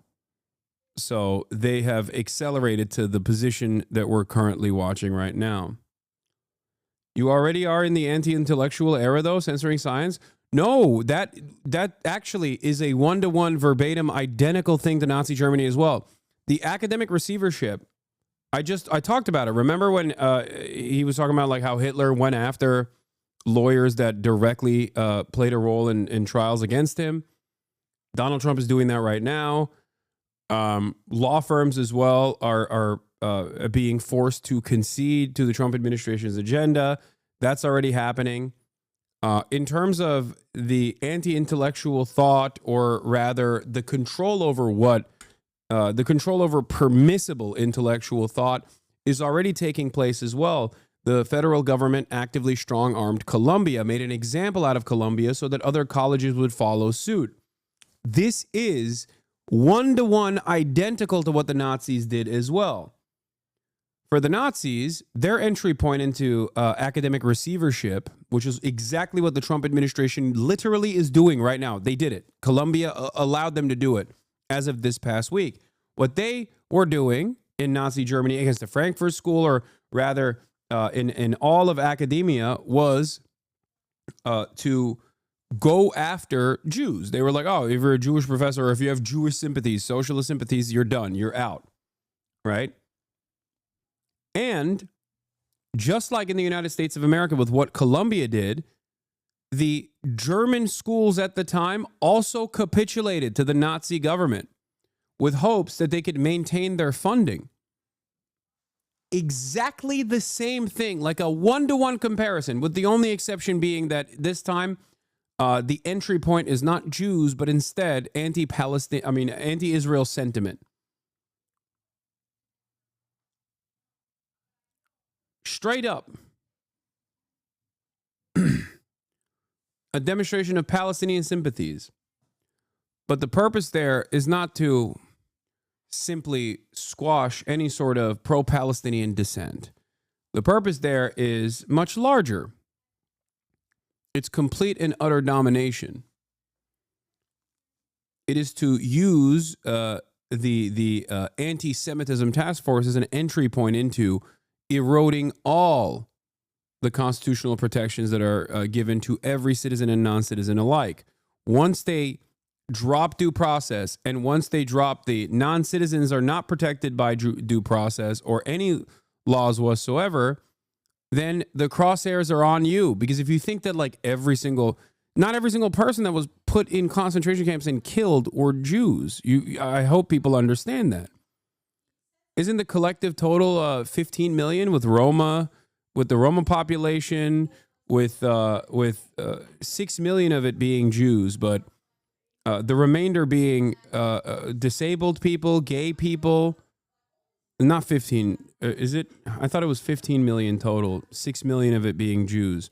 But political dissidents, socialists, communists, trade unionists alike.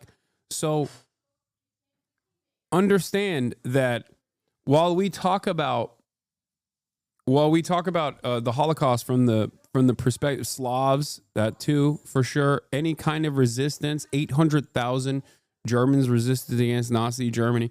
Like,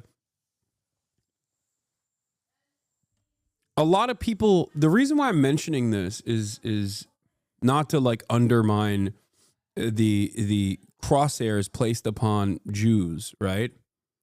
The reason why I'm mentioning this is because Jews in Nazi Germany were a vulnerable population that you could draw a lot of public support if you dunked on them. In the same way that undocumented migrants in the United States of America right now are a vulnerable population. Or with respect to documented non-citizens, a great way to reset constitutional protections is by going after groups that, like, powerful organizations with institutional prominence have always wanted to go after. It's a way to open the door. Because once you open that door, once you rewrite the precedent, you can use the courts to your advantage.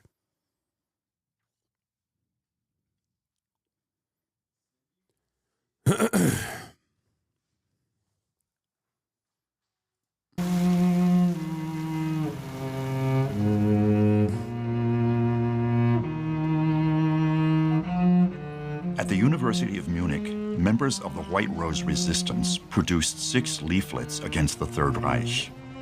Hans and Sophie Scholl, along with their colleague Christoph Probst and their mentor Kurt Huber, were deeply committed to the high ideals of the White Rose movement. Condemned as... I think what's really interesting about this is that right now, especially because we live in the aftermath of the Third Reich, we have an exact comparison to point to that virtually everyone understands as bad, right? And right now, if all of these institutions did start resisting against the Trump administration, there is an opportunity. There is an opportunity to cut this nonsense, or at least like actively undermine the initiatives that the administration is doing, because they do not have the manpower right now. They do not have the manpower and the logistics to be able to jail every single person. This is precisely why I try to agitate here and now with the hopes that people will wake up to the fucking reality. And yet we are sleepwalking towards this future.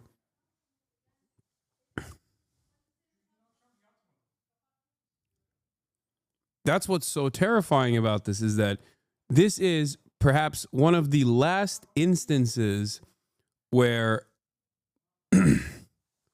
where the complete collapse of American democracy and these institutions, even if it was always just in theory, this is genuinely the last moment before the fascist project is completed, which is why I'm extra angry at the Democrats in this moment for not recognizing that that is what's going on. People will say I'm being hyperbolic. I hope they're right. I hope I'm just simply exaggerating. Conspirators against the government, they were sentenced to death for treason during wartime.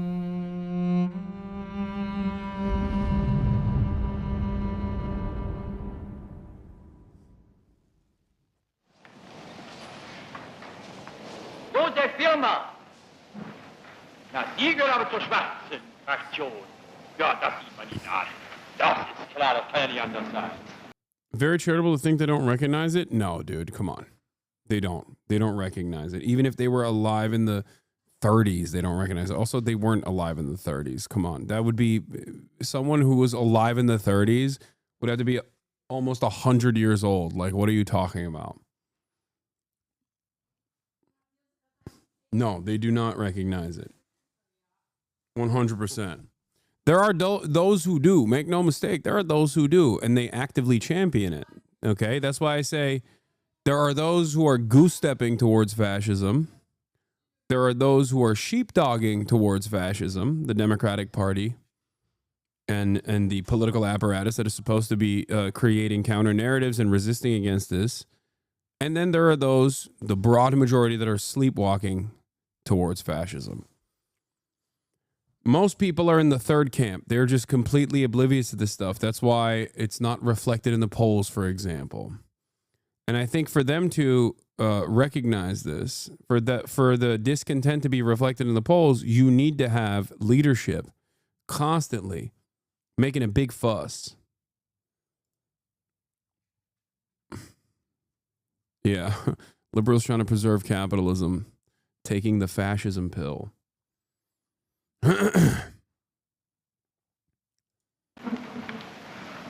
Ja, ulkig. Wie wichtig wohl das Amt des Zivilanwalts da gewesen sein muss, das Sie gehabt haben, dass Sie nicht mal Anwalt, nicht mal Soldat geworden sind mit dem Alter. Und dann von da sind Sie dienstverpflichtet worden. Spricht ja auch für Ihre Haltung, dass Sie sich haben, dass Sie erst gewartet haben, bis man Sie dienstverpflichtete. Feines Früchtchen. They're cooking him. He waited until he was required to perform service, and he didn't entertain it before he had to do service. Früchtchen. Sie haben gewartet, bis man die Dienstverpflichteten. Und zwar, wo sind Sie hingegangen?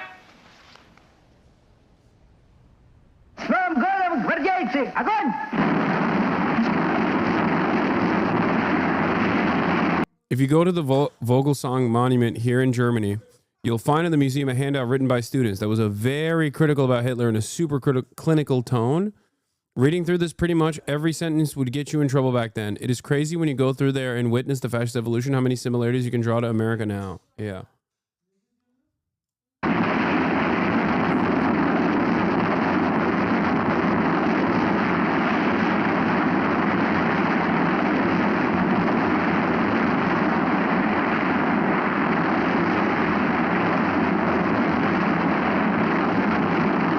Outside Stalingrad, the icy winter becomes a fiery hell.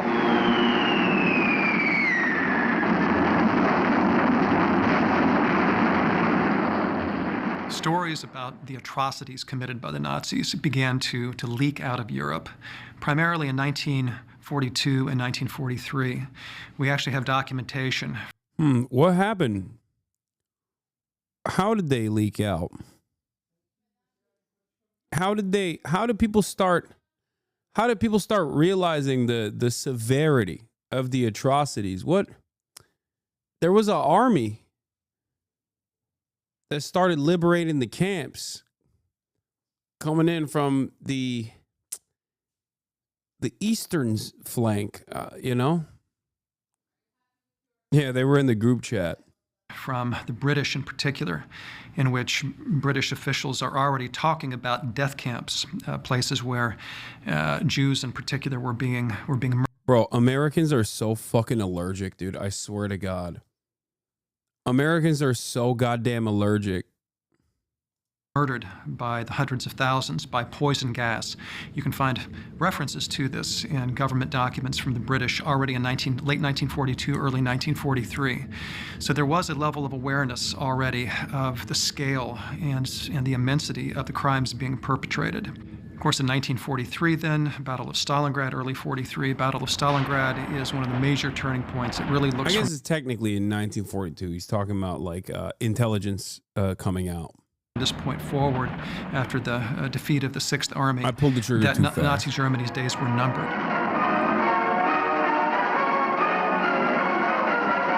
This was Kyle and Kessel with a vengeance, but the Nazis were getting Kesseled instead of the Russians. And on February the 2nd, 1943, after 162 days of the heaviest fighting in the history of warfare, the last shot was fired. Yeah, am I crazy or did they not? This is 40 minutes of like talking about Nazi Germany with very little mention of like this is the first time they talked about the USSR a little bit.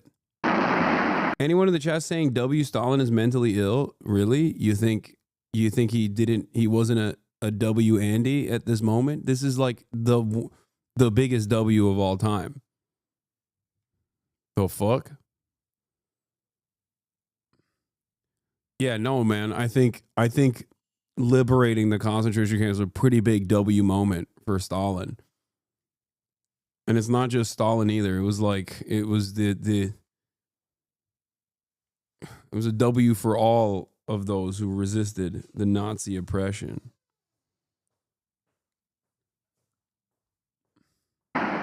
My dad's name is Stalin, like legal name. Is he Indian? Are you Indian?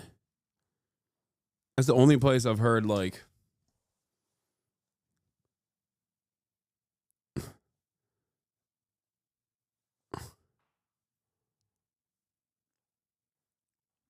maybe no, he's from Ghana. That's awesome.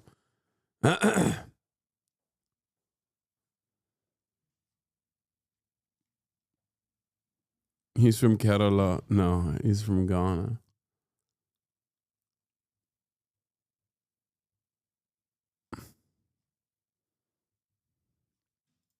Peace came to Stalingrad. In the shadow. Homie had gulags, basically concentration camp. Brother, you live in the United States of America.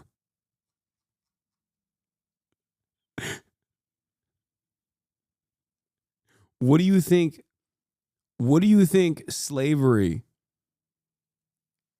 being totally legal as a method of punishment is? What the fuck do you think happens in American prisons, dude? It's the same shit. This isn't to say that like gulags are fine, okay? It's just that, you know, understand that just because we call it prisons and we called their structure gulag, doesn't change that it's like a different thing. It's the same fucking thing.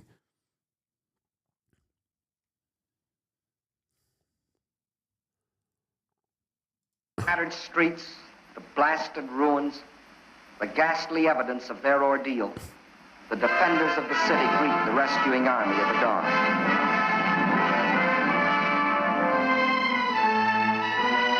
Stalingrad is free. The Nazis had capitulated.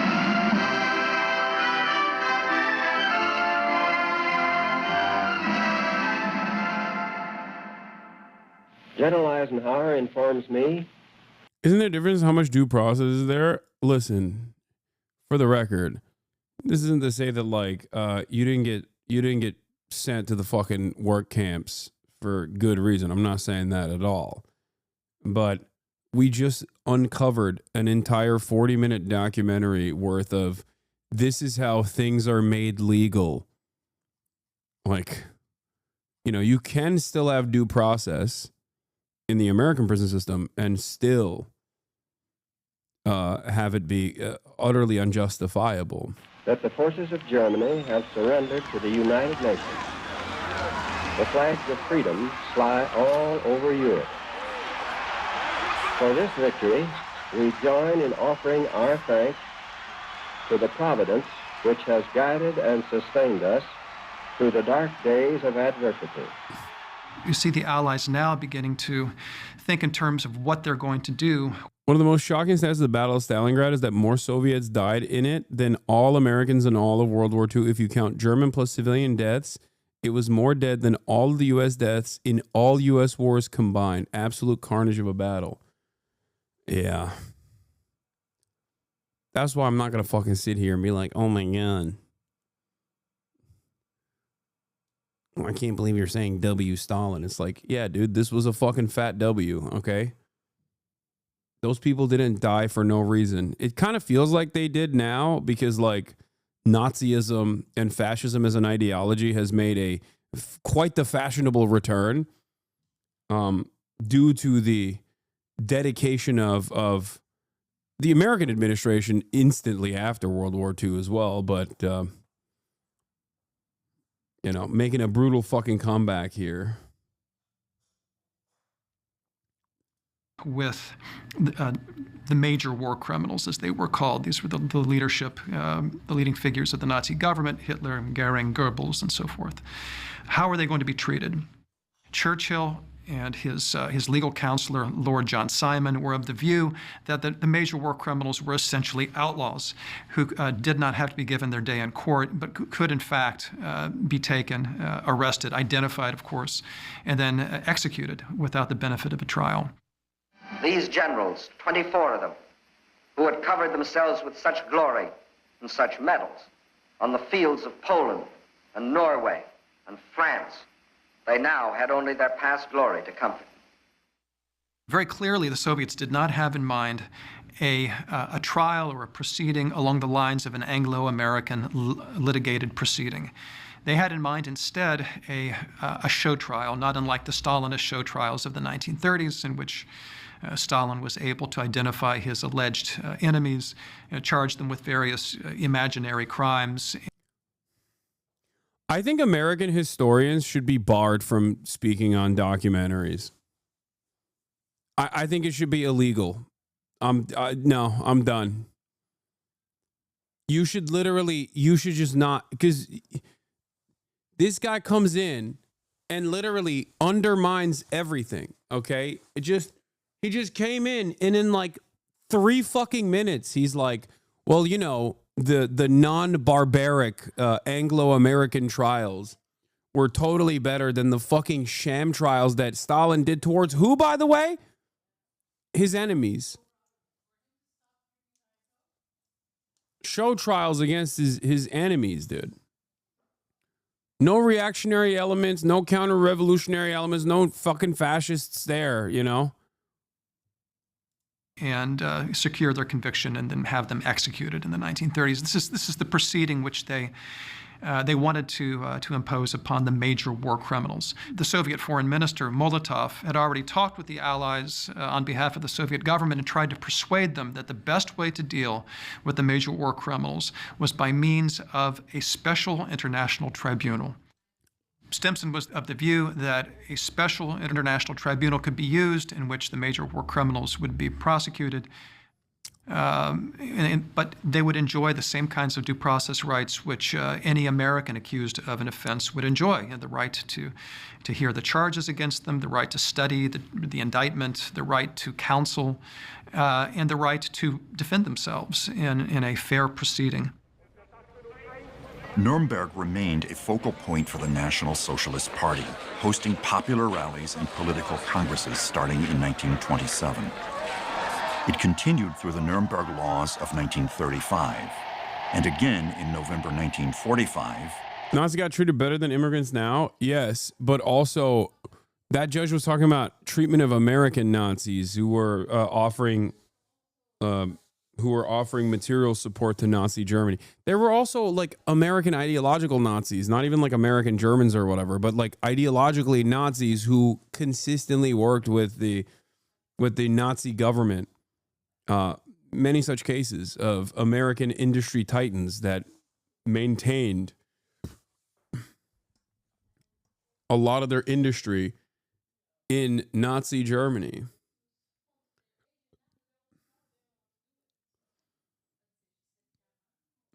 The focus was on Nuremberg, as the city became the seat of the International Military Tribunal to address war crimes and crimes against humanity.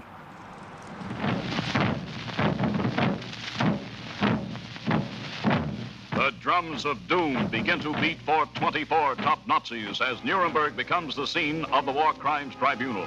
Do you think Republicans will try and ban guns? No, dude. Why would they? First of all, there are more guns than there are people in this country. And a lot of them are in the hands of like arsenal owners, and virtually all, like if you look at gun ownership, ideologically, if you look at gun ownership, they're either libs or they're fucking already loyal servants. Like they will participate in the brown shirts militia movements, and some of them do. That's why I always laugh whenever motherfuckers say like, yo, America couldn't be overturned as easy because everyone's armed to the gills, you know? My Second Amendment is there to protect the First. It's like, okay, I don't see you using your Second Amendment right now, bitch. Fuck you mean to protect the First? Yeah, these guys they just wanted to have, you know, their toys. That's it. They're murder toys. It has nothing to do with like standing up against a tyrannical dictatorship. I don't see nobody standing up right now. Among the ruins of this former shrine of Nazism, an ordinary jail houses its former big shots. Each has a solitary cell and is forbidden to talk during exercise. Under indictment are Opera Seitz Inquart, former Gauleiter of Holland. Yeah, the only time we've gotten like serious rollbacks with restrictions, gun regulations, is when black resistance groups, revolutionary black groups, have participated in what they previously thought was their right to demonstrate with arms. You know, famously, the Reagan case comes to mind when the Black Panthers marched on the California Capitol with their arms, and then shortly after, they were like, yeah, you can't do that anymore, actually. Striker, fanatical anti-Semite. Rudolf Hess, one-time adjutant of Hitler. And Hermann Goering. Rudolf Hess, also known as the guy who is in White Lotus Season 3. I can't get over that, dude. I can't get over the guy who fucking acted his goddamn face off in Zone of Interest is the German guy who's like the general manager of White Lotus Season 3, the hotel in Thailand. No spoilers? Aha, it's not a spoiler. The fuck are you talking about? It's not a spoiler. He's in the first episode. What?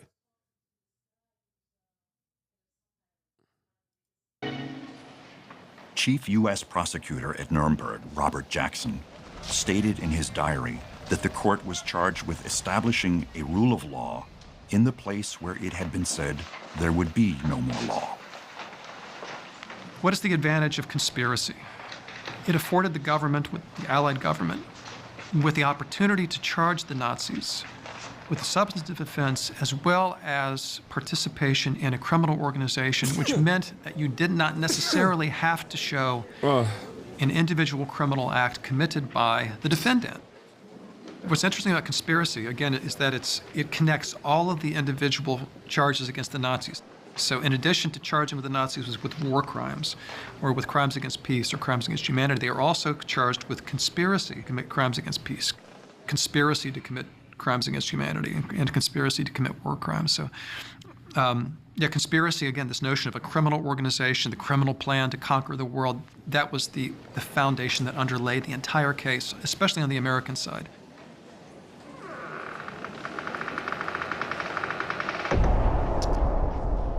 One after another, the prosecutors came forward to state the case against the criminals. The first to speak was Robert Jackson. In the prisoner's dock sit 20 odd, broken men, reproached by the humiliation of those they have led, almost as bitterly as by the desolation of those they have attacked. Their personal capacity for evil is forever past. It is hard now to perceive in these miserable men as captives the power by which, as Nazi leaders, they once dominated much of the world and terrified most of it. We will show them. Oh, Rudolf Hess and Rudolf Hess. My mistake. They were talking about Rudolf Hess, Deputy Führer, who tried to make a peace with Britain. Sorry, I was wrong. To be about the different Rudolf. Symbols of racial hatred, of terrorism and violence, and of the arrogance and cruelty of power. The Allies really learned of Nazi war crimes when the Nazis embarked on aggressive war. The core theory of... This is legalistic circle jerking. Yeah, left half of them get away because they were of value. You hung a few, and the remaining starting running orgs and other NGOs. All the same time, you would have North Korea where 2 million were killed. Vietnam and Laos up to 7 mil. 2 million in Algeria. Nobody cared about those European powers for doing what they did, let alone in Belgium and Congo, etc. The West will always be hypocrites. Yes. Yes. The power of white supremacist, Western supremacist attitude, Western chauvinism and white supremacy is an incredibly powerful glue that holds everything together. Whether people recognize it or not does not matter. Yeah.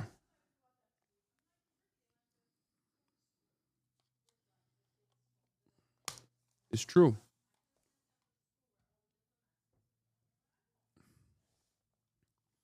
Western powers, I think, certainly did not feel too fearful of fascism and Nazis in general, considering how quickly they absorbed formative fascists and the remainders in all of Western Europe and started using them as a tool against the Soviets because they were terrified of the influence of socialism growing.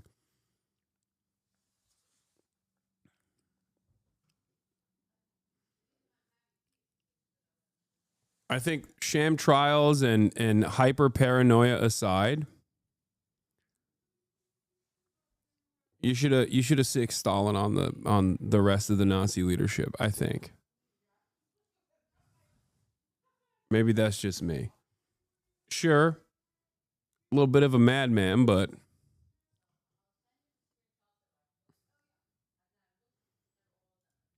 the Nuremberg prosecution is that the aggressive war itself was a crime. It's an overarching theory of criminality, and then within the war... Didn't help that Stalin was an authoritarian? What are you talking about? This has nothing to do with anything. Like, what are we talking about? We're acting like Western European leadership cares about fucking authoritarians, dude. Oh my God. Please stop. This is liberal nonsense, okay? It's fucking liberal nonsense. When has America not personally put their own authoritarian dictatorships in positions of power in other countries?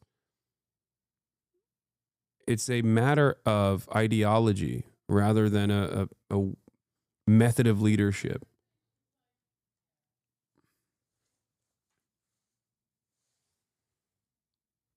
Yeah, they let Franco do his thing. They didn't give a fuck about that.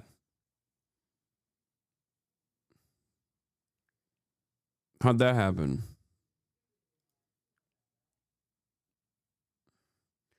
Why do you consistently advocate for Stalin? His actions, because we're talking about the one era where he's like categorically in the right. That's it. Like, that's it. This is the time frame where he is categorically correct. Okay? Straight up. It's the same reason behind why I'm not going to give Churchill too much smoke either. Like, if we're talking about Gallipoli, that's a different subject matter. But if we're talking about World War II, acting like Churchill was not categorically correct is delusional. Yeah, he also implemented famines. You know? Not a good dude in general. But if we're talking within the framework of World War II, he was on the right side. It's that simple.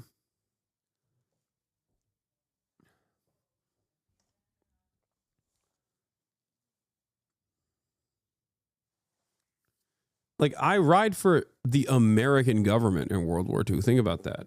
For easy company across the board. Those motherfuckers literally dropped 2 nukes on Japan, dude.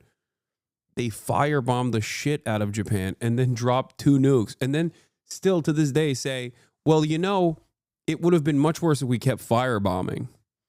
You know, a lot more people would have died if we just kept firebombing. And so the nuke was the peaceful option. Like, that's crazy. You are, like, having that attitude is you're like talking to a maniac.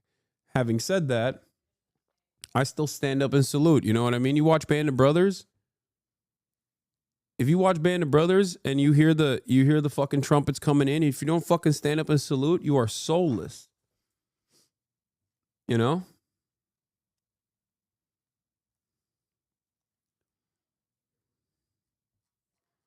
Hell yeah, baby. Why do you always have to give one of the liberals when you bring up Stalin? It's anti-intellectual and just bullshit, says Salty Soviet.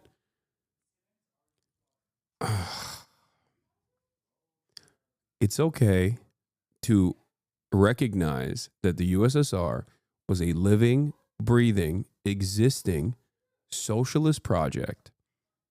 Okay? It's okay to recognize that. And it's okay to recognize that there were obviously issues as well.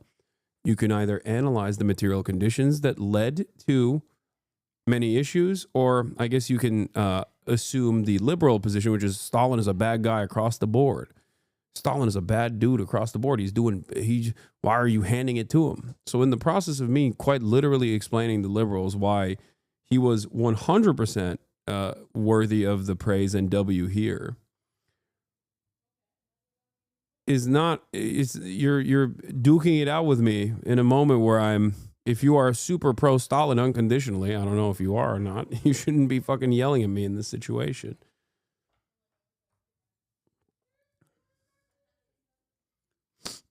There are battlefield war crimes, but really the from the time Germany went on the... did not achieve socialism. Okay, dude. Oh my God. Oh my God. Nothing is socialism. Socialism is when I decided socialism. Yes, these were transitional socialist states, okay? Collectivization, taking an agrarian, potato-eating society to one that was able to fucking go up against the United States of America and beat them to space. Yeah, let's not analyze that. Let's not analyze that with the appropriate language. Like, that's crazy. That's an insane thing to say. It's also ahistorical.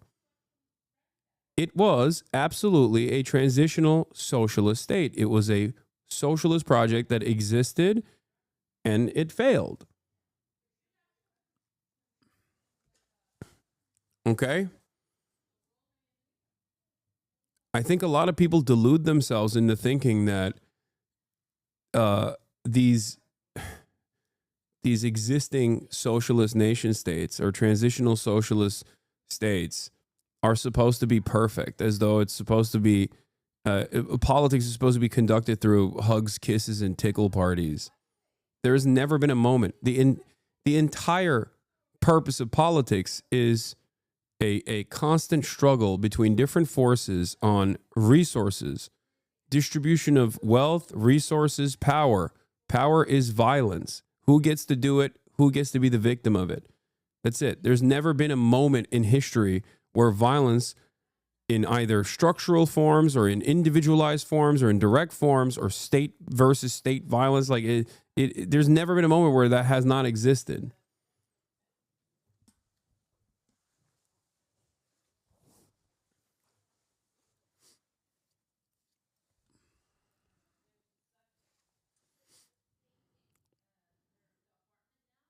Utopia must immediately materialize when the proletariat takes power. If it doesn't, then it really wasn't socialism. Yeah.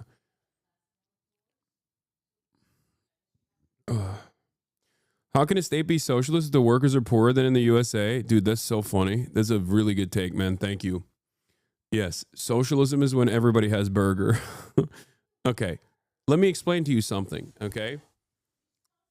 When 20 million people are fucking eradicated and your villages, towns are all reduced to rubble, almost directly after you have had a successful revolution against only a couple decades post having a successful revolution against a czarist imperial power, okay, and you have a fucking peasant society in front of you that has to rapidly industrialize without the bounties of colonialism, without the bounties of chattel slavery, okay, there's gonna be fucking issues. You have to look at where a country was or where, like what the material conditions were before socialism, or at least a transitional socialist state, and where they arrived, okay?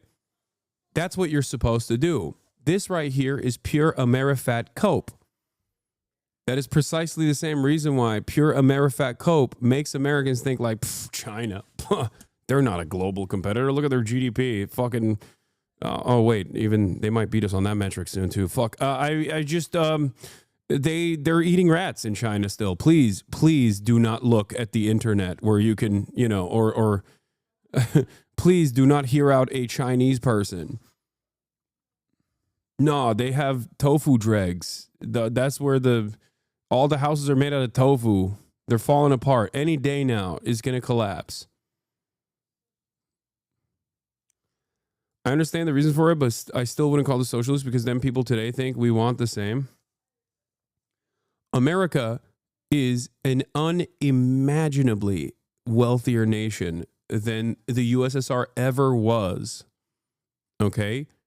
America, with all of its endless bounty, is nowhere near. If you let me take a breath and explain something to you. Okay? Remember what I just said about you're supposed to look at the material conditions before and after or during to see if society's improved or not. You also are supposed to look at the endless amount of wealth that a country has, its geopolitical condition, for example. When you look at America and the American project, if your metric of success is line goes up, GDP, then yeah, America's fucking great. It's awesome. It's the best. But clearly, if you live in the United States of America, you understand that the situation is fucking dire for the average American citizen, especially considering that our metric for wealth and our metric for riches is not necessarily universalized, but rather it's relative. It's relative to those who have against those who have not. So in that process, the American project has been a ginormous failure. A incredible failure. 600,000 homeless people in the wealthiest nation on the planet, the wealthiest, most powerful nation that has perhaps ever existed, that is able to dominate the rest of the planet with 800 fucking military bases. And there are 600,000 people that have to sleep outside tonight. Like, what are you talking about? That's a fucking failure. That's the biggest L of all time. That's my issue. We delude ourselves into thinking like, oh, these other metrics of success that we have designed for ourselves showcase how wonderful, how amazing, how bountiful this project has been. Yeah, not for you, motherfucker. It's the same principle behind freedom. People will be like, oh, people are starving in Europe, or people are much poorer in Europe overall. Okay.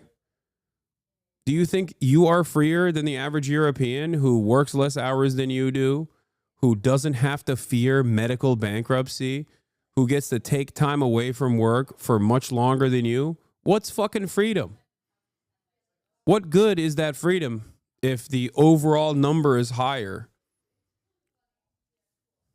Yeah.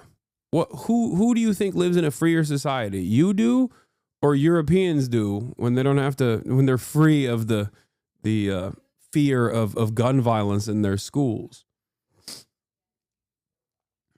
Yeah, Michael Parenti. In the 3 decades after the Bolshevik Revolution, the Soviets made industrial advances equal to what capitalism took a century to accomplish. This is objectively correct. You can say Michael Parenti is reductive, but this is true. The Soviets made industrial advances equal to what capitalism took a century to accomplish through slavery and imperialism, for the record.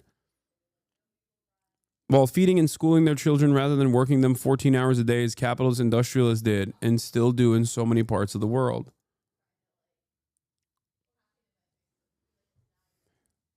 To remind the chat, the wealth distribution prior to the 1917 Russian Revolution was close to 99-1, as in the noble class held 99% of all wealth in Russia. The fact that the USSR modernized and became a legitimate competitor to the US is nothing short of a miracle. Exactly. Look, you know, it's fine. It's perfectly understandable to criticize Stalin, as is perfectly understandable to criticize every leader, both historical and in modern society. But to deny the unimaginable advancements that the USSR was able to accomplish, given its starting point, is psychotic. It's ahistorical. It's ridiculous. It's liberal cope. It's pure Western chauvinist liberal cope. And it's the exact same kind of liberal cope that makes many Americans deny the reality of China. It's just like, if you close your eyes to it and constantly envision that these are fucking scary, barbaric monsters that don't know what the fuck they're doing, maybe it'll become real one day. It's such an undeniable reality that even neoliberals like Ezra Klein recognize it. Ezra Klein in his book openly mentions China was able to lay down thousands of miles of high-speed rail in the time frame that California couldn't even put down 10 miles, dude. China was able to create a fucking complex network of high-speed rail all across this massive country. It's like almost the size of a goddamn continent in the same time frame that America couldn't even fucking put down a couple lines of high-speed rail. California also, exactly, is the 5th largest economy in the world, by the way. How the fuck? California as a state alone is the 5th largest economy in the world. Tell me how the fuck that's possible. Whoa, there, you're flying off the handle. You don't need to overreact like that. What? I haven't said anything.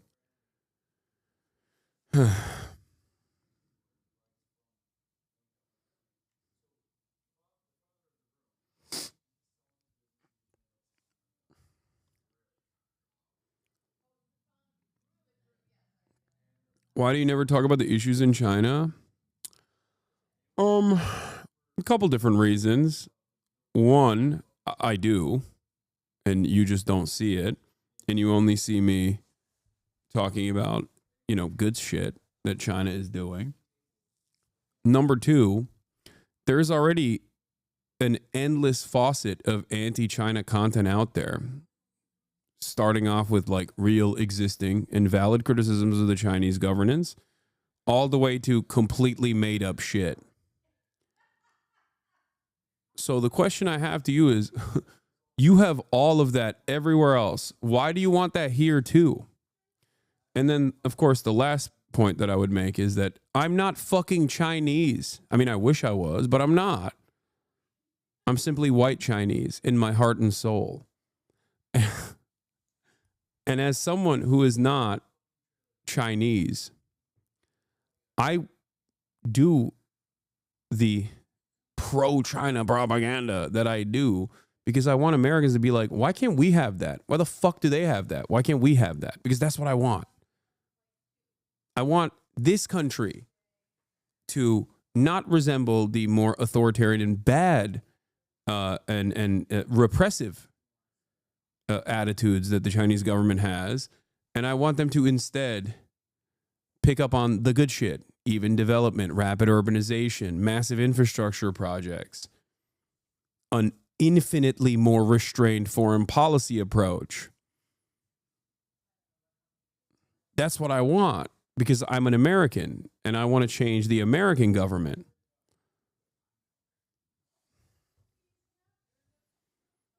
They expect you to talk about every new country's news when in reality you can't. Yeah. I want to hear you criticize China because you aren't coming from an ahistorical or Orientalist viewpoint and can be trusted to actually be fair to them. I have. Many times over. I just did just now when I said I don't want America to engage in social repression in the way that the Chinese government has historically.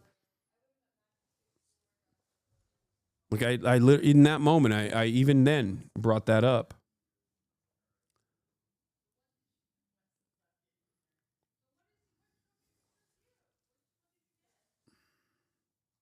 Let's continue with this March document. In 1939 into Poland, there was Allied thinking, particularly American and British thinking, that this was illegal, it violated treaties, it was criminal. Raphael Lemkin provided Jackson with the foundation for this international law, establishing a paradigm for prosecution of war. How about you go to China, man? Yeah, this is the thing. I want the American government to do, if we're going to do repression and black bagging operations, I don't want it to be against fucking random students who wrote like a newspaper article about Israel being bad and wrong. Okay. I want them to do that to like the Jack Ma's of America. Okay. Why the fuck can't we have that? You know? Yeah. Do a little bit of rehabilitation to the fucking billionaires for once. Jesus Christ. Crimes. Based upon his research of the massacres of more than 1 million Armenians by the Ottoman Turks, Lemkin created the hybrid word genocide.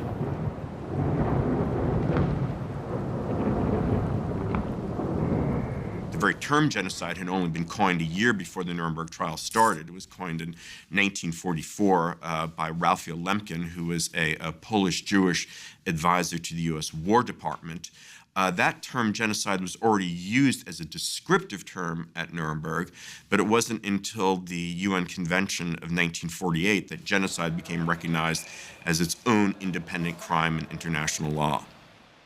In an incremental way, expanding from Germany into the East and occupied nations, Nazi perpetration is a visible thing.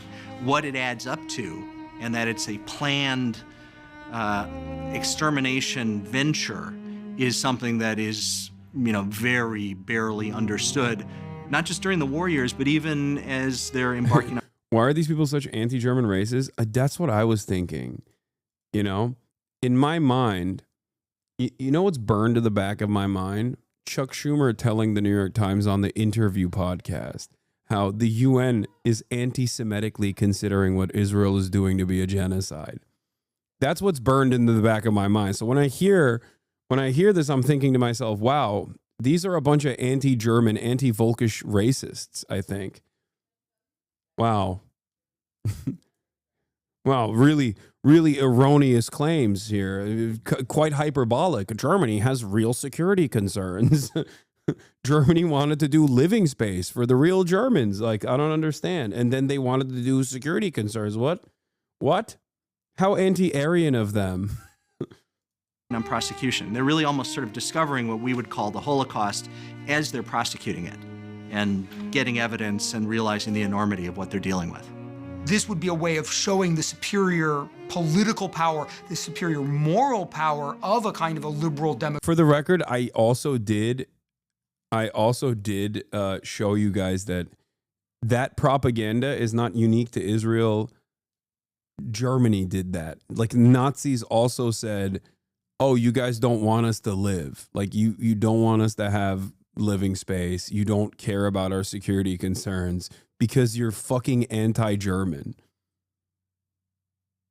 So nothing is new here. Fascists love fascists love recycling the same exact propaganda, if not the same exact terms. Democratic regime, right? So by not pursuing a purely political strategy with respect to the Nazis, but by giving them a fair trial, it was a way of saying, we're going to give you the chance you never gave your enemies, and it's going to show that we're stronger and that this is a better path for the future. So it was kind of, there was a moral argument for it, but there was also a very profound kind of political argument that this would be a more effective tool for preserving the peace going forward. The Allies chose to take the moral high ground by providing fair trials. 22 high-ranking Nazi leaders were put on trial for crimes against humanity and crimes against the peace. The historic Nuremberg courtroom 600 is still used for trials today. The Nazis committed astonishing... It's just like this Lemkin guy...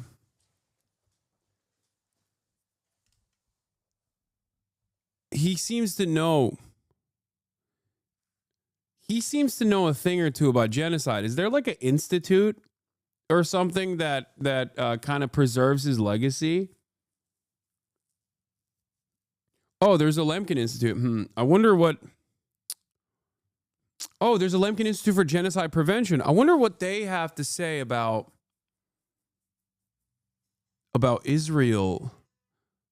Statement on why we called the Israeli attack on Gaza genocide by the Lemkin Institute from December 29th, 2023. Wow, a bunch of fucking anti-Semites at the Lemkin Institute of Genocide Prevention. Damn, that's crazy. What? No way.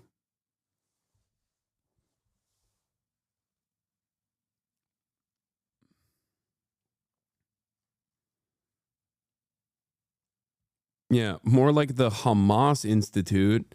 Freaking got them. European Jews also came to the test, or at the very least held grudges against Americans and their American Jewish counterparts because they felt that they didn't implore the American government to do more to save them, including the fact that America still had a quota immigration system. This morality argument is completely ahistorical. Yeah, I know. Yeah, I mean, we famously fucking turned over boats.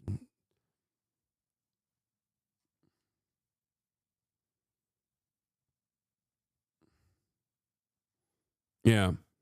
Chuck Schumer's like,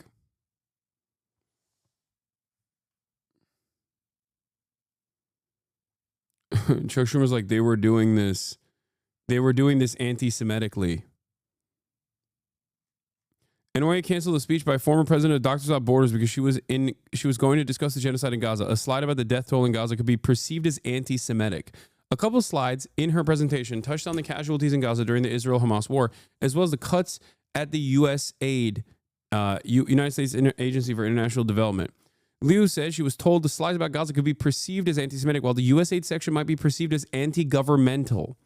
Liu, who was already in New York when she got the call, offered to make edits to those slides, but then 3 hours later, after some deliberation, she said the university apologized and said she had to cancel. I was stunned.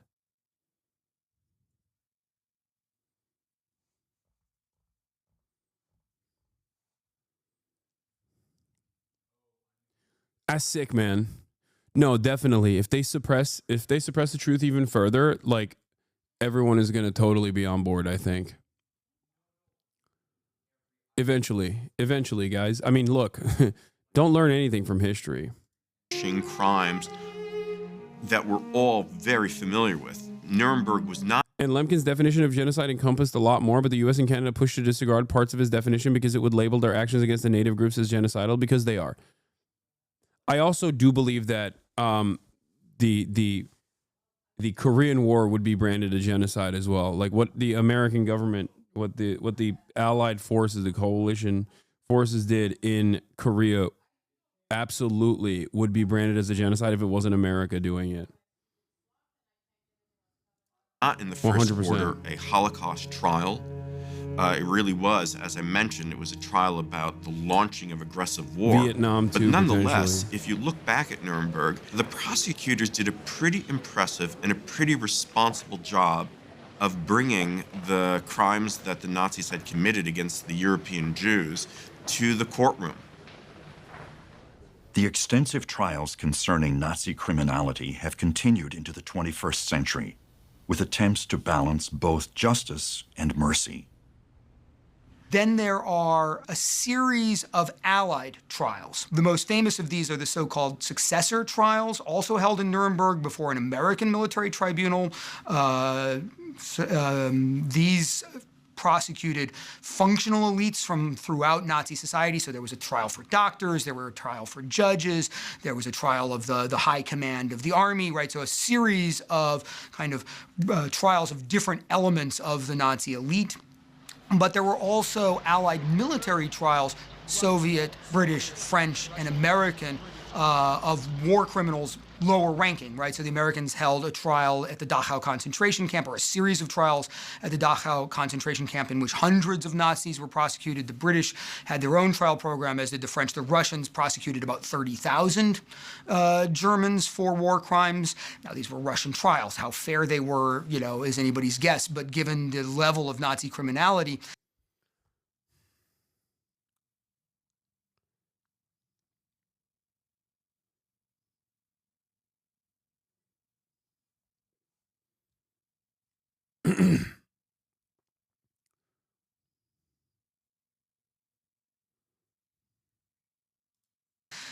I always say it's a little bit like shooting fish in a barrel. Even the Russians managed to find a lot of guilty people in that context.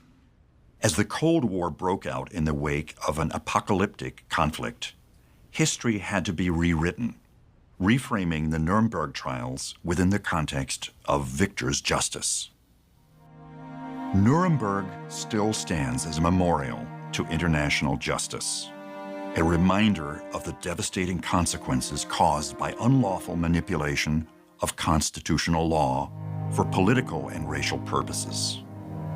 The criminal leaders of the Third Reich forced humanity. This is what history class is like in American high school. Is crazy. Bro, they went out of their fucking way. They went out of their way to just like dookie on the Soviets. Like they either did not mention their presence at all, or when they did, they were like, yeah, they were too brutal to the Nazis. This is like fucked up. They have no care for the rule of law. Unlike us Anglos, you know, we are cut from a different cloth, you know? That's no wonder Americans fucking have no idea what the fuck happened. No wonder Americans have no idea. Wait, what? What happened during World War II is crazy. Or in the aftermath of World War II. No one, oh, God damn it. Our education is so messed up. It's so bad. Time step, one thing not mentioned. A group of businessmen, including the former president of the Reichsbank, Hjalmar Schacht, wrote to Hindenburg, arguing that Hitler must get the chancellorship for the good of Germany. Sie müssen mal Deutschlands You have to consider allgemeine Germany's general Situation situation between 1930 and 1933. betrachten. Und wenn jetzt ein Mann arbeitslos wurde in der Johannes Zahn, economist und Banker, since 1931. Zeit, dann blieb nur An unemployed man either joins a communist entweder Kommunist oder or he wurde became a SA-Mann.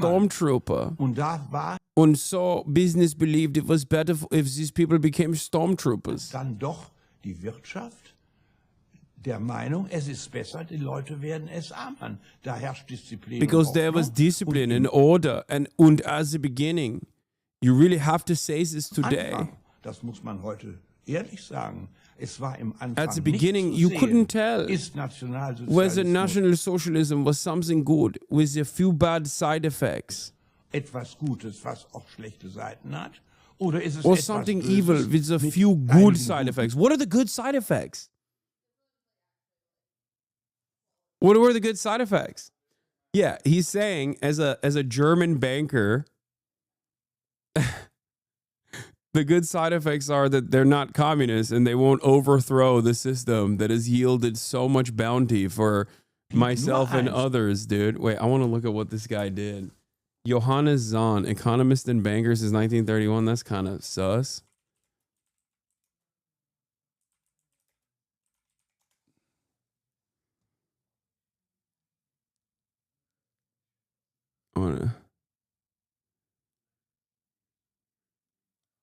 Why is this not coming up?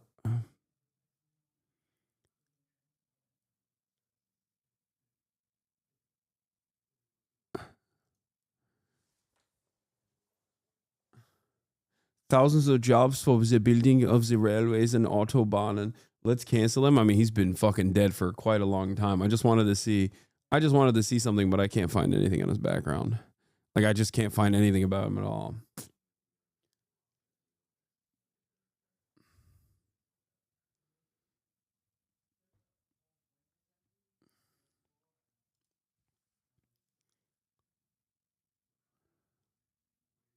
He was a Protestant. He's doing the banking as a legal clerk at the Central Association of the Banking.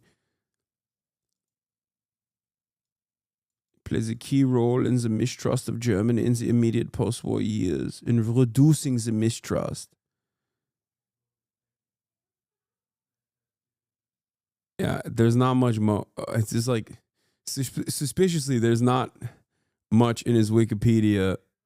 I mean, I guess he was a lawyer in 1935 in Berlin. At the same time, he was a managing director of the German Institute for Banking Science and Banking from 1935 to 1937. Subsequently, from 1937, he served as a legal counsel, authorized signatory, and later as a department director of the Reichskreditgesellschaft AG. No, I'm looking at the German article. This is the German Wikipedia one. During the Second World War, he serves as a Wehrmacht. Oh, yeah, okay. From 1939 to the 45. From the 1940 to 43, he was an administrator for the English and American banks in Belgium. In 1946, he joined the C.G. Trinkhaus Bank in Düsseldorf as a banker. The following year, he became the co-owner of the bank.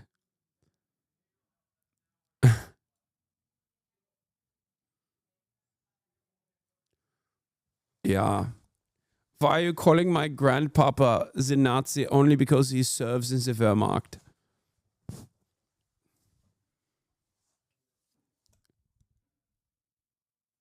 He was just a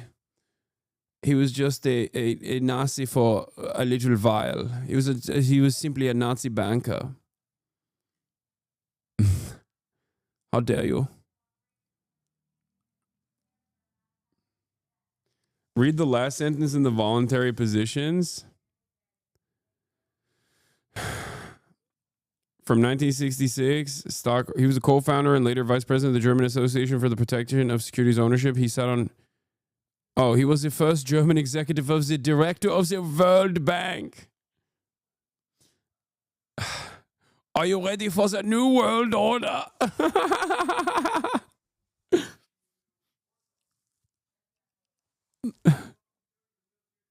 The World Bank, yeah.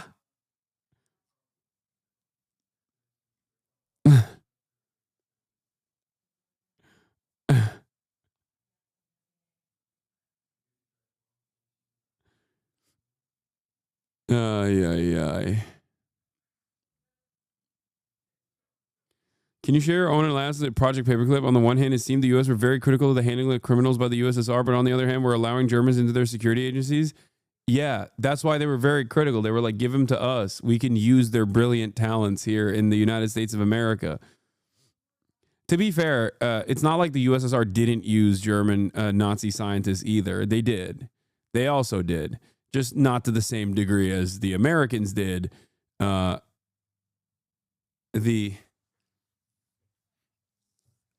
Americans also, after World War II, after, a couple years had passed, I would say that they very actively worked to undermine democracy in Western Europe by pushing Nazis to do terror and fascists all around to do terror in Europe in the same time frame where they were developing NATO. I'm not going to watch Dr. Mike versus 20 anti-vaxxers. You're out of your freaking mind. Over 200 Tesla protests are planned this weekend. I have yet to meet a single person that has protested a Tesla. I don't know how the fuck people are protesting Teslas. Seems funny, but okay, let's watch. A clash with counter-protesters when a man was hit by To the protests against billionaire Tesla founder Elon Musk over his role in those massive federal job cuts. More demonstrations expected today at Tesla facilities across the country. ABC's Morgan Norwood is here with more. Morgan, good morning. Good morning to you, Whit. And while most of yesterday's demonstrations were peaceful, overnight police in Idaho say one protest turned violent during a clash with counter-protesters when a man was hit by a car. And this morning, we know one person is in custody, that incident under investigation. And all of this as more demonstrators head back to the picket lines today. This morning, the pressure is mounting as activists in cities across the world prepare to take to the picket lines for day 2 of the so-called Tesla takedown, calling for a boycott of Tesla and an end to CEO Elon Musk's role in those sweeping federal layoffs. Tell me what democracy looks like. This is what democracy looks like. From New York to London, demonstrators say they're just getting started. I've been coming here every weekend and we'll continue to come every weekend until something happens. The movement saw demonstrations at more than 200 Tesla dealerships across the globe Saturday, with activists claiming that Musk's EV fortune helped him become the gatekeeper of DOGE, the controversial Department of Government Efficiency, tasked by President Trump with making drastic cuts to critical public sector jobs. He's cutting these jobs, he's cutting these programs that people need. In New York, demonstrators filling the streets outside of a Tesla dealership, smashing toy Teslas and carrying a symbolic DOGE graveyard with mock tombstones for agencies on the chopping block. Dozens of demonstrators surrounding this Tesla dealership here in New York City. NYPD also on hand to ensure these demonstrations don't get out of control. The protest comes as the FBI launches a task force to investigate coordinated attacks of property damage targeted at Tesla. Vandalism reports ramping up in recent weeks. Musk warning the Trump administration will step in. And with that said, President Trump is warning that Tesla vandals could face up to 20 years behind bars, possibly in El Salvador. Janae? All right, Morgan, thank you for that. In Gaza, today marked the start of Eid, another day of Israeli strikes, the latest on a tented encampment in Khan Yunis. The injured brought to Al Nasser Hospital, where staff said 16 were killed, among them 9 children and 3 women. In the morgue, 2 sisters dressed for the festival lay next to each other, joined by their younger brother, and then their mother. We were waiting for them to come visit this Eid, but they died in their Eid clothes. Why did they do this to us? As the dead were buried, across the city, Eid prayers, a day typically marked with vibrant colour and children's gifts, suffused instead with grief and fear. Animals, dude. Animals.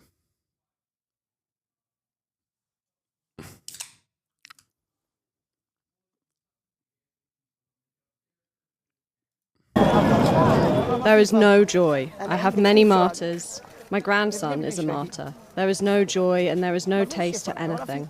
As you can see, even when we pray, we feel afraid and there are aircraft overhead. The Israeli military released images of what it said were strikes on terrorist infrastructure as it announced an expanded ground operation in the far south. The Prime Minister vowing to crush Hamas further in order to free Israeli hostages. It's interesting that we just watched, 3 hours of Nazi documentaries, and then we go back to the living, breathing, current, modern example of Nazi activity.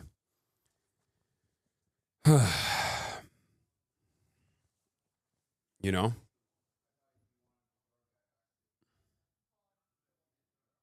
This is it. It doesn't have to be the exact same. It doesn't have to be Auschwitz-style concentration camps where they've mechanized death. You can do it like this, in real time, in broad daylight, live streaming the Holocaust. crazy. So if you wonder, you know, how could regular Germans turn a blind eye to all of these atrocities, look no further than this. I guess ironically, regular Germans turn a blind eye to these atrocities as well right now, but that's a different point, I guess. Hostages, 24 of whom are believed still to be alive. He says Israel is engaging in ceasefire talks, but the final destination is non-negotiable. Yeah, Benjamin Netanyahu's recent points on the matter is basically, no, we're going to keep pummeling. We're going to keep doing everything we possibly can. And the reason why we're doing that is because Trump gave us the go-ahead. We're going to make it unlivable to be in Gaza. So those who do remain, those who do survive our Holocaust will be forced out of Gaza by force. Hamas will disarm. Its leaders will be allowed to leave. We will ensure general security in the Gaza Strip and allow the implementation of the Trump plan, the voluntary immigration plan. Tel Aviv last night, protesters instead demanding a deal that ends the war and brings the hostages home. A poll on Friday suggested 69% of Israelis agree. Hamas says it's accepted a new Egyptian-Qatari proposal for a ceasefire that would see 5 Israeli hostages released per week, but it rejects Israel's longer-term demands. There will be no displacement or deportation. As for the weapons of the resistance, they are a red line and are linked to the existence of the occupation and the establishment of the independent Palestinian state.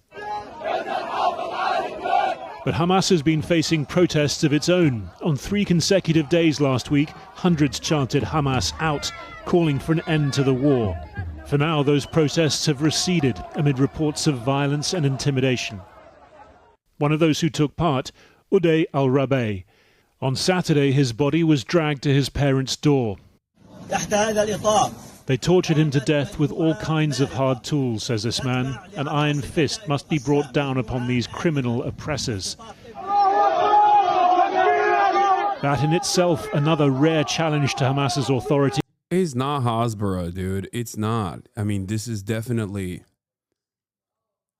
this is definitely physical political repression for people who are protesting against Hamas and protesting against Hamas in a way where they feel like is in collaboration with the Israeli state. This is ironically what Mohammed was fearful of. Mohammed Shahada's analysis on the matter, he's Palestinian, was that eventually, because Israel is also goading and saying like you have to do these if you want to survive, that it automatically changes the dynamic away from real popular mobilization against the political development of Hamas into or desperate acts where people because of their political disagreements or because they truly believe that like Hamas is responsible for the death and destruction, even though it's not, it's Israel. Let's be fucking real. Will turn into will be branded as like pro-Israeli activity internally inside of Gaza. It does not shock me even a little bit that a lot of the mainstream outlets that refuse to talk about the pro-rape riots inside of Israel, that didn't talk about the 49 pages of hardline evidence of Israel using rape as a weapon of war during its genocide in Gaza, I've been laser focused on these protests, even though the protests overall were the protests that have taken place so far have broadly been about not Hamas, but instead Israel doing untold amounts of violence to the Palestinian population.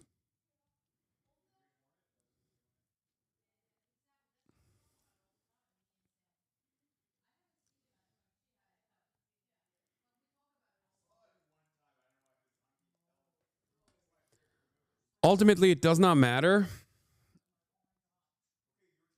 what the Palestinian population says. Because even if they were to change leadership, which, by the way, Hamas is not against, even if they were to change leadership, it's not like Israel is stopping its exterminationist policies. The notion that this is actually the notion that Israel is bombing Gaza because of Hamas is stupid. That's not the case. Israel simply wants to occupy these territories. Israel will not stop occupying these territories. That's it. It's that simple. This is not a simple political disagreement. After all, look no further than what has taken place in the West Bank if you want to understand what happens when there is no Hamas. Ironically enough, when you look at the West Bank and the popularity of the Palestinian Authority, Hamas, as a direct contrast, is one, significantly more popular than the Palestinian Authority in the West Bank. But then again, Hamas is less popular in Gaza than it is in the West Bank, something that I've mentioned time and time again. However, Hamas inside of Gaza is still infinitely more popular than the Palestinian Authority is inside of the West Bank. And there's a reason for that. These people that are protesting against Hamas are not protesting against the resistance, for the record. They're not protesting against people resisting. They're protesting against Hamas directly, the ones that do. But ultimately, all Palestinians are united under the same banner, unless they're like directly a Zionist op or simply someone who is motivated for personal political gains. Maybe they're Fatah, maybe they want to fucking join the PA or whatever. But why are you putting words in their mouths? You literally know nothing. What? What are you talking about? I'm not denying that there is discontent towards Hamas in the Gaza Strip. I'm not putting words in their mouth at all. I mean, the notion, who told you that? The Palestinians I talk to, the Palestinians I read, they're online. The Palestinians in Gaza, the Palestinians from Gaza that have escaped Gaza. My bad. I should have just listened to Channel 4 or Times of Israel instead.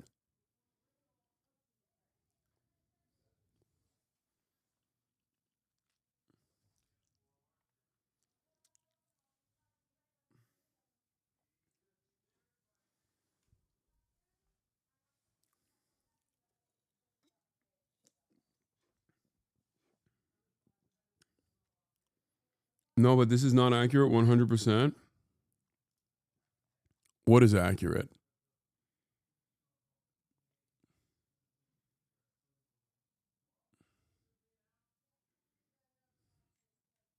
What is inaccurate?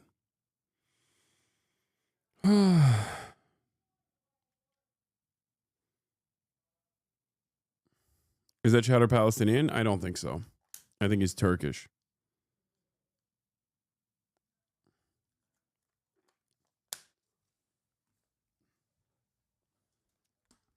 He's going to go nuts about this? I don't give a fuck. Fuck Ethan. His family says the killers were affiliated to the group's military wing and they're demanding retribution. Well, I've been speaking. Yeah, Abu Bakr Abed is another example. Just to make it clear, only Israel is behind my suffering. Israel's destroyed, bombed, killed, and starved Gaza. Only Israel. Israel's the root of my pain. Israel's the generator of our catastrophe. Only Israel. And the protests themselves across the board, even the most rigid, even that dude who was in the Atlantic Council, the one that, ironically enough, Ethan, or even fucking, well, John Aziz is even worse than that other dude, but like most people that are directly antagonistic against Hamas, who basically talk about how it's actually not Israel that is the fault here, but it's actually Hamas that's the fault here. And they're of Palestinian background, by the way. Those people still say the number one condition is the end of the occupation.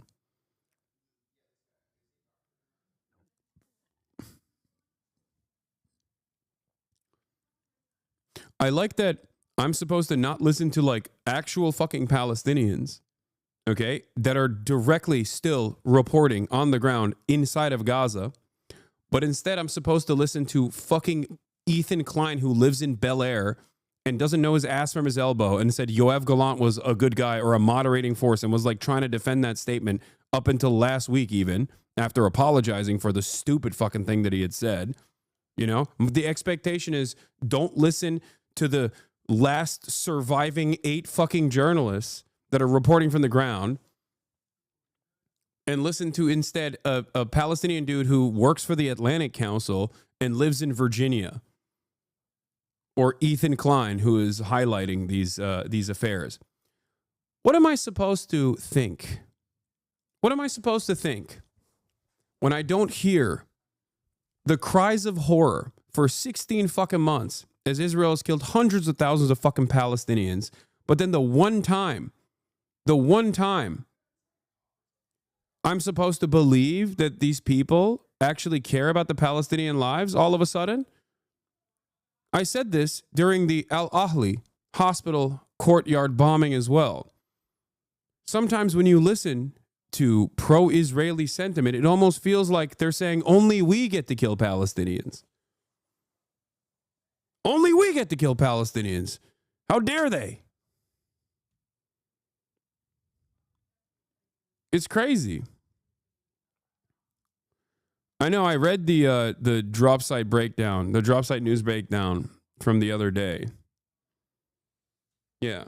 It's crazy how this works. Anti-Hamas protests made its way to the fucking Joe Rogan Experience. People that are otherwise like very silent for months and months, radio silence, months and months for Israeli genocide, all of a sudden now are like, yeah, we got to hear from the fucking pro-Palestinian voices. It's not to say that these voices should not be heard, mind you, but there's still a fucking ongoing genocide. Like, what are we talking about? I don't have any allegiance to the domestic politics of Hamas. I don't have any allegiance to Hamas in general, beyond the fact that I believe unconditionally that the Palestinian population has a right to autonomy, a right to sovereignty, a right to live free of the Israeli occupation. Okay? I don't care what the fuck people call themselves in the process of that. I don't care what kind of political formations occur in that process. I believe that Palestinians have a right to emancipation. I want Palestinians to be able to have a fucking free election. If they choose Hamas, then they choose Hamas. If they don't choose Hamas, they choose someone else in that process. Great. It's not up to me. It's very weird that many Americans cannot comprehend this. They can't understand it. So yeah, excuse me if I, don't really care about the opinion of a person who said Hamas is putting children under hospitals and command centers under hospitals to justify Israel bombing every fucking hospital in the Gaza Strip. Get the fuck out of here, dude. Get the fuck out of here. Yeah, yeah. Ethan definitely cares about Palestinian autonomy.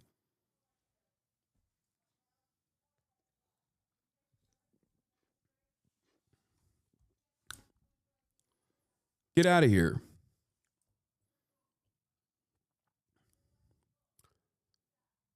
There's already an example of no Hamas. And Israel certainly doesn't treat them all too great. It's the West Bank.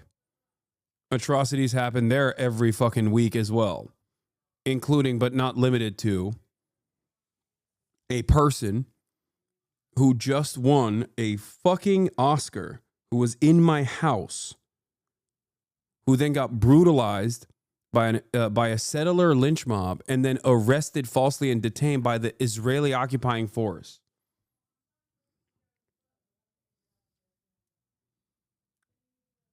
You think they would stop hiding Hamas under hospitals after they blew up the 5th hospital within a month? Yeah, it almost feels crazy that like they just keep moving on to the next hospital, I guess, over and over again. And then you ask the Western Doctors Without Borders doctors if they are hiding under the hospitals, and they're like, no, they're not actually. But I guess those guys are Hamas sympathizers too. Everyone is lying, except for those who defend Israel Israel, the Israeli state itself.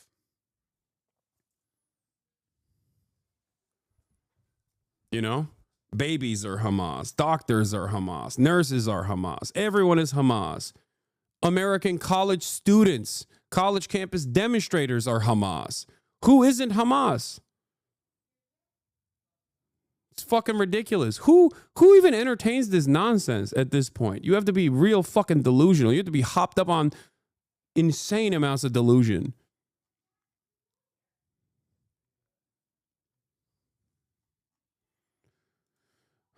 Ridiculous.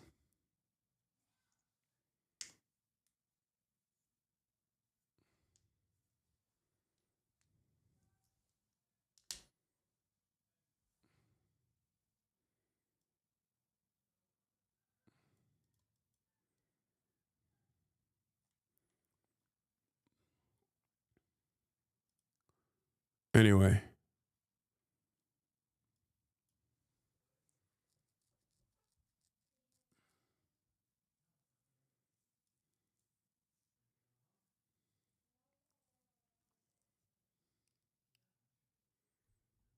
I think that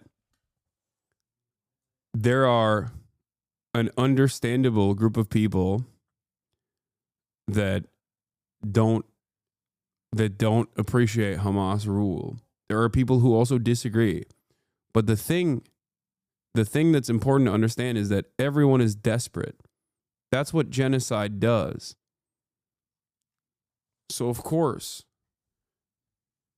people in their moment of desperation are going to be like, yeah, no, we hope that if Hamas is dissolved immediately, then potentially Israel will stop killing us. Israel will not stop killing Palestinians, whether Hamas exists or not. And that's reflected by the sentiment that you hear from Israelis that won't even entertain the anti-Hamas protests. Like, some get their notes and understand that, like, you gotta make it seem like you care about these Palestinians. There are some who do that, many of them in the Western world in general. But you look at the Israeli accounts in fucking in Israel, and you hit the fucking translate from Hebrew button, and you get a very different reflection of reality there, where they're like, none of them are saying release the hostages right now. We should kill all of them. These tricks won't work on us. Considering that the Israeli government has continued bombing all of these places, regardless of these protests, I think it's pretty obvious which side the Israeli war coalition is leaning on.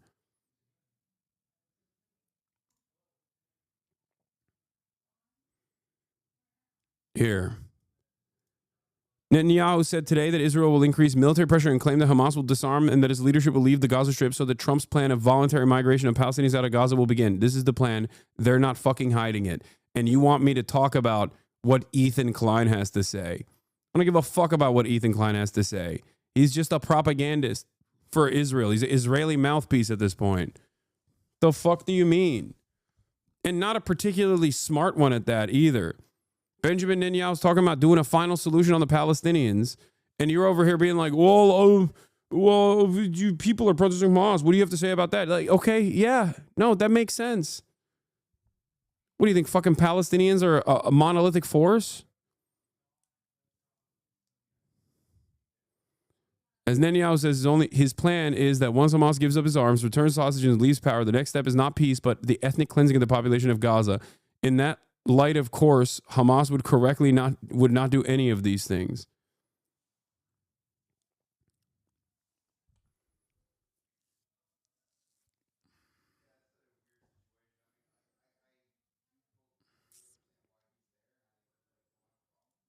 Clip from the West Bank, we're no accosted Arabs. by a member of the outpost security team. One picture, dear Balak. I'm crazy, okay? Soldiers are on the scene too. We're prevented from filming and are marched off the site. Let me just explain to you why we were here. Okay. To our land?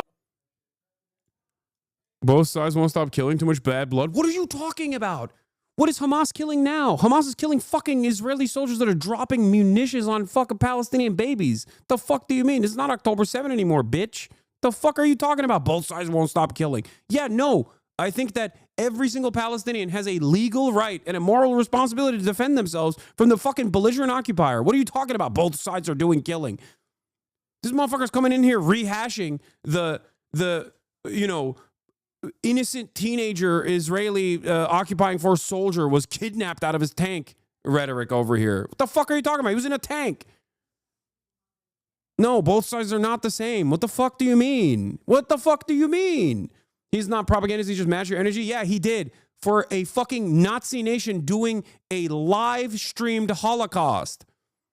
Yes, I'm doing propaganda for a population that is being ethnically cleansed in broad fucking daylight and trying to get dumb fuck American pigs to recognize their humanity. He's doing propaganda for a fucking Nazi nation doing the live stream Holocaust. Do you think both sides are the same? Are you fucking stupid? Were the Jews in the Warsaw Ghetto on the same moral playing field as the fucking Nazis? Are you stupid? Jesus Christ. Wake the fuck up, dude. There is no both sides in this situation.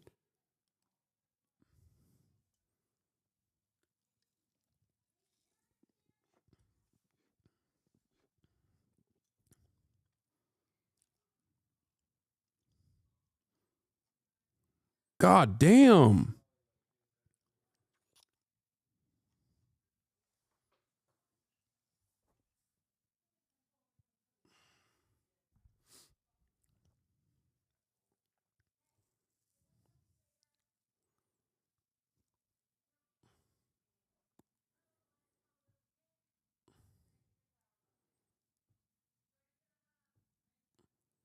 Why the fuck do we, why? Why do we talk about anything?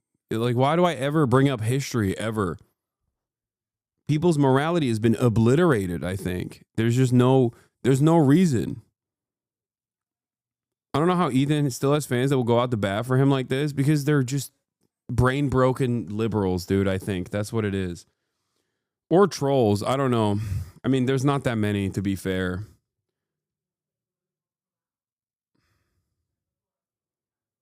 Like, guys, can we talk about both sides? Both sides in this process, please? You know, the one side that has unlimited munitions from the most powerful state on the fucking planet, and they're dumping those munitions on babies, on children. Okay? Like October 7 is horrifying. And yet it is a fraction of what Israel has done since October 7 and before October 7. It is a fucking fraction. Like, what do you want me to do? I care about human beings on every side.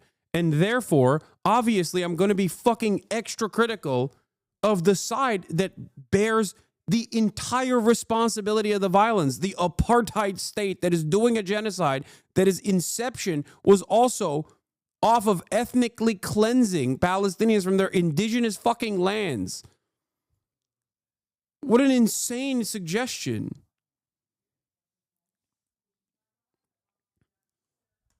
Israel does a metric ton more October 7s.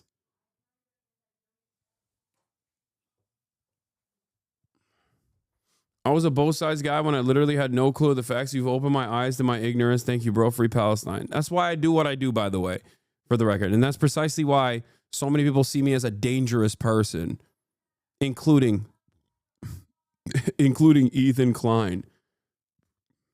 Opening up people's eyes to the reality that there are no both sides in a fucking genocide is really dangerous. Much more dangerous than the actual fucking anti-Semites out there. Seemingly. Considering he only fucking talks about me. Dumb fuck. Lol, you're not dangerous, you're just a douche. Okay.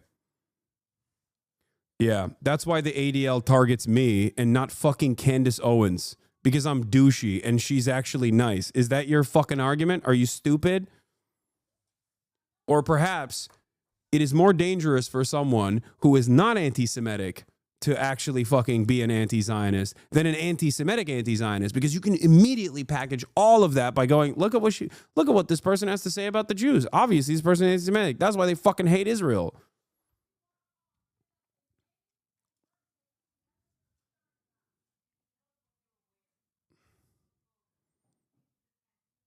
Brother, I'm kidding. Okay, funny joke, man.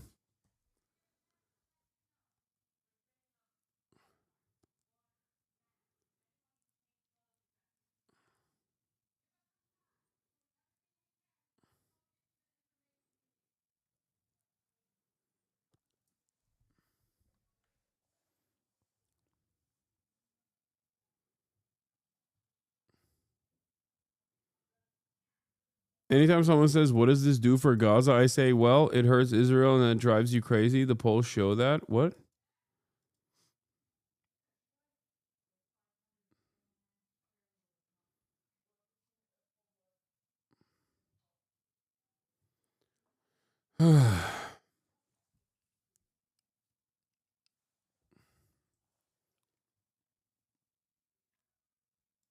To Antoine Renard, Palestine director for the World Food Programme, who joined me from Deir al-Balah in central Gaza. I asked him what the situation was like after Israel began bombing the enclave again. What you face is real food scarcity.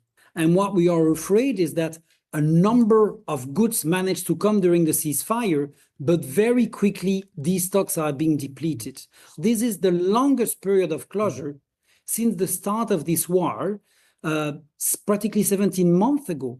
So the challenge that we look forward, we have perhaps 1 to 2 days to continue to support 19 bakeries. We have provided our last food parcels to population. It will last for a week. So that's really the fear currently in Gaza. But there is a real prospect that this blockade of aid on Gaza goes on indefinitely. There's no end in sight. And that's exactly why we need to continue to plead. So we do end this closure, that aid needs to enter into Gaza. That's why it's so important that for your viewers, for us in terms of United Nations and from the World Food Programme, we are raising the fact that we are running short of food, that the situation could again be dire, and then we face again. H3 was self-destruct with an open chat. Appreciate that you let opposing voices in. Yeah, I know. And it's so funny because he'll like clip those opposing moments to be like, see? It's like, bro, fucking open up your chat to every single person, not even just members. You can't even fucking handle members half the time. Well, I guess now he doesn't have to worry about that because he's already banned most of his paying members that now despise him for his fucking unlimited pro-Israel propaganda. What is the final conclusion of people like that Hamas is bad for Palestinians, so the genocide is justified or to be expected, or that we can't criticize Israel until Hamas is gone? It makes no sense. Yeah, I don't know. I don't know. Like, I guess it's just anything that advances the cause that there's like instability amongst the Palestinian population and they're not united on Hamas is a cowardly way to try to say like what Israel is doing is bad, but kind of justified. You know what I mean? That's what it is. It's also this notion that like there's always a finger pointing like these guys actually love Hamas, but see, look at these Palestinians, they hate Hamas. Hassan doesn't care about Gazans. If he did, he would care about these Gazans, which I do. I do care about those Gazans as well as all Gazans, as well as all Palestinians.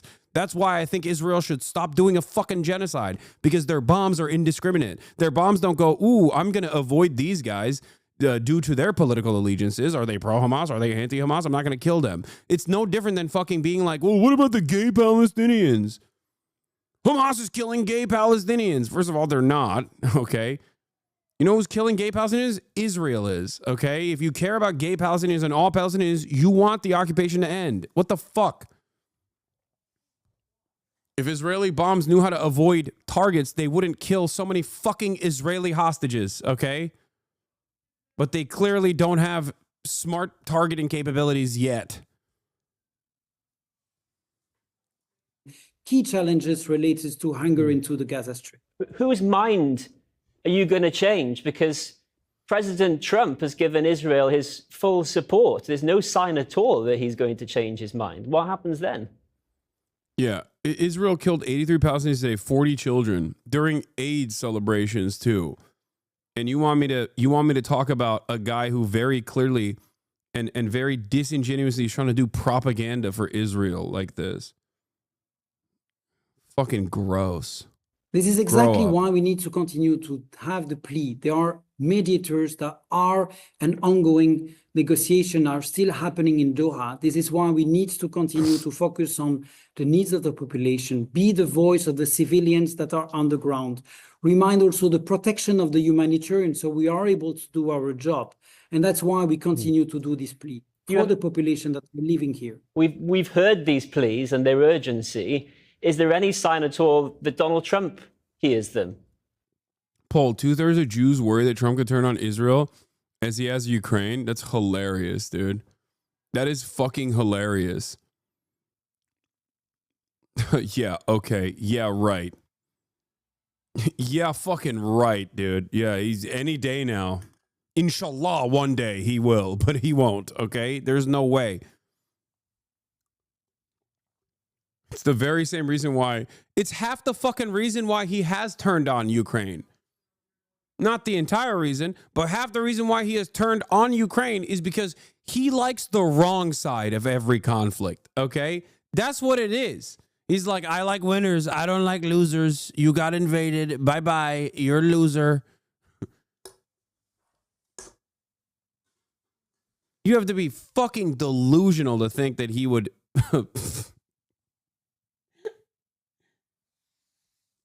Trump entertains one of the most autistic people on the planet with regular frequency, despite his distaste for all of his actions, because that man has given him $250 million. Miriam Adelson has given $100 million to Donald Trump. Sheldon gave another 100 when he was alive. If you think that Donald Trump is just going to cast aside his allegiances when he is pay for play through and fucking through, you are out of your goddamn mind, okay?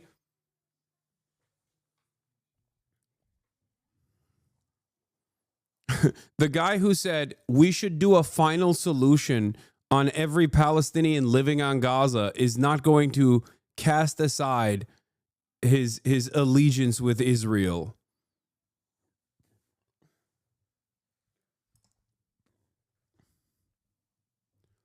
It is delusion. I wish he would do that. I wish he wouldn't turn on Ukraine and would turn on Israel. What are we talking about? The fuck?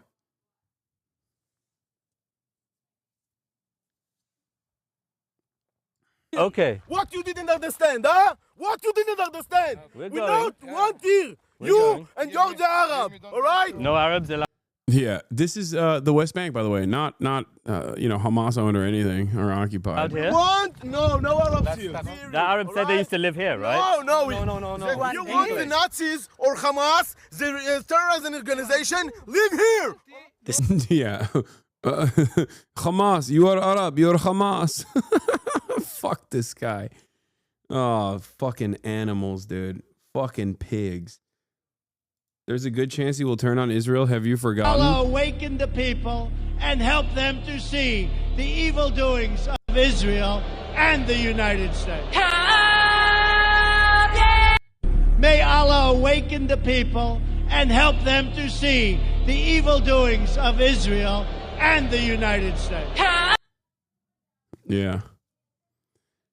Yeah, he's gonna do that any day now, dude. Trust.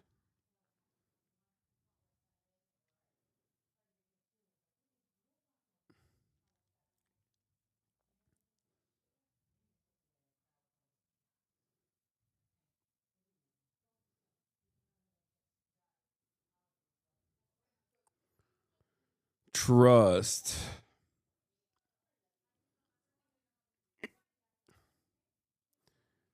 Breaking. Netanyahu says Hamas may lay down his weapons, exile his leaders, and hand over security in Gaza and allow Israel to enforce voluntary immigration under Trump's plan to reach a final stage of a ceasefire deal. The military pressure Israel is applying on Hamas is working. International fugitives for war crimes. Prime Minister Benjamin Netanyahu said at a government meeting on Sunday, adding that the security cabinet has decided on Saturday to increase operations against Hamas. It's working because it operates simultaneously. On the one hand, it crushes Hamas's military and governmental capabilities. On the other, it creates the conditions for the release of our hostages. That's exactly what we're doing, Netanyahu said. Hamas will lay down its arms. Its leaders will be allowed to leave. We will ensure overall security in Gaza and enable the implementation of the Trump plan, voluntary immigration. That's the plan. We're not hiding it and are ready to discuss it at any time, he said. He added. Yeah. Yeah. Voluntary migration. It's going to be totally voluntary. I'm voluntarily, yeah, when I rob you at gunpoint, you're volunteering to give me your wallet because if not, I'm going to fucking kill you. I already killed your family in front of you just to show you that I'll kill you as well, just to show you how serious I am. And now you're voluntarily handing your wallet to me. Oh. Totally voluntary. From our end, this is why we Yeah, also, I fucking saw this. It's insane. One of the most insane things I've ever seen in my entire goddamn life. Jackson Hinkle at the Houthi rally in Yemen. Okay? I don't know what to say about this anymore. I have no... I don't know. I don't know what to say. Free, free Palestine! Free, free Palestine! I am so honored to be here. لي الشرف الكبير أن أكون معكم اليوم. I have never met a Yeah, Tulsi Gabbard's favorite guy, who quite literally is pro-Trump. It's making me lose my mind. Like, I don't understand it. I can't even, like, I can't. Be careful, he will spam your Twitter replies. Yeah, former HasanAbi head, Jackson Hinkledink, is in front of a massive rally. And he's still pro-Trump, which is crazy. more courageous people. على الإطلاق لا مقابل شجعانا مثلكم هنا اليوم. America and the Zionist entity fears Yemen more than anyone else. أمريكا والصهيونية والصهاينة يخافون اليمن. Because the people of Yemen fear nobody but God. What the fuck's even his purpose as an asset? What do you mean? He gets to fucking be around like super high profile. If he gets in the rooms with like high profile Al Houthi family members and shit, are you kidding me? That's insane. That has insane benefits.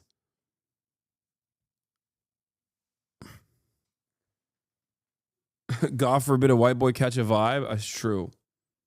لأن اليمنيين لا يخشون شيئا إلا الله.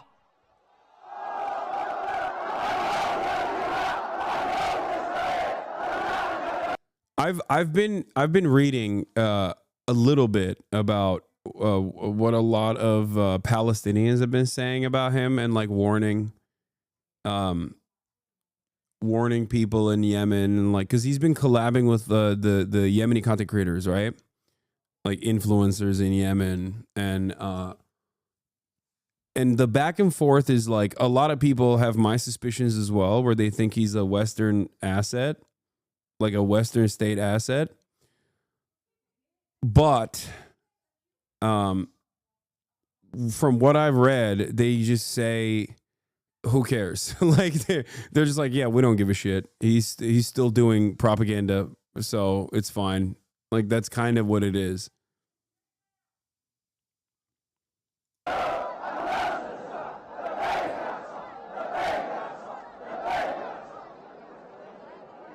I understand that here today, أتفهم إليكم اليوم. it is He's the most obvious AI plant. No, this is like an incredible, like this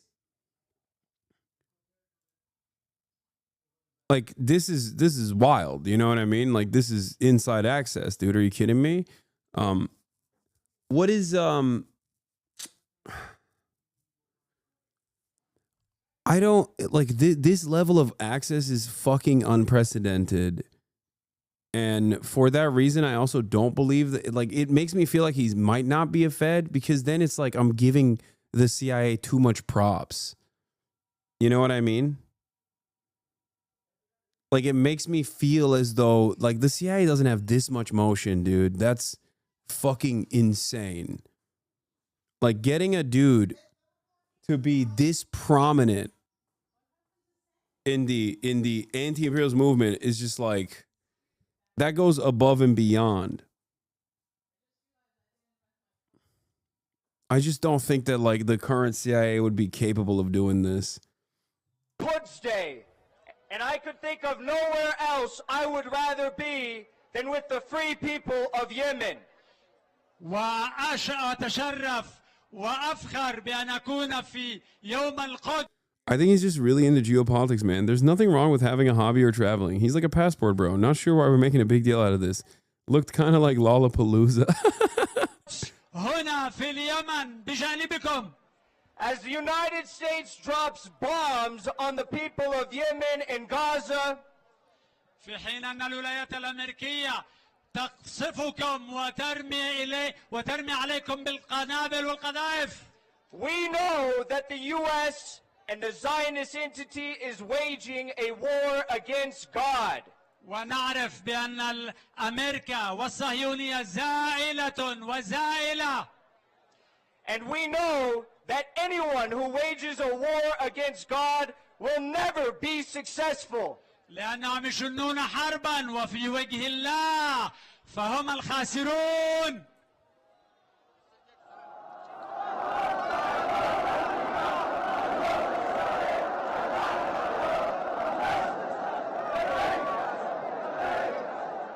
Thank you for having me here. أشكر استقبالكم لي هنا معكم اليوم في هذه اللحظات. Ankh is jealous he's not invited. I mean, look, the difference between me and him is that I would get fucking lasered the moment I... Are you kidding me? They put a fucking anal probe in my asshole the moment that I step foot inside of any European country. Not even just America, okay? Any moment. Like, you think you can deliver a speech like this and then have free travel? Are you insane? I would be immediately black bagged. People are saying he lives in Russia now, which it kind of makes sense as to why he can travel this much. I don't...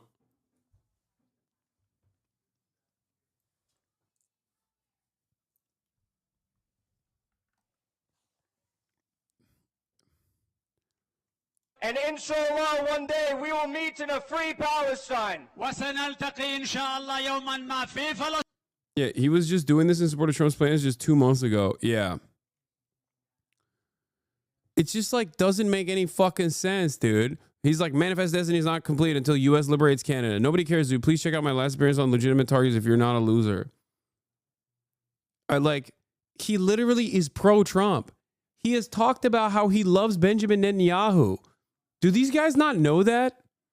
Maybe they maybe they forgot. When Vladimir Putin was pro Netanyahu, he was pro Netanyahu. Here, where is it? I've watched it on stream before. Gotta give him credit for going to Yemen, Lamau, but he's very clearly connected to Russian intel. I don't think he's a Fed. Yeah, I don't know. This kind of shit makes me think he's probably not an American Fed. I'll be honest. I was definitely assuming that he was he was an American intelligence asset, but it makes me feel like... You know who else has a good working relationship with Benjamin Netanyahu? Vladimir Putin has a very good working relationship with Benjamin Netanyahu. I'm actually happier that for the sake of, the multipolar world order, that he is in power right now compared to the previous coalition in Israel. Xi Jinping of the Communist Party of China has a good working relationship with Benjamin Netanyahu, better than the previous coalition. Yeah. His politics only really make sense in the context of Russia. Like, notice how he showed him with Putin. Yeah, I think, but it doesn't. But it still doesn't, because then you have Tulsi Gabbard. and you have his like unlimited pro-Trump statements. So then it still doesn't make sense. You know what I mean? Like, it's mind-boggling that a dude who used to say ad break dankies in this fucking chat is now delivering speeches in front of the entire Yemeni population. This also kind of made me feel like maybe he's not an American state asset, because like this is giving too much credit to the American intelligence agencies, to be fair. But then again, he's so pro-Trump that it makes me feel like he might be. I don't know.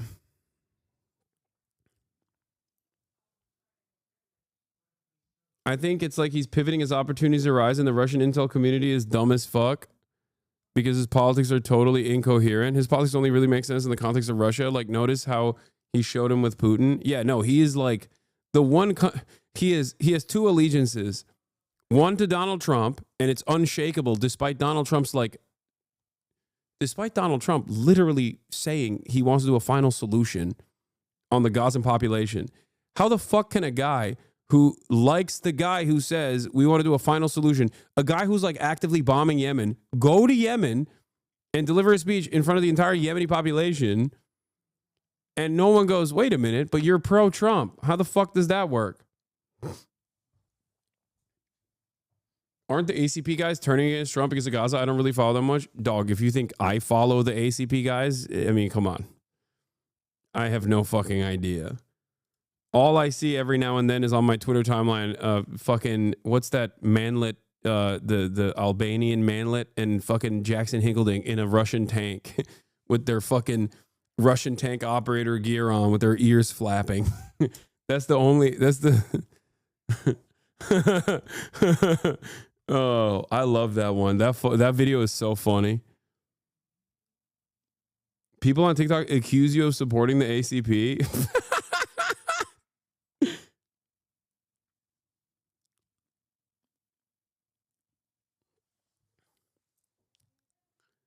This is just LaRoucheite incoherence. Yes, but and LaRouche was an asset. So that's why I'm like, is this still a fed up? But then also at the same time, I don't think LaRouche had motion to this degree. You know what I mean?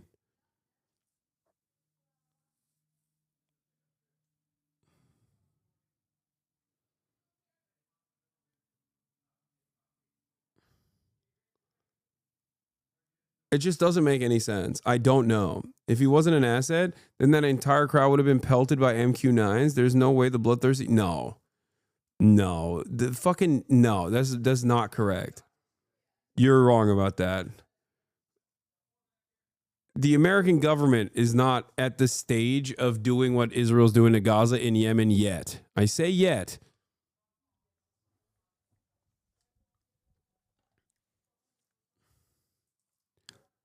They're definitely bombing the fuck out of Yemen, but not like, they're not bombing crowds like this yet.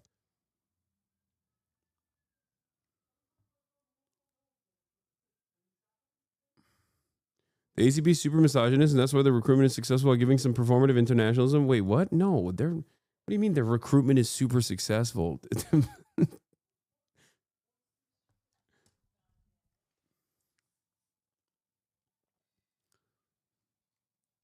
I think you're giving a little bit too much credit to those guys. Jackson is a Maoist third worldist working to destroy Western hegemony from the inside.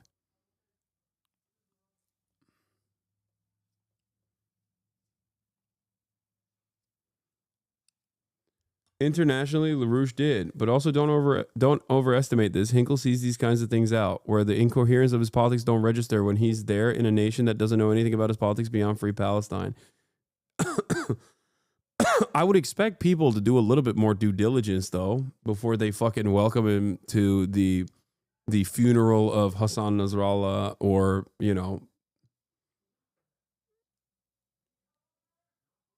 maybe I'm wrong, but I don't think that they go, oh, that's a white boy with swag. He said free Palestine. Let's give him access to the fucking highest levels of the Yemeni government at a time when America is like actively trying to assassinate the leadership, you know?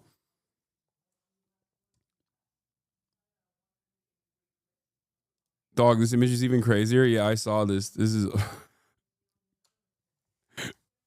They hit him with the Houthi ray.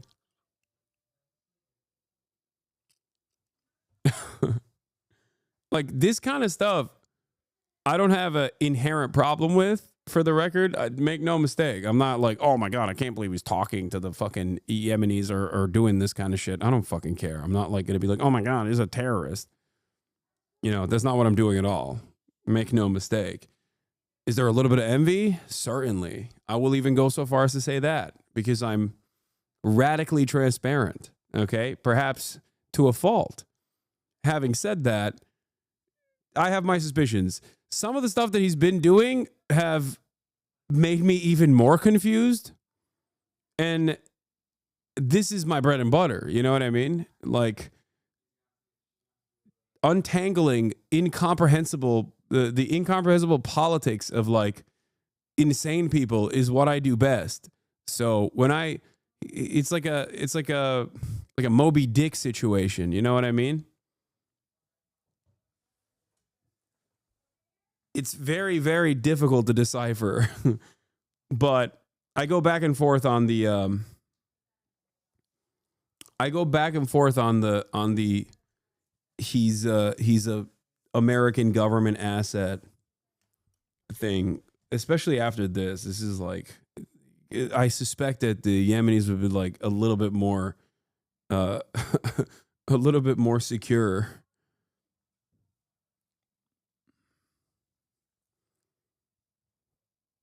Wait, so you're telling me there's more credibility to saying Jackson Hinkle is a Houthi than even Rashid? Yes.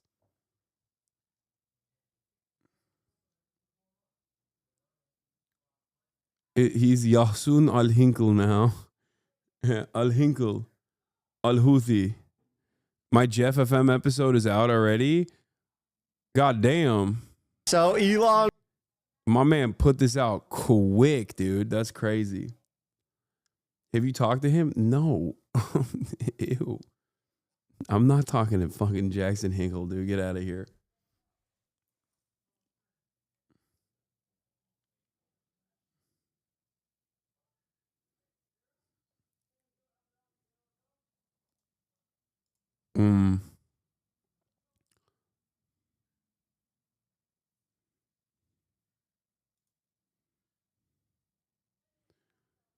Is so gross and predatory for a grown man to bring on a gender confused child to own his father. So gross. Yeah, I saw all the Elon Dick Riders shitting on me on this. She's 20 years old, man. The fuck?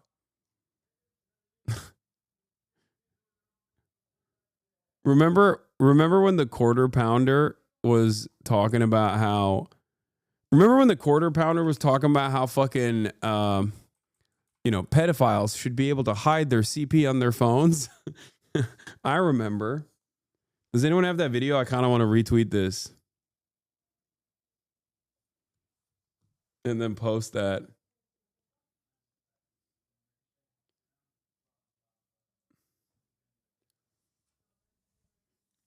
Is he receiving any critic by the government? My man chilling casual with Xi, Hezbollah, Houthis. He's not chilling with Xi.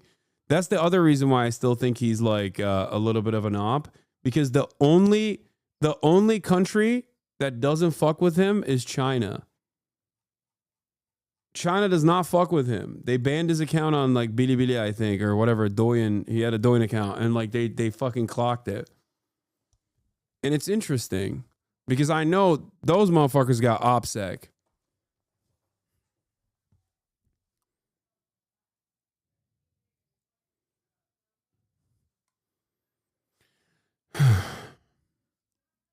He used to be on CGTN.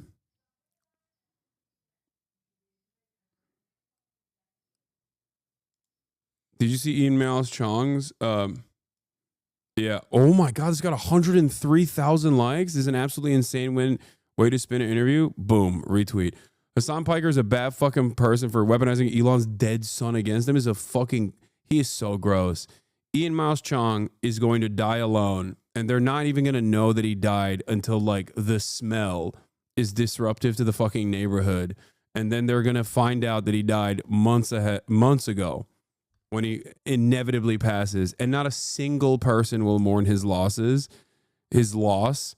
it won't be considered a loss at all. If anyone ever thinks about it as an afterthought, they'll go, oh, that's funny. So if I were in his shoes, I would worry about that for the rest of my days and try to make sure that that doesn't happen, to try to make sure that I have loved ones instead of LARPing as an American reactionary all the way from fucking Malaysia.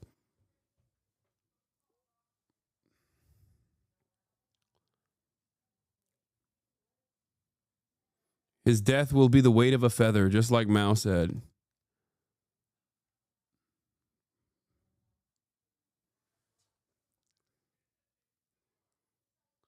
Hinkle went to China to do talk on TV. My mom showed me a video. Look at this American scholar coming to talk about the flaws of the U.S. And I'm like, Mom, I've chatted to that dumbass on Discord. Yeah.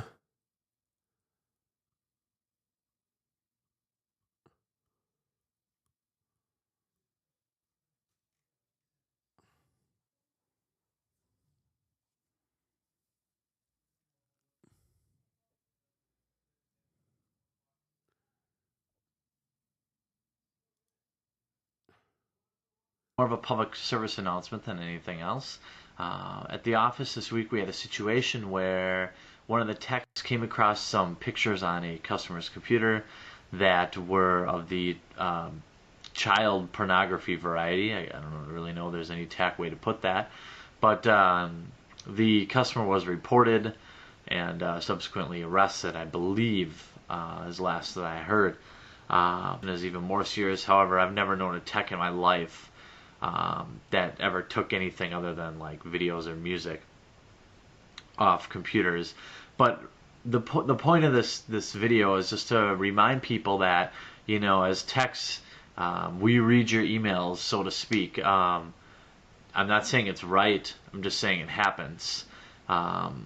So if you have things that you don't want computer techs to see, you know, you should delete them or rename them that you don't want techs to look at.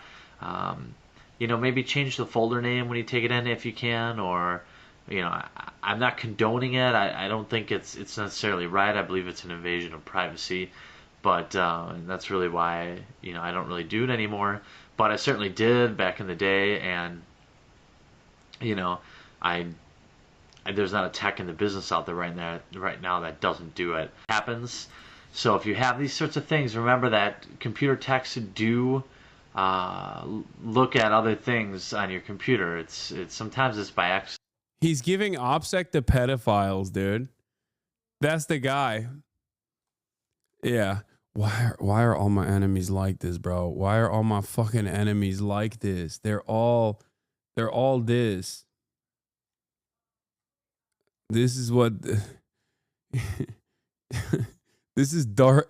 This is I don't even want to fucking say it. Never mind. I'm not gonna say anything.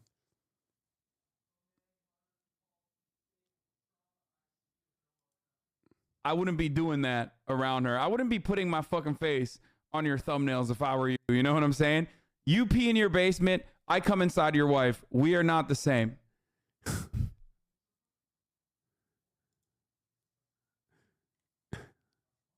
true.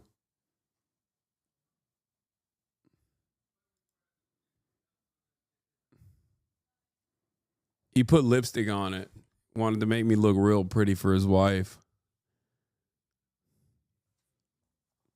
So when I give her little kisses, he'll know at the end of the night, you know?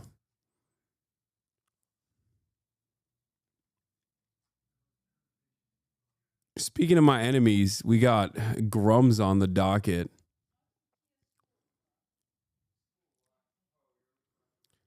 All those guys are pro Ethan now, by the way. Quarter Pounder is pro Ethan now. Oh, it's awesome.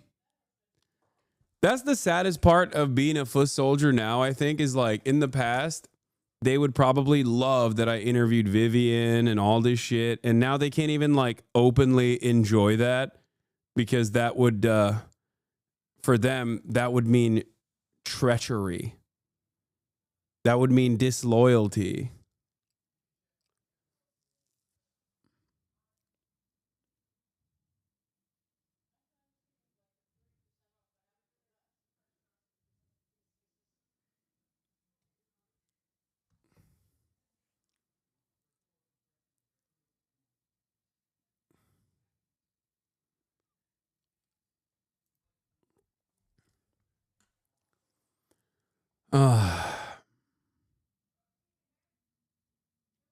Oh my God, the defense people are trying to run for Grums. Wait, what is this? The lefties went too far. They doxed me. They tried to get me killed with bounties and went to the dark web to nab plain word passwords and emails to try to cancel me for stuff 20 years ago, which turned out to be nothing. They put me in a position where I have no choice but to destroy their ideology. Oh man, you really didn't want that. Dude, what? Grums literally pretended to be a 16-year-old girl online? Wait, what? He did? That's what pedo catchers do to catch people like you. Must be what got you so worked up against it. What pedo was Grums trying to catch? Wait, I didn't know that part. I only knew the other shit. I know that he like managed a porn site. No? Oh my God, this already has 20. One of the leading thought lords of the reactionary right wing is more of a freak than you, I, we, anyone could actually imagine. This all comes with receipts. This is all grounded in facts. This is all quite legally safe for me to talk about. This is all public record. I'm getting this out of the way quickly because I know the person I'm going to be talking about is the kind of person to scream that he's being doxxed, cancelled, and threaten lawyers. This all started from a historic data breach, which isn't actually like quite a safe way to get into this, but when I corroborated it with other sources, I found out that this was just sitting out in the open for anyone to find who knew exactly where to look for a name, a registered company, and then you start pulling on a string and pulling on another string and another string, and you First 13 minutes, just the intro? Okay. more about you than anyone should. My Twitter account. Every public-facing piece of information that we can find has now been deleted. While you, Mark Edward Kern, were beating your meat raw over anime children's navels, we were finding out more about you than anyone should. Draw your blade, pervert. Ladies and gentlemen, welcome to what I'm calling the Guna Nomicon. Now, this isn't a magic book full of spells that you can only cast one-handed. This is a documentation of Mark Edward Kern, the first in a series of some of the worst onanists, some of the worst masturbators in the gaming sphere, who are trying to mold and manipulate gaming culture to return to a time when they were 12 years old and all they had in life to look forward to is extra cheese sticks and a woman in a bikini. It will become pretty obvious that these men just think with their erections. People forget that hating is an inherently valuable form of critical thinking. I have learned tens of thousands of facts via hating.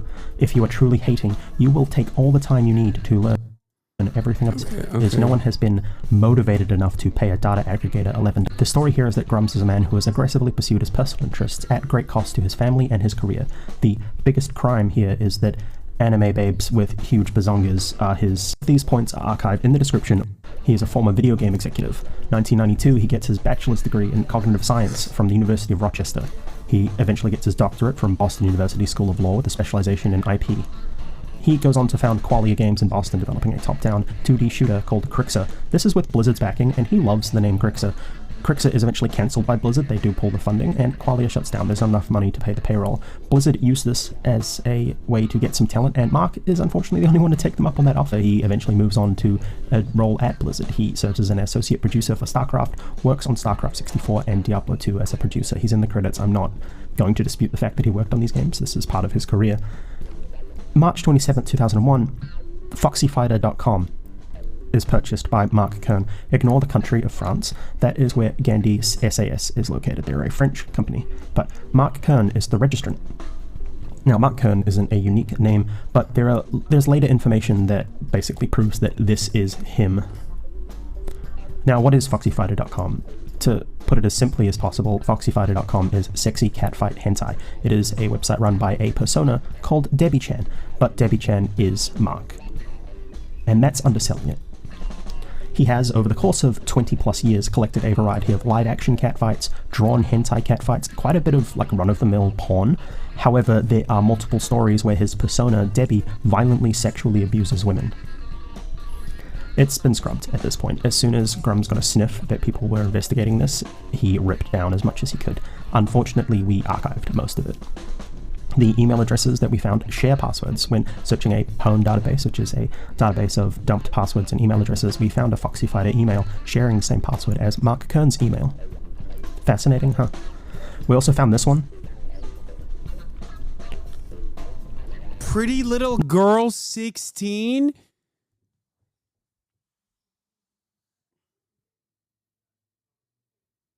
So he was like a whole ass 30-year-old man. And his username and email he was using was Pretty Little Girl 16. 40. He was a 40-year-old man at that point. He's in his 60s now, I think. That's crazy, dude. What the fuck? Also, that is such a 40-year-old pedophile username. It's hilarious. Is a hilariously 45-year-old pedophile username where he was just like horny and he's like, oh, what will fool people? Oh, Pretty Little Girl 16. Oh,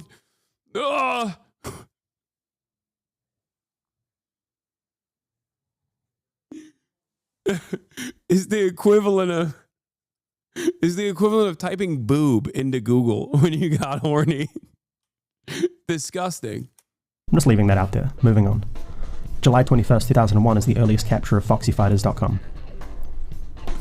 On February 28, 2002, Debbie wins second place in the third Seeking Femfights story competition, so he is actively making this stuff.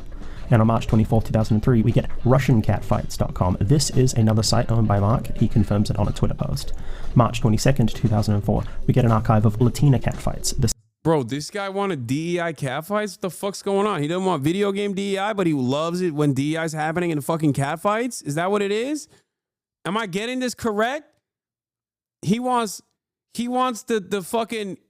Gap ad of different kinds of catfights from all around the planet.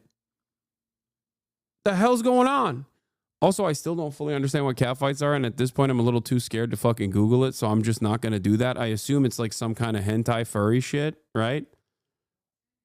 Just say yes or no. Am I like around? Am I close? It's wrestling. It's girls fighting. It's women fight. It's women wrestling. Okay, all right. This is also owned by Mark. June 28, 2004, access to Foxy Fighter goes for about $10 a month. Posts are stories and drawn artwork. November 13, 2004, World of Warcraft releases. This is effectively the pinnacle of Mark's career. He's credited as team lead. He says he works on drafting the TOS in ULA and does licensing with China. He leaves Blizzard shortly afterwards. He says he's going to go and be with some family, so I don't blame him. Like, that was a very hard process, even if he was apparently a bit of a shithead. Look, no one's spoken about him in a good light at Blizzard, really, like not in a way that I think a team lead should in this role. Very shortly afterwards, him and a few other Blizzard employees found Red 5 Studios. So he obviously had a couple of friends who wanted to work with him, but he's not really mentioned in a lot of these retrospective books. It's real fascinating. June 15th, 2005, RussianCatfights.com is closed due to changes in US law. No! The woke came after him. What? Wokeness came after him. And on August 18th, 2005, LatinaCatfights.com is closed to the same changes. So I don't want to point out that this is anything egregiously sinister. This was a change that was required in the porn industry to have verified records of the performers. Before this law, those records were not kept. Blizzard in 2008 had some problems. People were stealing breast milk from the fridge. This is attributed to Mark. People call him the breast milk bandit. He wasn't working there at the time, and he's not the breast milk bandit. It's funny to think he is. Please keep doing it. It's very funny. But we found dozens of breast milk photos on foxyfighter.com, so smoke this fire, huh, Mark? What the fuck? So when that shit came out, he probably was like, damn, someone else was also stealing breast milk? October 17th, 2008, as forum admin on freecatfights.com, Debbie recommends a Japanese breast milking series to another forum member and reveals that he owned LatinaCatfights.com. Now, you might notice that this is forum admin with a Batman avatar. This was scrubbed about a day ago. But this is him. April 23rd, 2009, Red 5 lays off 30 people. Reports of a studio purchase emerge.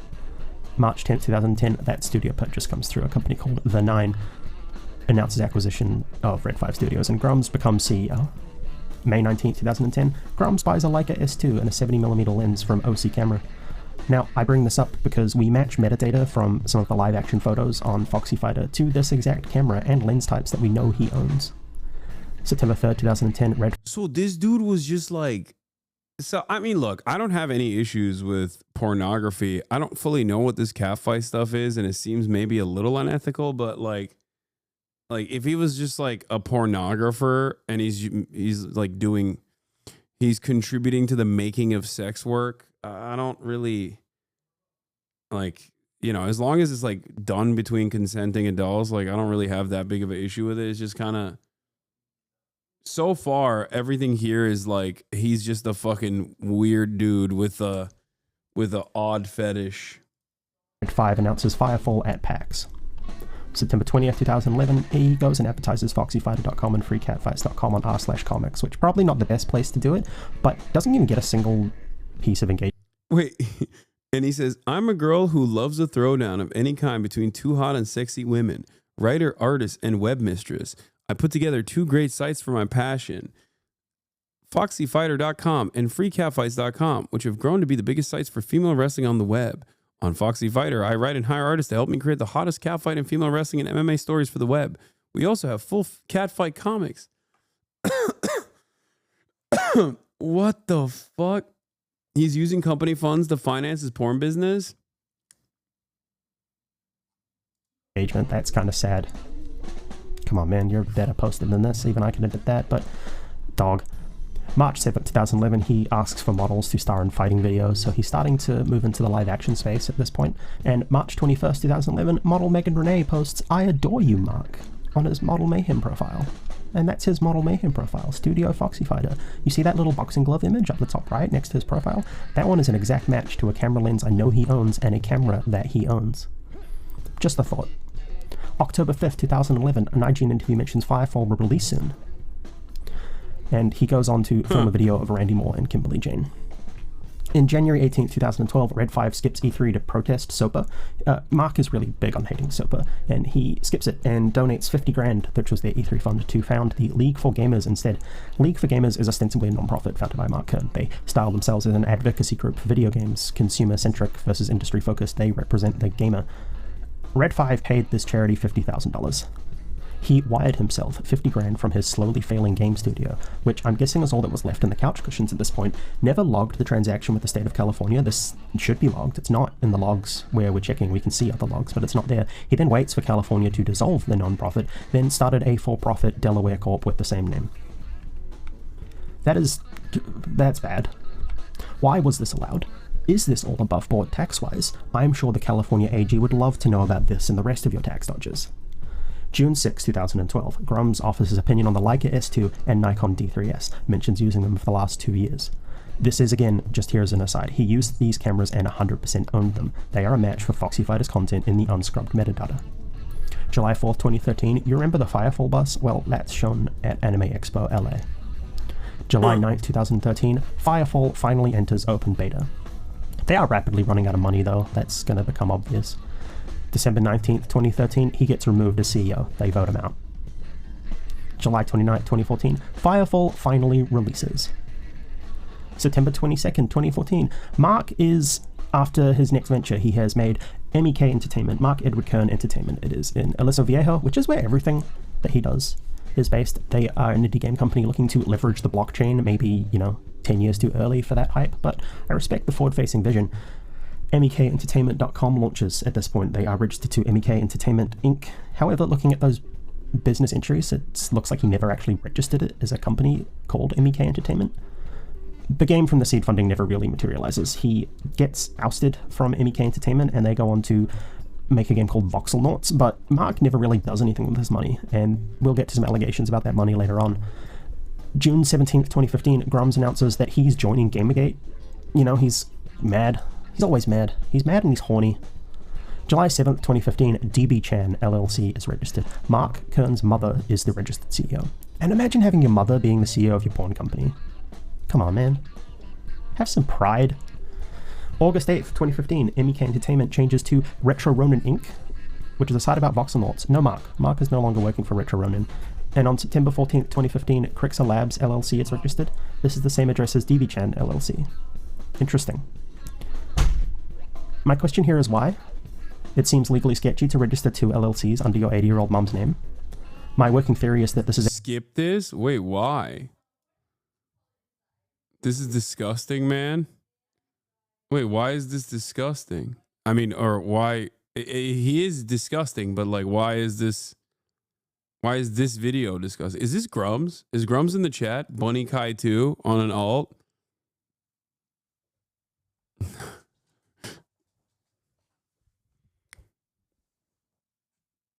No, it's not. Don't skip my video, says MLYP. Is a tax shelter, and it allows him to report that he earns 0 or less than the personal income required to be taxable by law, and then he can report any additional earnings to his LLCs. He can then write taxes down by saying his revenue did not exceed his annual... This is some brainwash shit about someone that does not matter, in my opinion. I really wish that was the case. The second part of that statement. Like, I really wish that this was like a totally irrelevant person, because in a normal situation, you're right. Like, why the fuck should anybody care about like a 60-year-old dickhead? But remember, the reason why Elon was calling me a fucking chicken shit R word or a fraudulent person or whatever is because Elon loves this guy. The richest man on earth loves this dude. Also, the largest political content creator on this platform, Asmongold, a right-wing content creator, also loves this person and literally gets his notes on like what kind of outrage to farm from this person. So I understand why you're like, you know, why the fuck should like this 60-year-old gooner matter? I get it. In a normal world, in a normal universe, totally appropriate question. Annual expenses. We unfortunately don't live in a normal universe now. He can say his business spent more than they earned, not pay a dime on the money. This is classic tax fraud. Again, California AG would love to have this information. October 19th, 2015, Debbie floats the idea of creating an online catfight game, likely thing for Mark to do. November 2nd, 2015, the Patreon for Foxy Fighters is launched. It maxes out at $57 a month, and it's eventually paused in 2020. November 16th, 2015, Cameroon Wildebeest is a prolific artist working in the catfight scene. They passed away. His hard drive is too damaged to recover, and a terabyte of catfight art is lost forever. November 20th, 2015, Mark's wife disappears from social media as far as we can tell at this point. Until then, she'd been quite a big cheerleader for him in the online space. So, just kind of putting it in here as a marker, really. December 9th, 2015, he leaves Gamergate after being kind of too transphobic, and he does drop a couple of... Wait, what the fuck? Grums leaves Gamergate after being too transphobic for some Gamersgaters? Gamersgate's internal LGBT self-esteem team managed to drive Mark Kern out tonight. Good going. Gamergate's biggest name dev supporter because you were concerned about my PR and feels of some pedophile supporters. Good call.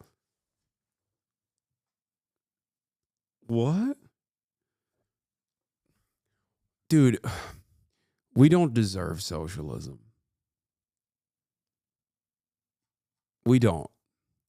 The only way that motherfuckers mobilize is towards this kind of shit, dude.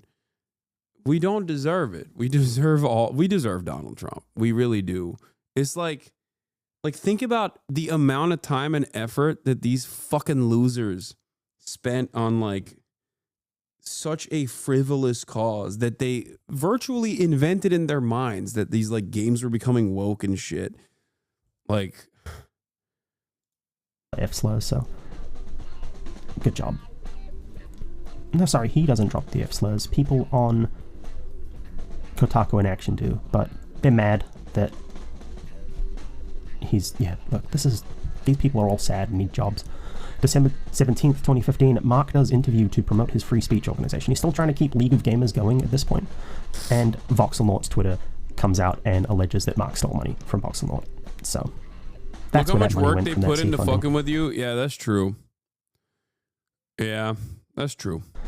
Jan 16th, 2016 on freecatfights.com, they've been filming fights with a Red Dragon camera. Now that's interesting. Are these the same Red Dragon cameras that Red 5 had in their studio? I raised this earlier in the video. They had 3 Red Dragon cameras in their possession worth $50,000 each. That's the whole rig. That's not just the brain. The brain's about 20. We have evidence that Mark was in possession of Red accessories at his personal lockup in California after he had left Red 5. Are they the cameras? Did he abscond with them, or did he purchase them with some of his pilfered MEK Entertainment money? I'm not alleging anything specific here. I am asking questions. What is fascinating is that he had access to these same cameras that Red did after he left Red 5. Remember that tax fraud discussion? It's at this point that Mark is hit with a lien for $265,133.88 for unpaid tax from the years 2011, 2012, and 2013. Excuse me for messing up the 2013 to 2015 on this slide. I'm not going to fix it. May 2nd, 2016, Debbie Chan posts on Twitter looking for models, promises good conditions and a full makeup and hair crew. May 25th, 2016, Kern goes to the Firefall subreddit telling people they should kill the game so that he can buy back the IP for cheap, which is kind of sad to me. It's still an active game at this point, but you're actively trying to kill it so you can buy and get it back because you're mad you got ousted. He can't let it go, can he? May 29th, 2016, he delivers a petition to restore vanilla World of Warcraft to Blizzard. This is kind of his other big claim to fame in modern day. And June 11th, 2016, the legal compliance page for FoxyFighter.com lists the mailing address for DBChan LLC as the same address that Crixer Labs is registered to. I've censored it here, but that is fascinating. You can't deny that DBChan Foxy Fighters, that's Mark. It is Mark. June 27th, 2016, Make Ember, a spiritual successor to Firefall, is posted on change.org by Mark. That does hit 4,700 supporters, so, let's make Ember. He is a serial change.org petitioner. That we do know. Some of his famous hits are make the video game titties larger, things like that. Or what was his Stellar Blade? Who could forget his Stellar Blade petition? He loves those fucking things, dude. He has camera equipment. He posts camera equipment to Flickr. Lenses here are a match to the photos shot for Foxy Fighters. And we see the Red accessories I mentioned earlier. This is all in the same location, all shot on the same iPhone. Just the thought. August 29th, 2016, Ember, massive planetary wargame Indiegogo campaign is launched. $5,000 goal, raises 23 grand. September 14th, 2016, Ember Milestone 2 campaign is funded on Indiegogo. November 29th, 2016, puts his first adult video on clips for sale. This is his account and it's linked on the Foxy Fighters site. This is him. This is what he is selling. Note, an anonymous user eventually replies, is this a Mark Kern product? Deplorable. I want to know who this person was. What did they know? This is in 2017. Someone knew about this 8 years ago? How did they know? Anyway, July 3rd, 2017, MEK Entertainment is formally closed, and July 5th, Ember is funded for 170 grand. So that's 114,000 between both Indiegogo and PayPal donations. That's over 20k goal. Grum's promises a playable mock-up in 6 months. Kickstarter for a full game a month or two after that. Anyway, September 13th, 2017, Mark's mum issues a certificate of cancellation for DBChan LLC. So, see you, DBChan. Thanks for your service, Mark's mum. And on July 24th, 2018, Ember begins selling upgrades to M3 backers as a limited time offer until the Kickstarter later this year. May 20th, 2018, a child support motion is filed by the state of California. Mark and his wife had been separated for a while. He had referred to her as his ex-wife in the Ember Discord, but they had reconciled at this point, according to another Twitter post from him. But this is obvious proof that they did separate at one point. And do you think the reason she left is because she found out about the adult entertainment gig, or maybe she found out about the tax fraud? Just a question. The timing makes sense with her leaving, him trying to go all in on the DBChan LLC. Much to think about. So yeah, it's kind of crazy to think about, but like that dude has a child. Yeah, he had a wife and also a child. Like that's crazy, dude. Go take care of your family. Like the fuck are you doing?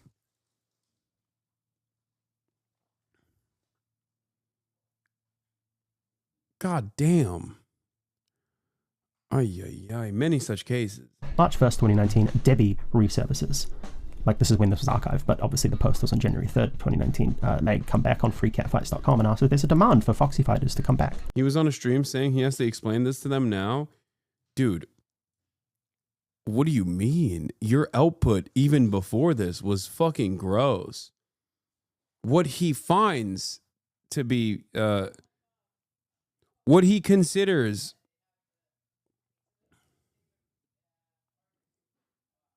what he personally considers content that he's proud of, his like normal output is gross, is disgusting. Like, how do you explain anything that you do that you have to your children? Where you're like, hey, I did a change.org petition because I couldn't masturbate hard enough to the fucking Korean titty game. Like, that's an insane thing to have to explain to your 30-year-old children. Okay? Call CPS? No, he's like 60, Chad. His kids are probably like fucking my age, dude. What are you talking about? Like... 7th of March 2019. Well, Mark admits that his original 3D artist left and he's had to teach himself how to do 3D modeling and build the main character of Ember. He's never made a game this way before, so he's trying to do it all without any outside investors, and at this point you should have realized it's a scam, team. So no one is a full-time employee on Ember. This is a solo project. An MMO is a solo project for him, and come on, team. Anyway, 28th of June 2019, Ember... I'm not gonna lie, maybe I missed something, but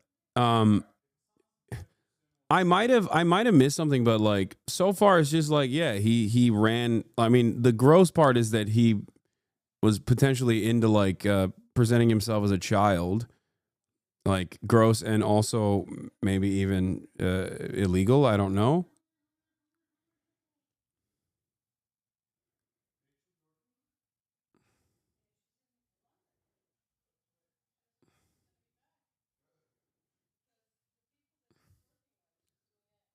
Besides the, I think you skipped a lot of the tax fraud stuff. No, I mean, the tax fraud is the tax fraud, you know?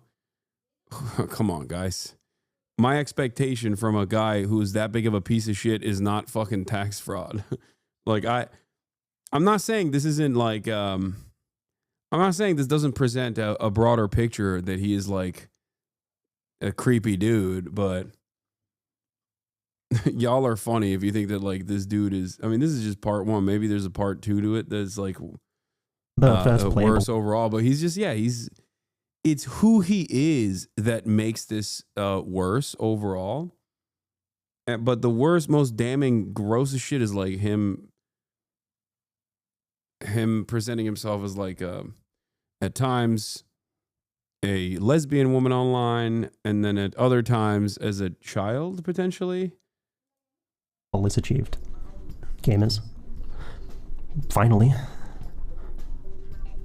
20th of August 2019, Foxy Fighter blog is offline. The DNS update needs to be required. Like, that's pretty simple, but this takes him a while. On the 5th of February 2021, Foxy Fighter is back online. Well done. Finally! Grums is kind of wanking around at this point. He claims that he's not working on the game due to family reasons, but he's still just kind of shitposting on Twitter. And on 2nd of August 2021, Debbie releases a story called The Date. So while he's meant to be working on his crowdfunded game, he's actually just written adult literature on the crowdfunder's dime. And this is where that like violent sexual fantasy stuff comes in. 1st of December 2021, the Foxy Fighter URL lapses, a domain squatter grabs it for a hot minute. And 2022-2023, Grums continues to radicalize himself on Twitter.com. The rate of his posting rapidly increases as he tries to make himself one of the big culture warriors. And he's deleted a lot of that stuff now. A lot of his tweets aren't in existence back past 2023, but his rate of tweeting has done nothing but increase even since then. 30th of Jan 2024, Debbie makes her last login on freecatfights.com. God bless. Foxy Fighter URL, still squatted. 26th of March 2024, Grums tweets, bring back Rumble Roses. This is relevant because that's also Debbie's favorite game. 25th of March 2025, we are made aware of the Foxy Fighters connection, and at this point archival attempts begin. Twitter user Juniper makes contact with Grums for an interview request. Hey. He says yes. He is drunk at the time. He is drunk posting through it because he's mad that he got ratioed by Assassin's Creed. And when he wakes up the next day, Grums blocks the hosts of Western Kabuki and begins to delete his past history as Foxy Fighting and Debbie-chan. It's Jova. Never been more Jova. So now what? This wasn't hard to find. We have archived all of it, so I'm going to be very careful with how I phrase the next things. The rest of it's all just been questions and statements of fact. Most of the previous portion, pure fact record. Mark Kern is the owner of Foxy Fighters and has a pattern of consistently ignoring his day job to focus on it. He has a history of mismanaging money. He has potentially committed tax fraud that the California AG will be very interested in. He has consistently lied about progress on his games and has failed to make anything commercially successful since he was a team lead at Blizzard. It is my opinion that these games at Blizzard succeeded despite him rather than because of him. Yeah. He does not know how to code, he does not know how to texture models, his animations are based on 2 keyframes with 3 other frames of animation. He will always have an excuse for his failure after failure after failure. This man is sad. If you keep funding him or supporting him, you are willingly throwing your weight behind someone who has deceived and defrauded thousands of people while trying to position himself as a savior of gaming. There are people in the Ember Discord who have said they are afraid they are going to die before the game comes out. This is all for the purposes of lining his pocket and making some really bad pornographic material. And I feel sad for the guys that are about to die. They are just desperate to play this game. They want to play something that reminds them of when life was better, and he just ignores them. His only goal right now is to get engagement from Elon Musk. He is deep-throating that man so hard that his throat is going to recognize the veins. Jesus. That's his life now. He's not making a game. He keeps saying a Kickstarter is coming, this is a great year for Ember. It's not. He does not know how to make a game. His one hope is that Daddy Elon notices him and throws a few $1 million at him to hire people who actually know how to make a game. This man is a failed dev, a failed pornographer, a failed husband with a fragile mind, a fragile ego, and a fragile life. Okay, all that's facts. It's true. That's the timeline. And I'm not going to make value judgments over the rest of it. That's for you to decide. I've laid out the facts as I see them. It is my opinion, and I'm going to crouch this as being my opinion. Mark Kern is a narcissistic loser who has a publicly stated fetish for lolicon navels and a hidden fetish for women catfighting. He has the ear, at least occasionally, of the richest and most powerful man in the world. What he gets out of this video is what he's going to get. People are going to know everything they need to know about him, and they can make decisions from there. Mark runs targeted harassment campaigns against devs that he deems as woke. True. He buys his own likes on X.com when he gets ratioed by Assassin's Creed's community manager. He has pilfered and absconded with at least $1.6 million of funding for not one, but 2 failed games, and we have ample evidence that he's also absconded with extremely expensive video equipment to shoot his adult video side hustles. He is nothing if not a sad, lonely man who is desperate to leave a mark, any mark on the world, because he knows his career as a game dev is worth less than a cold turd on a hot dog bun. You now know everything about him. You know his business dealings, his motivations for hustling people out of $1.6 million. He is, in my opinion, a pervert of the highest order who has taken advantage of the goodwill of his fans, taken advantage of their bubbling rage, and he has taken advantage of his own family. And I think more people should know and understand this. It's true. Soon. Yeah, Allah. All But right. the point is, like, this is the last thing I'm gonna watch. It's Ethan Klein being Ethan Klein mentioned on Chapo Trap House, and after that I'm done. And the reason why, and I apologize for the FINNEAS heads who were waiting, we had to reschedule the Spud date to a different date, unfortunately. Yes, he is. I'm a part-time streamer. Yes, my dad's here. My whole family's here. I'm going to spend time with them. Actually, you know what? I'll watch the Ethan Klein video tomorrow, as a matter of fact. I'm a scammer just like Grums. Yeah, it's not a rug pull. We just had to reschedule it because he's busy. Give me a break. Okay? You're a fraud, and I will now follow Mark Kern. Okay, have fun.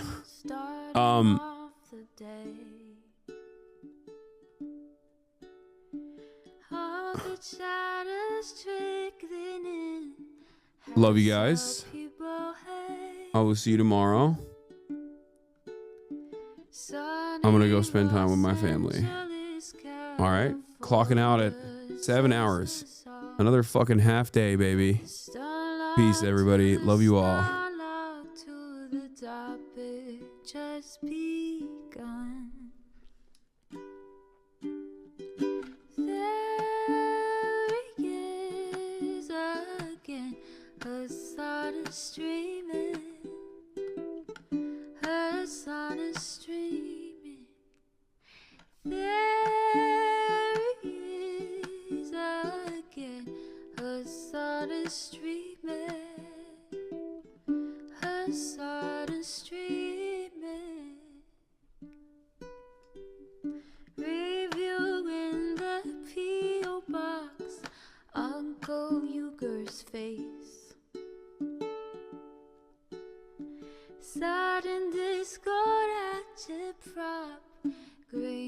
please take embrace.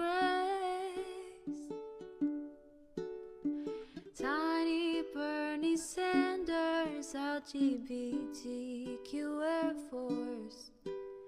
The whole left at your fingertips, on at your door.